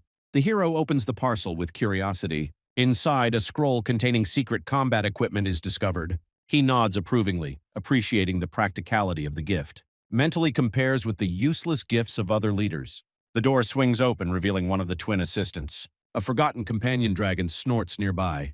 When asked about her studies, the girl shows a folder with dossiers on competing sects. Joe asks her about her preferences in choosing an organization. The response is a willingness to join the future sect of May or Joe himself. He assumes that May is already working on this project. The hostess of the house appears and reports on the hero's increased media popularity. Shows a fresh article about the raid in the demonic realm. Bomb holds out a gadget with dozens of publications. Joe leafs through the materials, noting distorted facts. The girl, initially offended by his unauthorized actions, now approves of the result. Suddenly, an interview with Mike, a former writer turned media mogul, appears on the screen. The silence that follows breaks the awkwardness of the situation. Reporters praise the genius who created the cult after the awakening of the forces. Mike transparently hints on air about the search for that very hero. It becomes clear that his ambitions have not changed. Mike's unexpected direct address to the camera makes Joe flinch. The hero quickly turns off the broadcast, interrupting the tense pause. Bomb begins to ask about possible connections with the world of wonders. Joe categorically denies any agreement with Mike. The ringing of the telephone cuts through the silence. May turns pale when she hears the specific ringtone. She gestures for him not to answer. Joe looks questioningly, trying to understand the source of the panic. The girl is silent, clutching the armrests of the chair.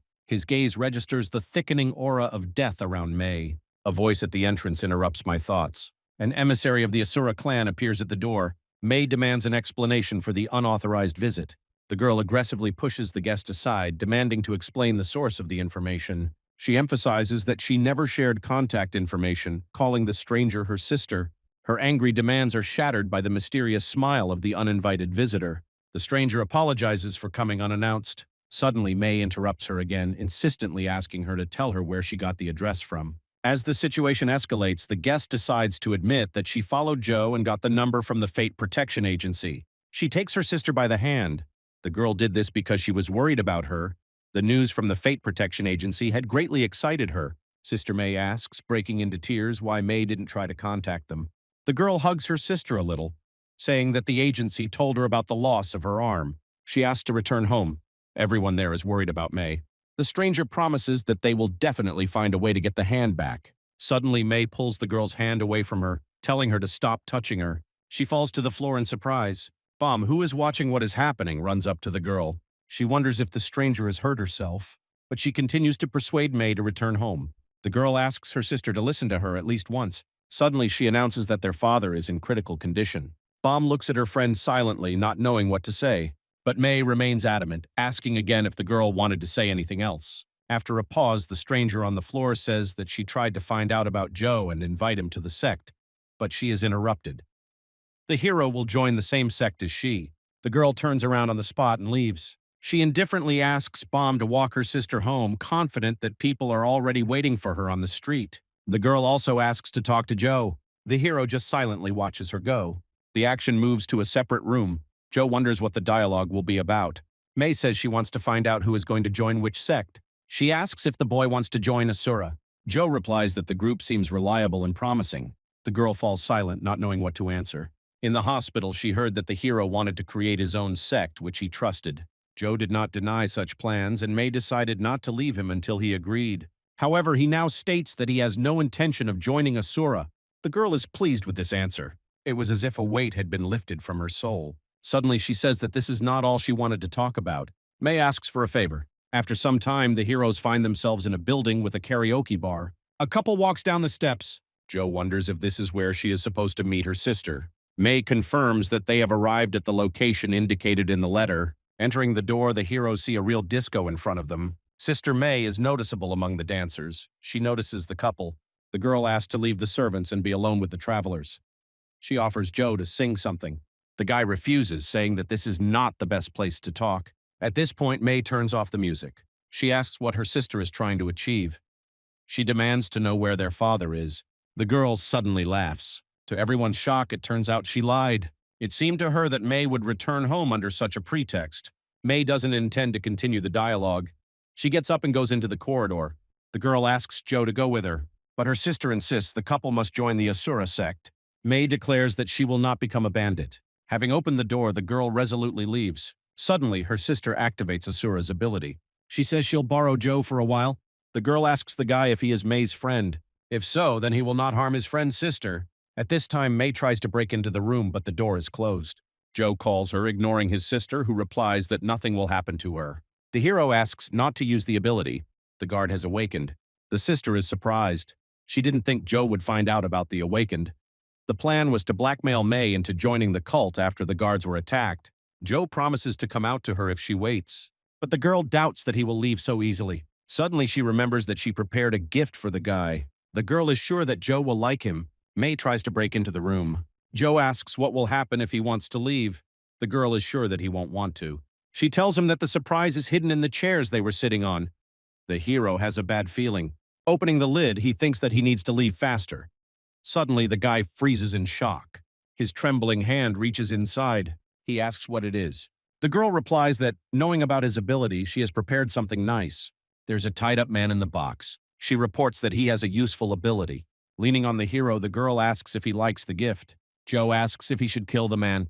The girl confirms that the gift is connected with the ritual of the 4 pillars and 8 characters. She notes that the hero is no different from them. Pretending to be normal is easy, she says.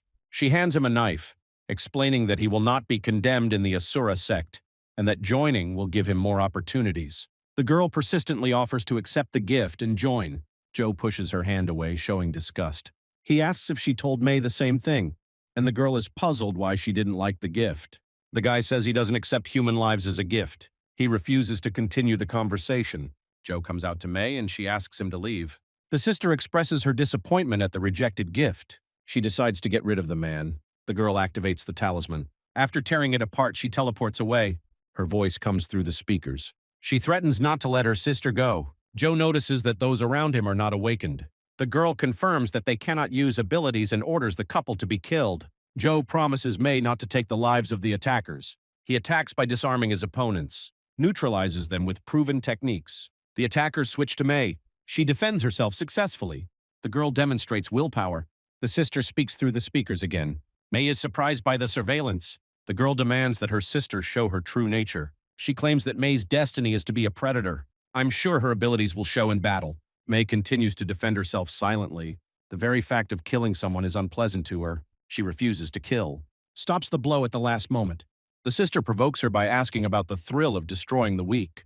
Joe holds her hand. May declares that it's all over. He reminds her that she doesn't want any killing. The girl realizes that she almost made a mistake. Joe reassures her, noting that there are no casualties. The sister resumes the pressure, demanding not to interfere with fate. Joe accuses her of cruelty and obsession with guns. In response, he hears that May is destined to become a criminal. Her fate is sealed. Joe counters by citing the duality of fate, emphasizes that everything has 2 sides. He insists that May must choose her own path.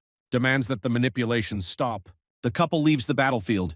May admits that he is the first one to support her choice. He notes that from the outside it sounded different. Joe follows her silently. He recalls her past complaints about the pressure of being a fighter. The legacy of the sect awaited her, but she rejected predestination. Joe declares that he will not submit to fate either. May smiles, touched by his words. Thanks the guy for his support. She enjoys the day spent together. Joe is embarrassed. They are interrupted by calls from Sam and Bomb. The couple is informed about the imminent opening of the Great Demon Realm. Sister May returns back to her office. The girl is greeted by the clan members. The girl with a happy face thanks the men who met her. Walking to the end of the crowd, she addresses the new recruit, placing great hopes and accomplishments in him. The guys also tell him that he made the right choice by joining them. Suddenly, the girl, clouded over, tells the leaders to follow her. Time moves forward a little, the girl asks without much enthusiasm if the managers understand what it means that she came alone. Those standing on their heads answer positively. Suddenly, the lady asks who suggested surrounding Joe with civilians and then blackmailing him. One of the crowd responds, saying that he is the one responsible for the idea. The girl throws her foot at him and kicks him in the head. After the girl asks who was studying Joe's preparation, another man from the crowd responds. The girl turns around, looking at him with a furious gaze. The girl hits him with all her might with her heel until he bleeds. Because of him, she couldn't get May back. After a while, the girl calms down. It seems that the awakened trainees were much more talented.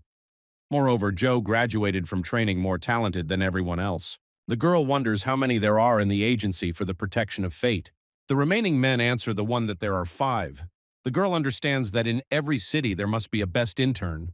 The girl says she needs someone stronger than Joe. She orders the fleeing members to recruit the best members from other clans into the Asura sect. The story moves to Joe's estate. The guy tells his plan for easily clearing the dungeons of demons. Bomb asks how he came up with such a tactic. The hero hesitates a bit and then replies that he saw it by chance through the conductor of fates. Gel says that since they know everything, they will be the first to clear the dungeon, but Joe interrupts her, saying that they just have to be the first. His god tells the hero that the dimension will disappear once they clear it out, and after some time a new one will appear in the same place. So it turns out that if they don't clear it out first, then the fate of being the first will go to someone else. The hero continues to say that only a limited number of people will enter the portal. He extends his hand and concludes the reward will be higher than ever. The group, having gathered, moves into battle. Bomb wonders how many participants there will be. There should be quite a lot of them. At this time, Gel is talking to Joe. The heroes are a little upset that the Holy Father could not go with them. He had important business. Over time, a group of heroes comes to a hall full of people. The hero looks around. For some reason, most of those present are looking at him. Some people are wary of him, given the rumors swirling around the guy. But not everyone heard bad things about him. Some also heard that he saved several people in the dimension. Gel nudges the guy in the side with his elbow, saying that he is quite popular. However, suddenly they overheard someone calling the guy a murderer. Sam and Bomb rush to the hero's defense. However, he stops them by refusing to help. Now more than ever, it's important to focus on the raid. Joe asks if everyone is ready for the upcoming test. Not far away, the hero is being watched by the same provocateur who tried to start the argument. Suddenly, Mike appears out of nowhere. He's glad to see Joe, the others aren't. Mike offers a gift for joining the clan. Joe asks suspiciously what the gift is. It turns out that the guy bought an entire building in an elite area. Joe almost agrees, but May stops him. Mike says he'll keep an eye on him. Notices that he has important things to do. Promises not to interfere with their raid. Bomb asks Joe about Mike's words. Joe replies that this is nonsense, but he himself is wary. The fighters gather in the hall. They announce that the gates will open soon. Suddenly, the floor collapses under the people. Joe's team is ready for the trap. They enter the portal. Joe lands spectacularly in the dimension.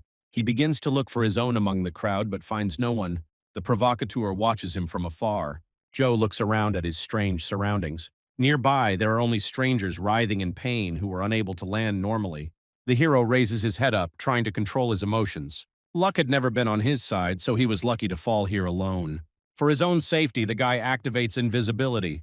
He certainly didn't expect to be alone in the dungeon, but he knew that the participants would land in 3 different regions. To clear the dimension, they need to activate a device in each area. He warned his people about this at the meeting yesterday. So instead of panicking, they should quickly find each other. So the hero moves away from the crowd to the side behind a rock. Suddenly, he touches his ear, turning to his acquaintances, asking if they can hear him. He asks where they are and who's around them now. May is the first to respond to the call, saying that she's with Sam and Linny. After them, the twins also answer. The girls also ended up separately from everyone else. They were with the dragon. Joe realizes that the separation went well, even though he won't be able to summon his spirit animal. Sam realizes that the boy is completely alone. The twins tell him that he can summon a dragon for himself if he deems it necessary, but the hero refuses. The guy replies that he will call upon the spirit if anything goes wrong. He suggests that they just stick to the plan and that they contact each other a little later next time. Joe, disconnected from the girls, realizes that he is no longer the same person he was in his past life. The hero opens the gate, suddenly receiving a message that the first great demon dimension has been launched. Tom is immediately given the task of defeating the ruler of the demon dimension. There is no time limit. Joe realizes that the fact that he's alone doesn't matter to him at all. The guy enters the portal, not noticing that at this time the same unknown guy is watching him from an ambush. He decides to come out of hiding since Joe is without his group.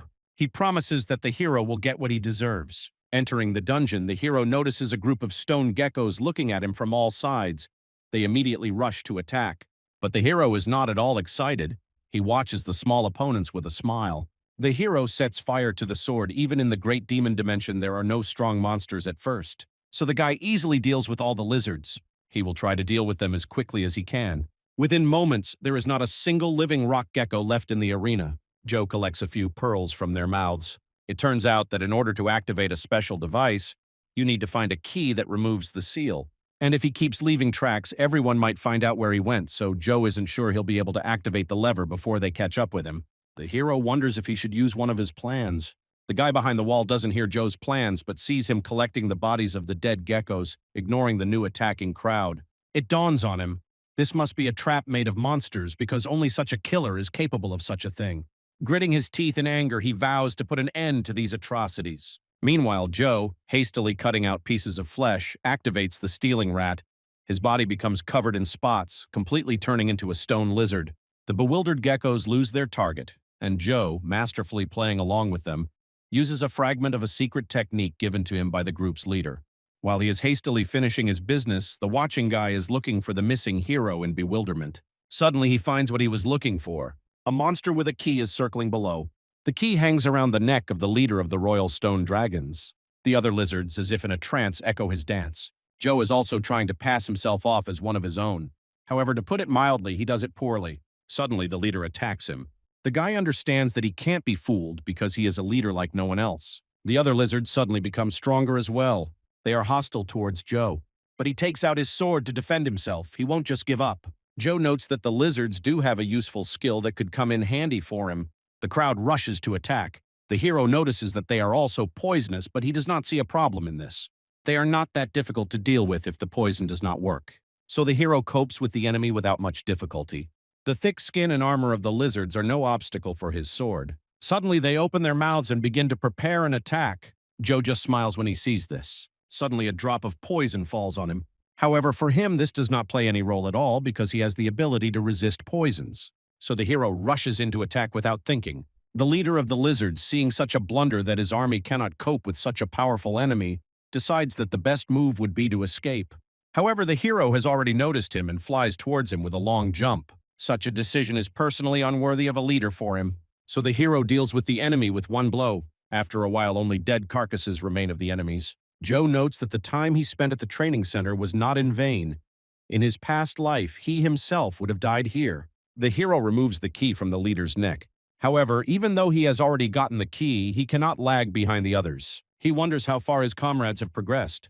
They are shocked that Joe has already taken the key for himself. Sam has a problem because he cleverly runs away from them. Bom and Gel also do not understand how the hero could deal with the enemy so quickly. Suddenly, the girls start arguing about the rescued group. One says that they only wasted their time helping them, but the other is sure that the efforts were not in vain. Joe freezes when he hears this. This behavior is very much in May's style. He tells his teammates that it is not the enemy who is strong, but that they are simply weaklings. The girls, angry, cut off the connection, saying that the next time they will contact the hero is when they receive the key. Another group is moving through the cave at this time. The guys don't understand why they were worried about the cave being a labyrinth when they have a character with a useful item on their team. Suddenly he admits that he learned about the subject from Joe. In the demon dimension, the Viper's room, he suggested to him. However, he is suddenly interrupted by the rest of the group, who say that they did not know that he was hanging out with a murderer. The boy denies being intimate with Joe. He says he doesn't believe the rumors. After all, he recently saved all the people from the demon dimension. Suddenly, while he was giving his speech, the group was attacked by a giant enemy. The group begins to group together and prepare for battle. However, the enemy turns out to be a giant golem with no end in sight. He suddenly starts attacking the people standing below. At this time, Joe stands at a fork in the road. He knows that no matter what path the guy takes, he will end up with a giant clay doll. Suddenly, the guy activates the ability of heightened intuition. To the side, he notices another passage, which he heads towards with a light heart. Suddenly, he hears the screams of a group of people being attacked by a golem. However, he exhales, removing emotions, and thinks that he needs to think clearly only about himself. Suddenly, he remembers himself from a past life who also came under attack by a golem.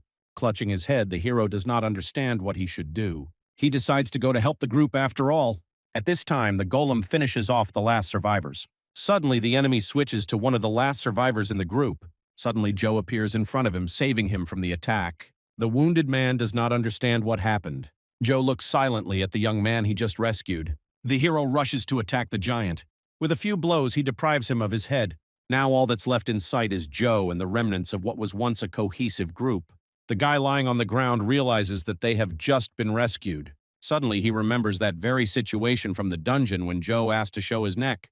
At that time, he refused to show his neck in order to hide his abilities. He also remembers the words of the guy with the map that he thinks the rumors about Joe are not true. Suddenly, he calls out to the departing hero. The guy thanks him for saving him. He also asks for forgiveness for what he did at the training center when they attacked him as a whole group.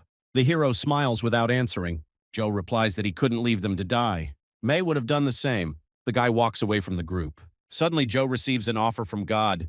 The hero of life without possessions offers the hero to accept the item traces of the divine title. However, Joe refuses. He does not understand how he received a message from God, although he turned off all messages. Suddenly, he receives a message that he does not have enough spiritual power to block an important message. The hero is a little confused.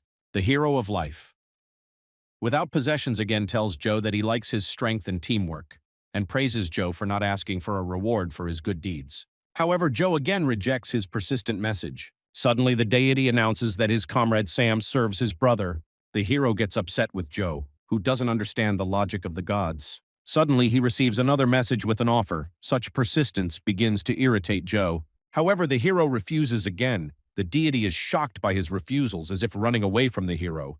Joe doesn't understand what just happened. Do the other gods know? The hero turns off the connection. The gods at this time discuss the very god who just proposed to Joe. They do not understand how he still has enough strength to find vessels for himself. The hero wonders who they are talking about. Suddenly, they also stopped communicating. The gods were surprised that the hero did not even know whose offer he was refusing. The hero realizes that this may be the god who has haunted him since childhood. He wonders if the one he was trying to escape from really started the chase. Pulling himself together, he remembers that gods cannot directly influence people. However, he is sure that the deity will send an assassin after him again. This time he must prepare for battle to change his destiny. Now he needs to focus on the raid to get a new skill in the demon realm. Approaching a high tower, he receives a notification that the god's territory has been unlocked. There are strong hunters in this kingdom, but they won't be able to defeat the boss without understanding the mechanism. First, you need to find these devices. Joe makes his way through the thorny garden, sensing the presence of the device. Finding an underground entrance with high doors, he notices a strange resemblance to the castle of the General of the Mountain of Knives. The amulet around his neck flashes, confirming the discovery of the required mechanism. Joe's key destroys the defenses, causing a collapse of rock shards that form into a fire ogre. The system says that in front of the guy stands none other than a blue-red ogre of the ghost level. Joe notes an anomaly. Instead of blue flame, the enemy emits red flame. The ogre attacks, but Joe easily parries the blows. He mockingly demands to see the blue flames while attacking the head. In response, the ogre activates ice fire, raining blue flames down on Joe. The enemy gets stronger, forcing Joe to admit his underestimation. Having defrosted, Joe takes a fighting stance. The forces are now equal. Suddenly, the guard seems to explode into blue flame. The hero notices that something is wrong. The guy dodges the attack, holding out his sword. His flame is weaker, perhaps his skill level is lower. Joe uses achievement points to upgrade his fire control skill class right during the battle. Suddenly, he increases the skill level to Phantom Tertiary. However, the hero's power is still not great enough. Gritting his teeth, the boy realizes he needs a different tactic. Its fire control is one rank below that of ice fire. However, if the hero can direct Robert with the help of the ability C. Martin, If he puts his fire in the right places, he will be able to win. He would like to concentrate his fire so that it would hit more accurately, but he's not yet very good at this skill. The knight rushes in to attack. However, Joe, having cheated, deceives him, letting him get under his control. The guy sticks his hand right into the hole from his head to attack. Suddenly, an explosion is heard in front of the hero. Now he lies in front of the defeated skeleton on the ground. The guy thought he would freeze here. The hero does not understand why he was stronger. The guy had better stats, while the enemy only had a higher class. However, he receives the true reward. The hero activates the ability Steel Fate. The ability also gains a new level. Joe gets the ability to assign up to 2 enemy skills. The guy understands that now he will receive twice as much karma, while taking away 2 skills. The hero understands that he is lucky. The stronger the enemy, the better his skills. He activates both of his now inherent fires at once. He now has an ice fire that can be more powerful than his main one. He will be able to worry about the victory. However, now we need to figure out the device for the boss fight. 3 devices are hidden in the demon realm. They act as buffs for the boss, giving him strength, speed, and healing. Then, in the past life, the heroes were unable to defeat the main boss of the level. May suggested that their weakness was the reason for their failures. Joe asked why the demon realm was divided into 3 regions if all paths led to the boss. Thinking about it, May decided that there was something hidden there. She soon completed the kingdom first, thanks to Joe for his help. The crowd discussed his contribution, realizing that it was he who had developed the strategy. The Flying Tiger sect has greatly increased its status. Joe realized that after this, they would have to create their own sect. As he prepares for the boss fight, he hears Sam's message. The device has been found.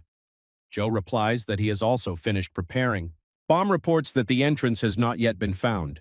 They helped other teams. Joe says to take his time as the notification will come after all devices are turned off. He wants to make sure the realm is abandoned before the battle. Mike, eavesdropping through the tracking device on his cloak, takes notes. He realizes that Joe is already familiar with these plans. In the distance, he sees a fire. The twins have fought their way into the castle. Noticing a man below, Mike recognizes him as the best student of the other faction. Mike notices that this guy is quite an impressive individual.